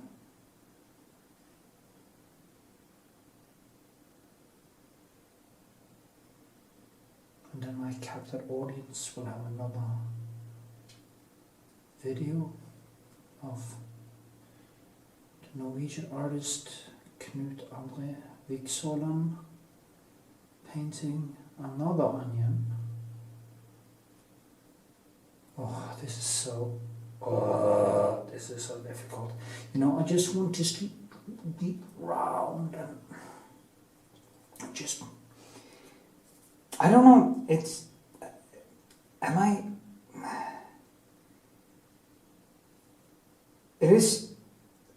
you get into that level and you start seeing the most, almost, you think, insignificant things, okay?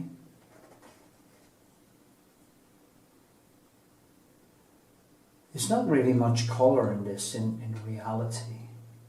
I'm adding a lot of color to it.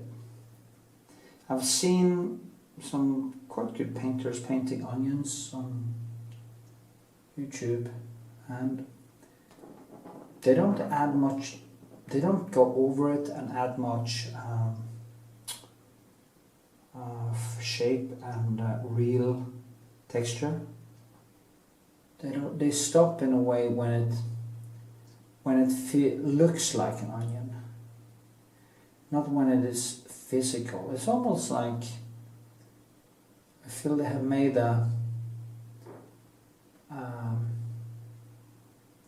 what they do is that they create an illusion of an onion, but I'm trying to physically build that fucking onion. And I think that's the difference between me and some of the other painters, that I literally try to build the onion on the canvas. I think that is a good way to describe it, what I'm after. Yeah. And physically, it's also what I actually do, because I put on so much color that it becomes a 3D thing in the end. So yeah.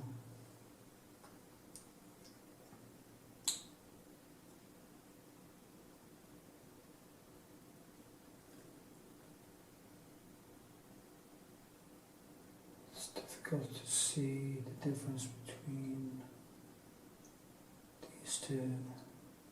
You know, there's some light there.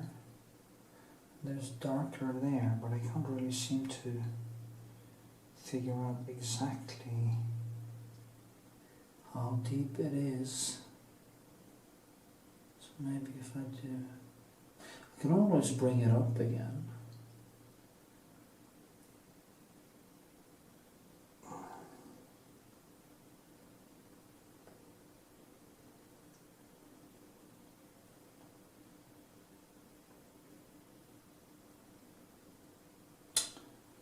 Thing is, I think I need to turn off the camera and really concentrate on a deeper level. Hopefully I'm going to be able to see today. I do think that I am supposed to more light behind this to bring it up, but it's really a danger zone, because that is where you can actually overdo it and it just dies, and then you need another day and another day and another day, and it never seems to end. Bring this a little bit by putting in some red, and I will tone it down after that. Okay, I need a thinner pencil now.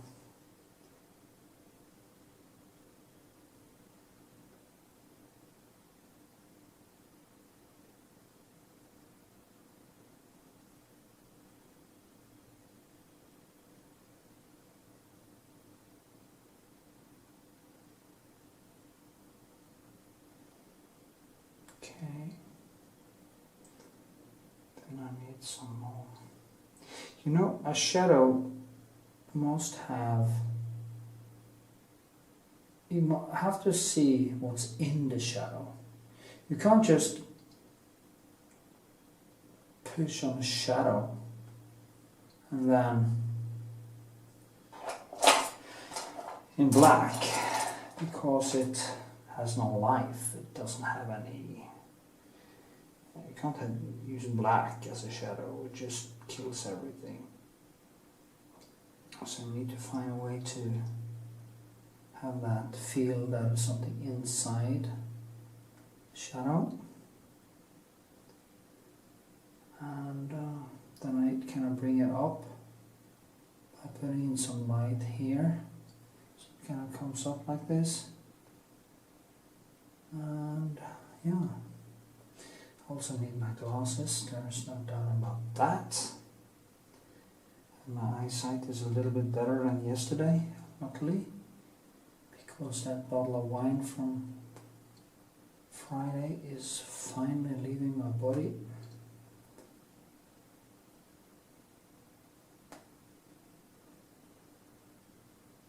Really hate that feeling of being hungover, and I'm so glad I hate that feeling much, because it always can held me back from that alcohol drink or alcoholic drink. I almost went over, but I pulled myself back because I just couldn't take the feeling of being hungover. I both feel like shit, and I look like shit, and I feel I look like shit. And I become restless, and I can't really focus on creative work at all. And it just isn't worth it.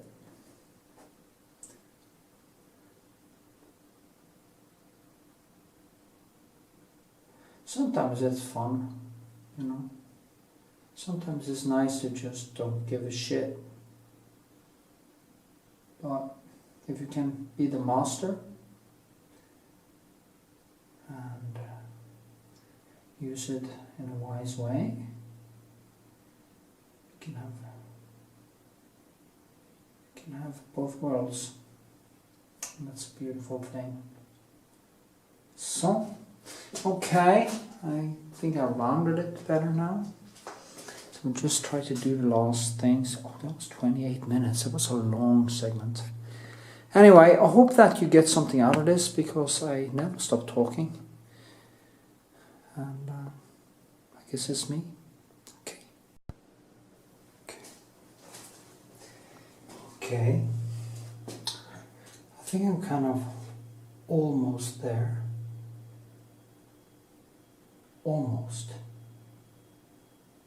But it kind of lost some of its potency again.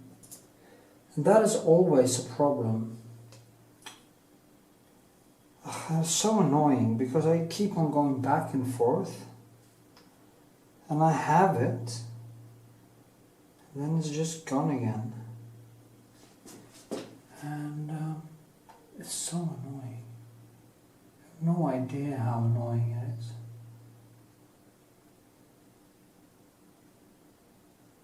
I want it to be perfect. But I'm not good enough to make it perfect.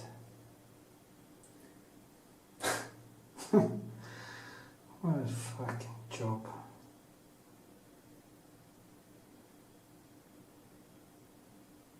Situation.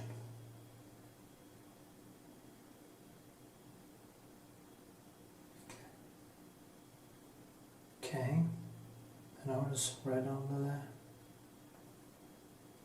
So maybe I should just let it dry one more time because I'm almost there,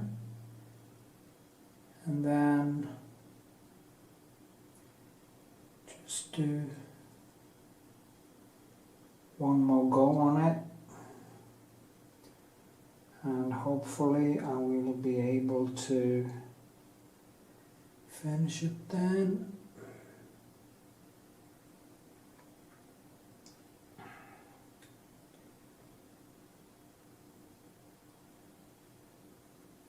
Now the person who wins this painting is hopefully full of gratitude, because this is not easy.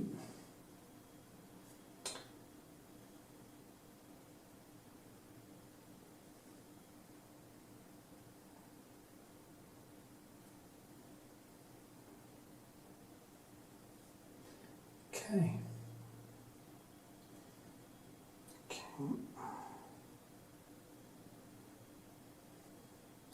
Maybe I should just stop, put it away, and then look at it tomorrow when I'm more neutral.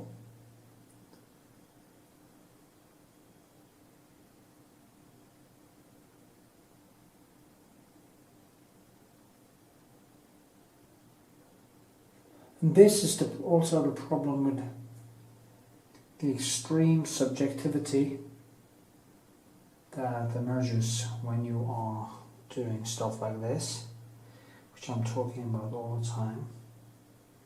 And it's that subjectivity that keeps blinding you. Me. I say you because you might be a painter.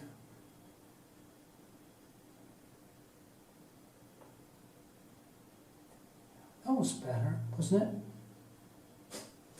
Wasn't it? Please tell me yes. Yeah.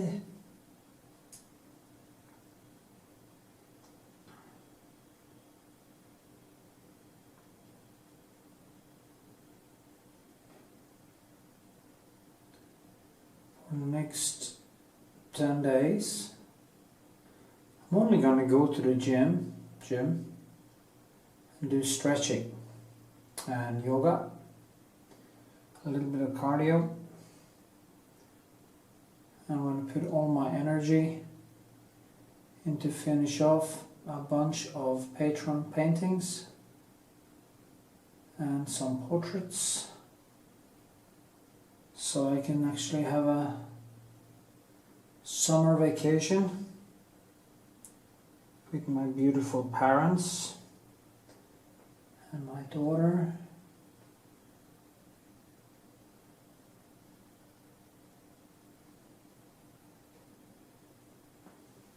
Because this is starting to drive me insane. Driving me insane.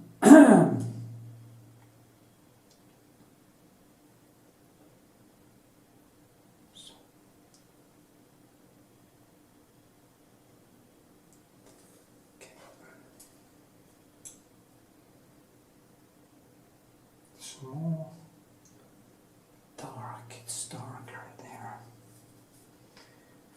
But I think that has to be a glaze, because, yeah, there's a light exactly there, and I'm fighting with that tiny light underneath there, again and again and again.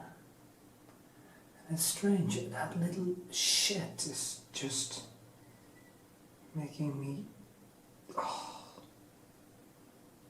Sometimes I feel I have it right. Sometimes I just lose it again.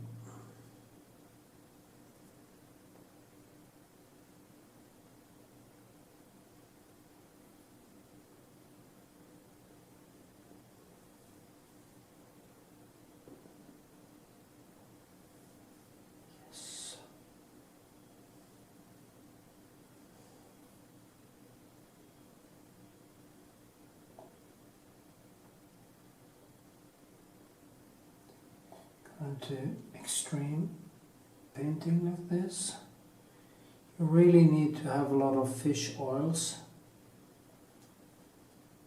so you get some nutrition to your brain. Your brain.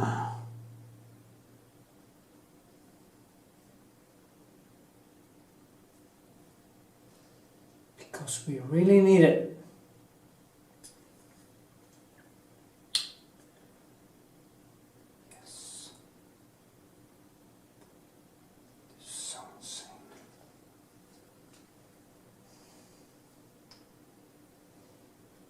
I think I'm going to, so I don't fuck up, I think I'm going to give it one more go. Let it dry one more time. And then, because I'm kind of inching myself closer every time. But the last fucking finish keeps eluding me.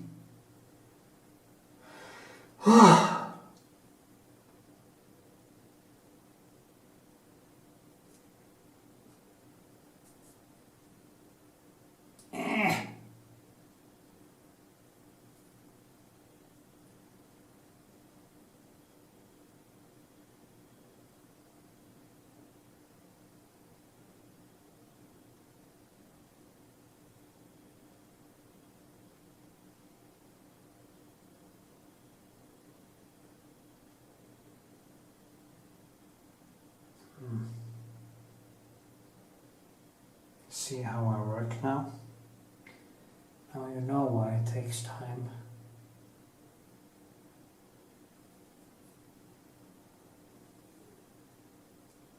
Someone asked me, people keep, oh, how much time does it take to paint like this? For heaven's sake. I have no idea.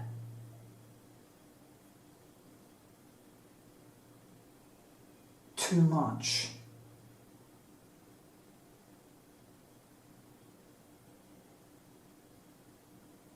And it also depends how much you screw up. Now this is quite difficult because the nuances are so near one another and the whole painting. Maybe I should just stop doing that and give it more different tones.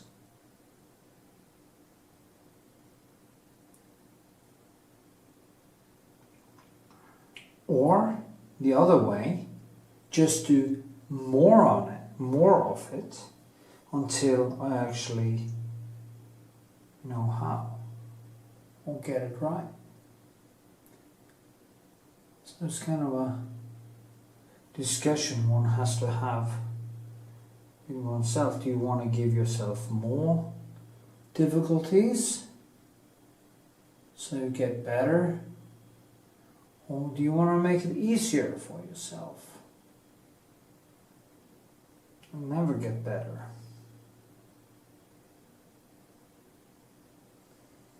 It's a good question. It's a very good question. Yeah. I think I prefer more problems.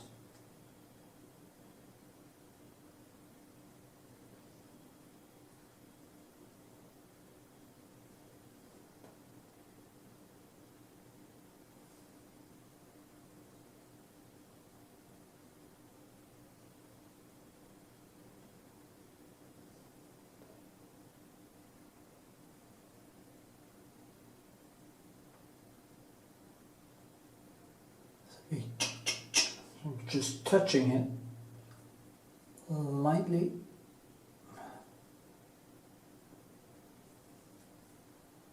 So, yeah. I think I need some ochre.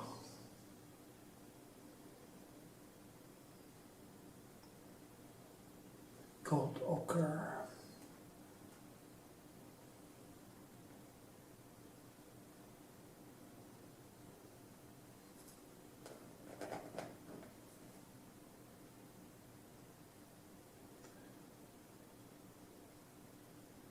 I wonder how many onions I have been painting now since I started. Quite fascinating actually. Never give up. Same problems every time.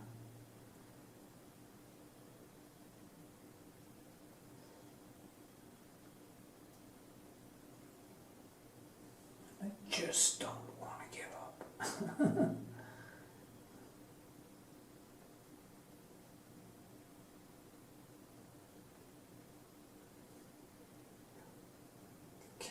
I give it a touch, then I'm going to stop, I'm going to air, then I want to stop. You see now I'm kind of putting the color kind of on top of the other color, so it doesn't mix, it's just on top of, so the other color shines through and it creates some kind of a woolly texture.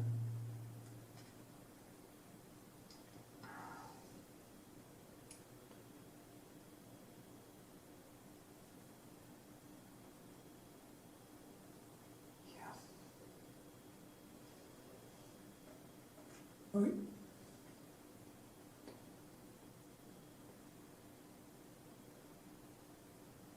So, need some more potent color to give it this little bang. Yeah. Bang. And some dirt.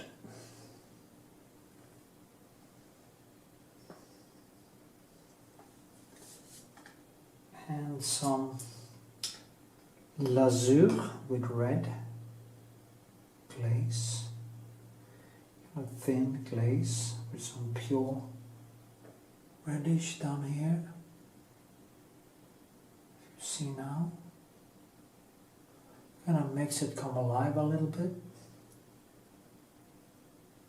You can kind of do the same thing with a pure cadmium yellow. Also, or yellow, orange, reddish, to just touch with some glaze and it kind of heightens up the surface, give it some clean color, makes it come alive, like almost like it's kind of vibrating.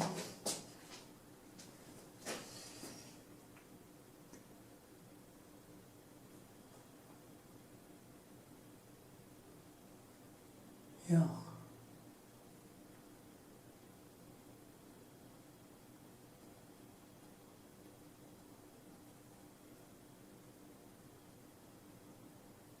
Yeah.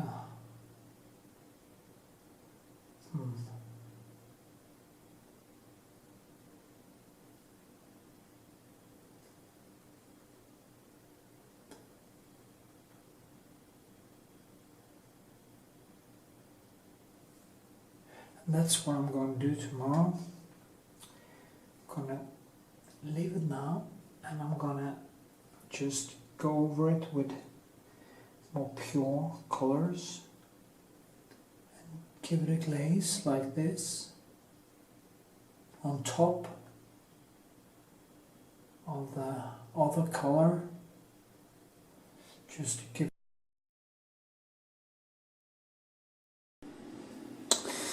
okay. Just gonna do a touch up and a signing, hopefully, gleefully. Oh shit, I'll put that down again. Yeah. I shouldn't do so much heavy lifting. You see, I'm just gonna do some glazing around different places. Hopefully this will not become a 9-hour breakdown of everything. It will just be, I hope it's going to be a short touch-up, so I can call it quits.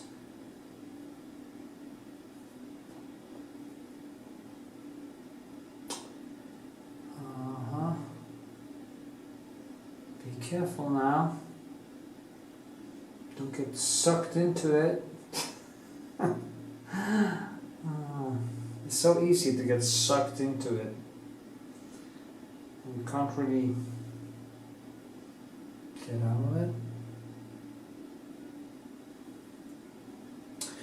These glazes are, in what I saw in Vermeer's paintings. You can actually see in some of his paintings, it's almost like they are fluid.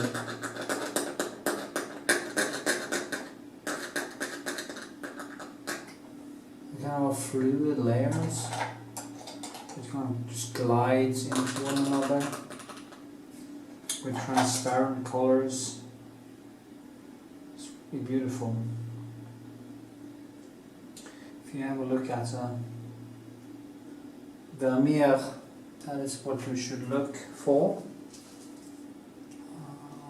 It's not in all his painting though, I shouldn't say that because it wouldn't be true. But most of them, the best of them, he has this extreme, beautiful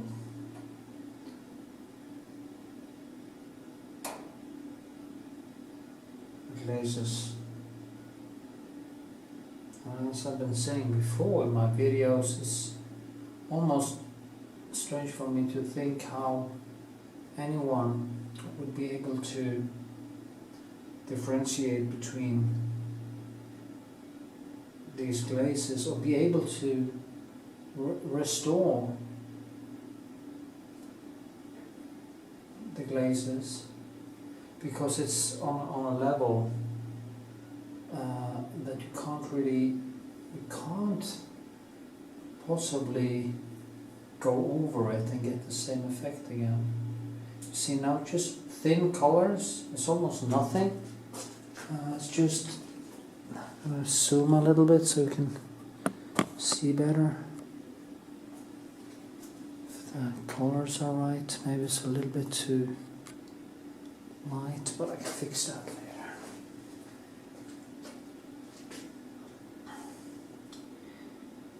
It says I take pure, clean color and I just touch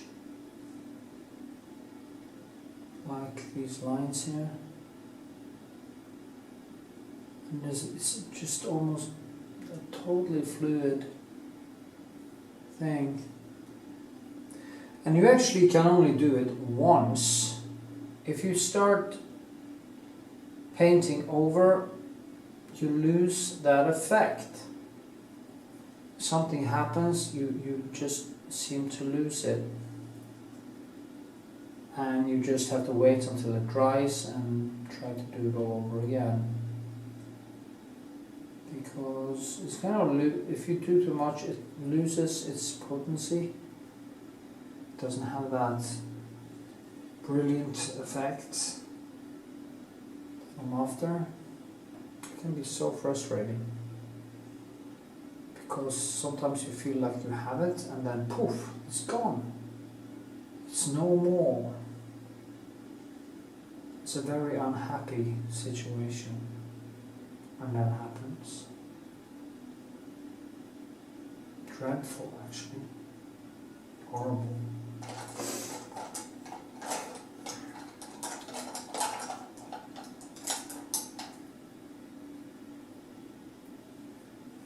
Now, see here.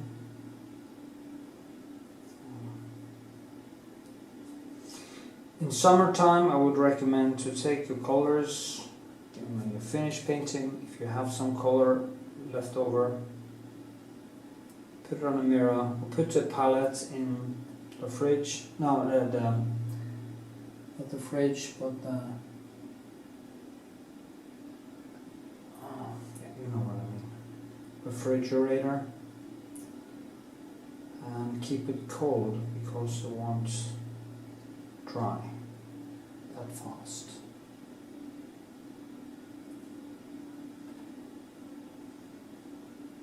So,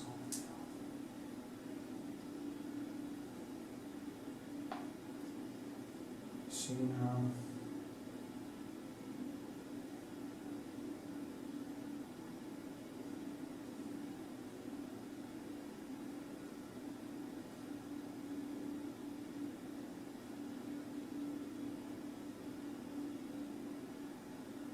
See, I'm so scared of overdoing it.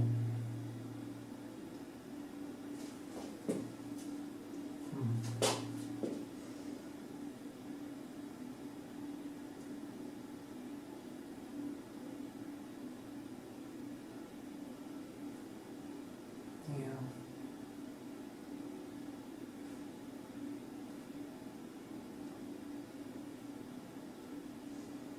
We need to find out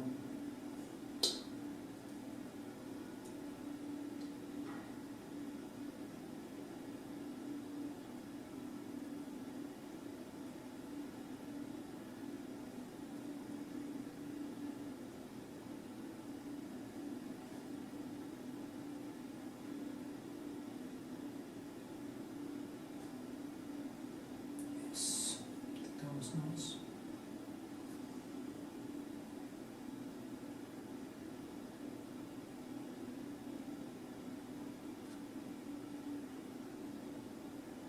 Coming some light from here to there, but it isn't that much, so I have to be a little bit careful. And it's very hard to me to figure out if this one is actually lighter than this one, and they are so close together that, and also in color. So if it was a very bright object, I would actually more see difference. And that is why this is so mind-boggling hard, because it's extremely hard to see.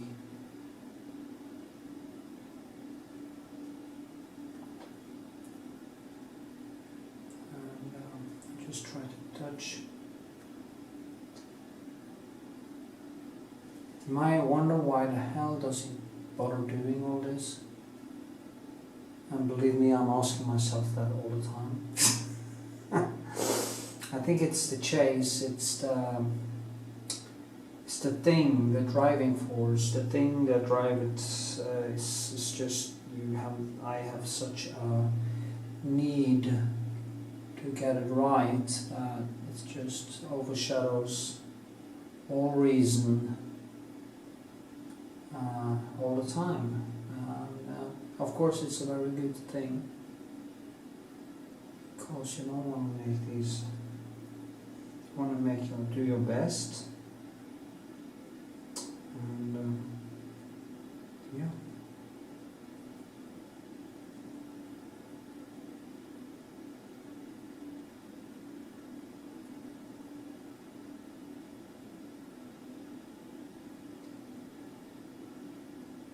It's funny because I always, when I come to this point, there's something in me that tries to avoid painting.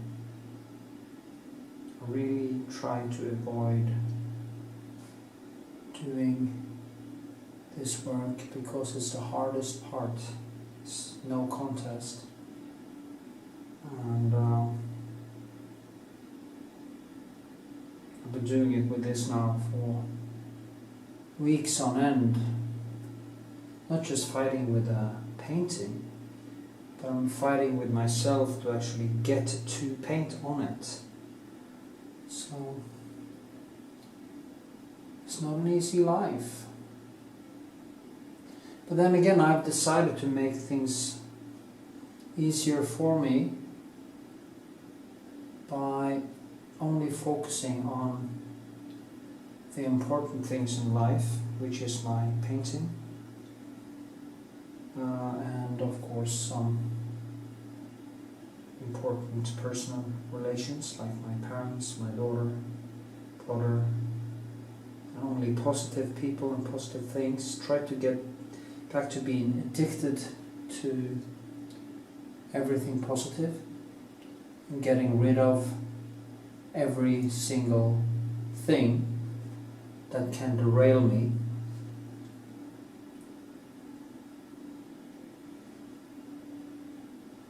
That can be from toxic people to toxic and needy people to girls with daddy issues, which I've had a tendency to pull towards me because of my need to feel great when I'm helping out,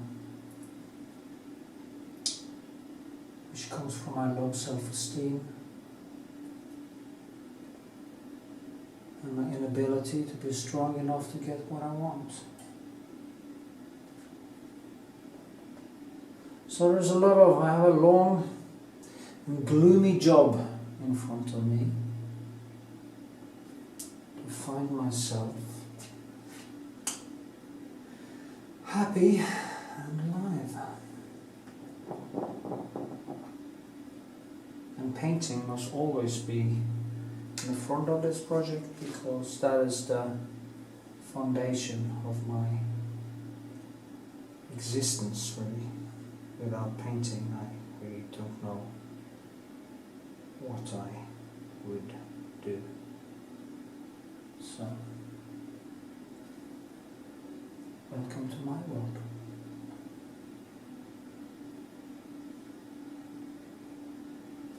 Distractions like TV series and porn. It's just crazy how much we can throw away time when we are feeling a little bit lonely or not in touch with ourselves. It's unbelievable actually how much we can fuck up. So, I have a job to do.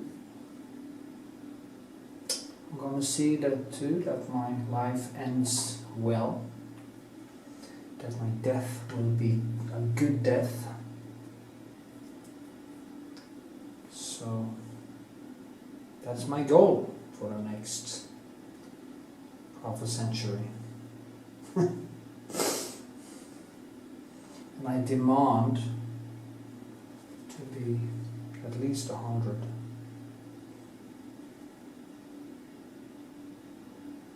Just think of all the videos that will be on my YouTube channel in 50 years.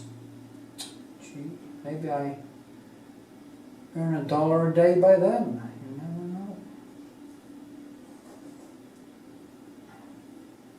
As it looks now, it'll probably take me 1,000 years to reach $1 a day.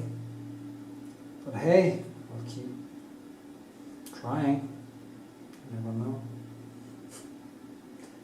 Maybe Google finally start pushing my videos. Or I start yapping about things like this, so people actually get interested in what I do, instead of how I feel. Ha ha ha.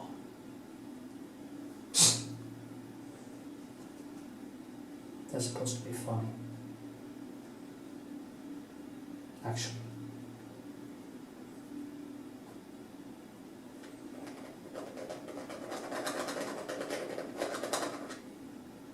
That's kind of fun.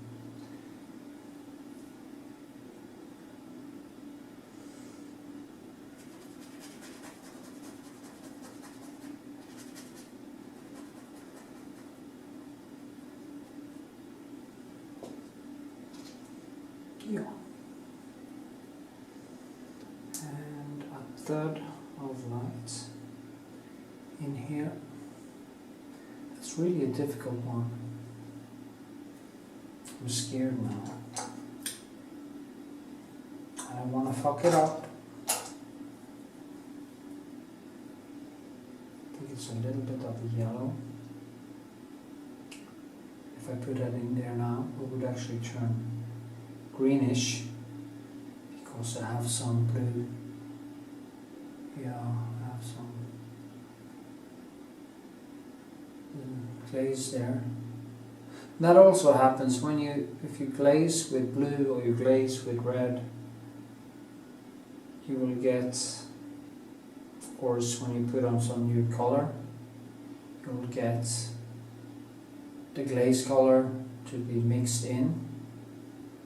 So if you have glazed with red and you put on blue, you get violet. And if you have glazed with blue and you put on yellow, you get greenish and stuff like that. And it's very useful actually.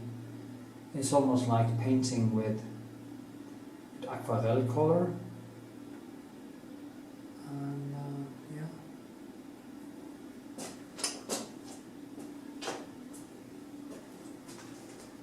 I think this shines in a good way now. And I'm just going to sign it, I hope. There is a little thread of light I would like to put into it. It's so scary. There's this little thing here I've been struggling with mildly.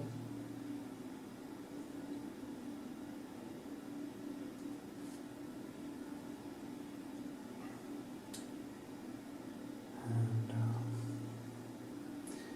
see if we can get it right. A very fluid color. Fluid.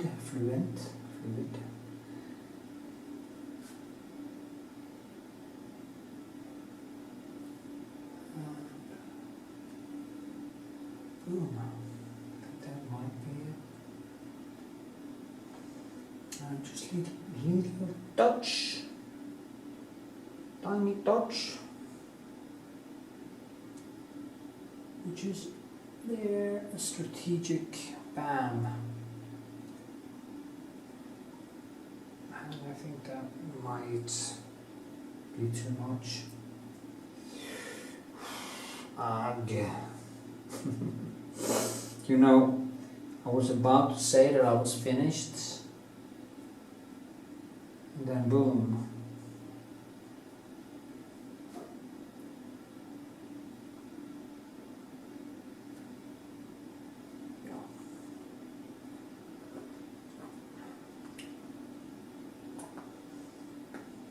Just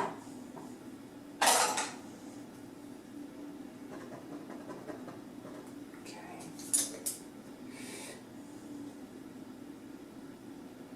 No idea where I'm doing all this, but I don't even know. Let me see. It seems a little bit round. It's not round enough. It's so annoying.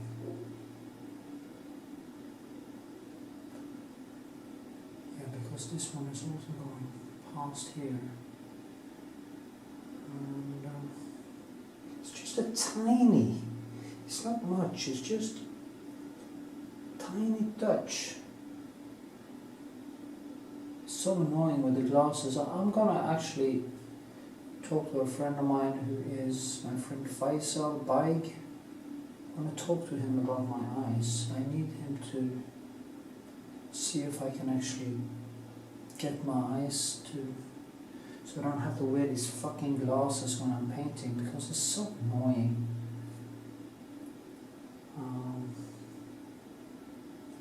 But then again, do you want your eyes operated on as a painter? It's like, ooh.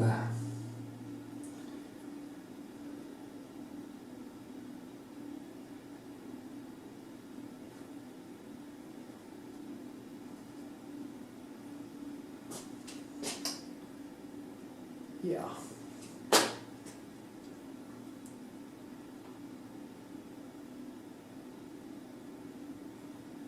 Yeah, I think it's round enough. It has a strange shape in the first place. It's been very hard to grasp it, and then I should start having these onions closer to me when I'm painting. It's too far away.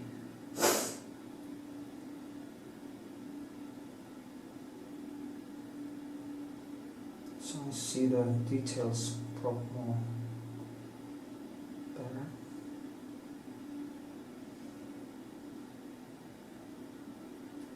Just sharpness there. So now I'm starting on the 9-hour project. Starting to get into the roses, where I start screwing up everything. And tomorrow morning, stand here screaming to the sky, wonder what the fuck went wrong.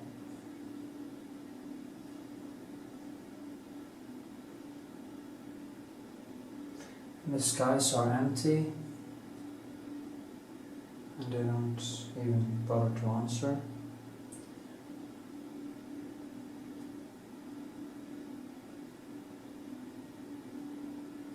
Because the truth is, it's because you keep doing the same fucking mistake over and over again, and you don't really learn from it.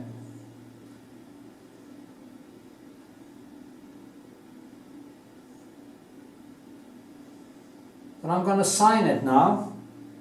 I'm gonna leave it at this, because if I kept on going now, I would keep doing it for the next 3 days. And I don't have time for this shit. Can you see now? Oh, fuck. This is a small painting, so I just signed them K R and with a V and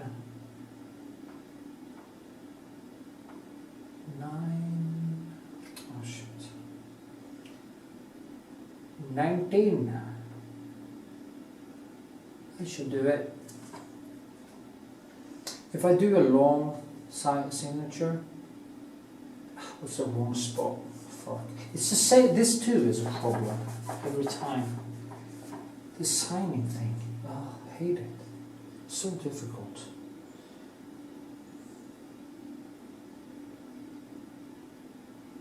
But when it's done, it's great. I want a smaller signature here. K A V 19. That was better. It doesn't take anything.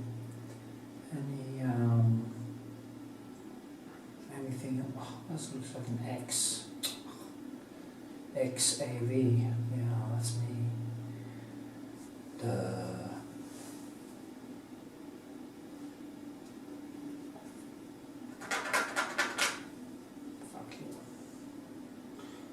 Okay, I'm going to use the handwriting. Okay, it's kind of like this. Okay, I'll start all over again.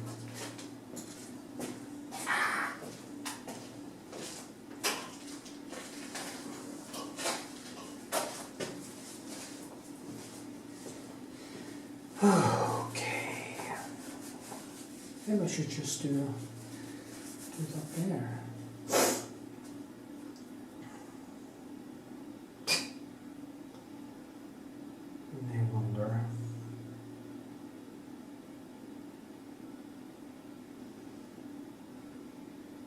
Okay, I'm a little bit negative today. I'm sorry. Okay, that's how my handwriting is. And A dot V V dot 19. Yeah, that's maybe more like it. Takes a little bit of space and noise, but I think I could do it.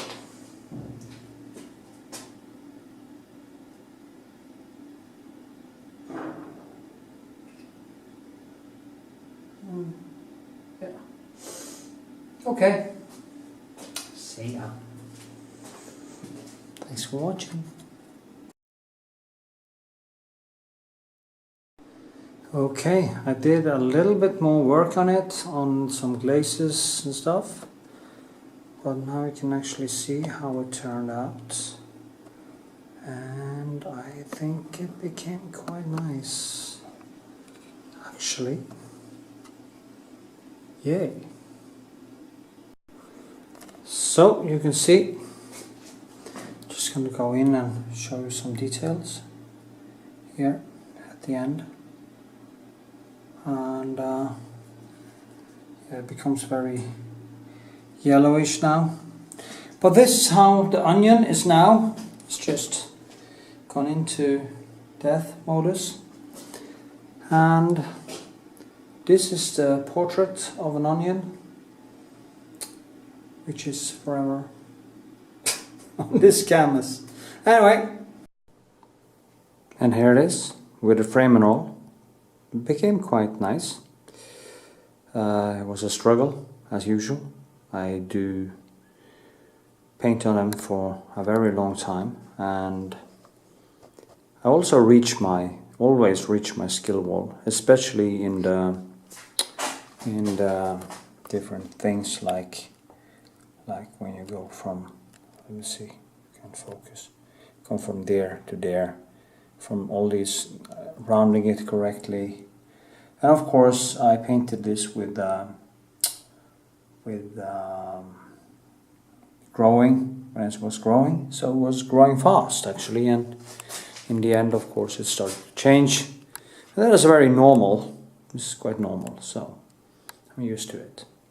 Anyway, I hope you liked the video I just made, and I hope that you will share it with your friends on social media, put it into your playlists, and yeah, give it a thumbs up and leave a comment. You can ask me simple questions on YouTube, and if you become a patron, I can even be your mentor and engage with you on the personal level. And you also get to be, as I said in the beginning, a part of my Patreon giveaway. And maybe get a painting like this in your mail someday. Anyway, thanks for watching, and until next time, stay cool, stay nice, and have fun. There's a link to Patreon there, playlist, another video, and subscription. So subscribe and put the notification bell on. That is so important. That's very important. Okay. And watch my videos, even if you don't watch.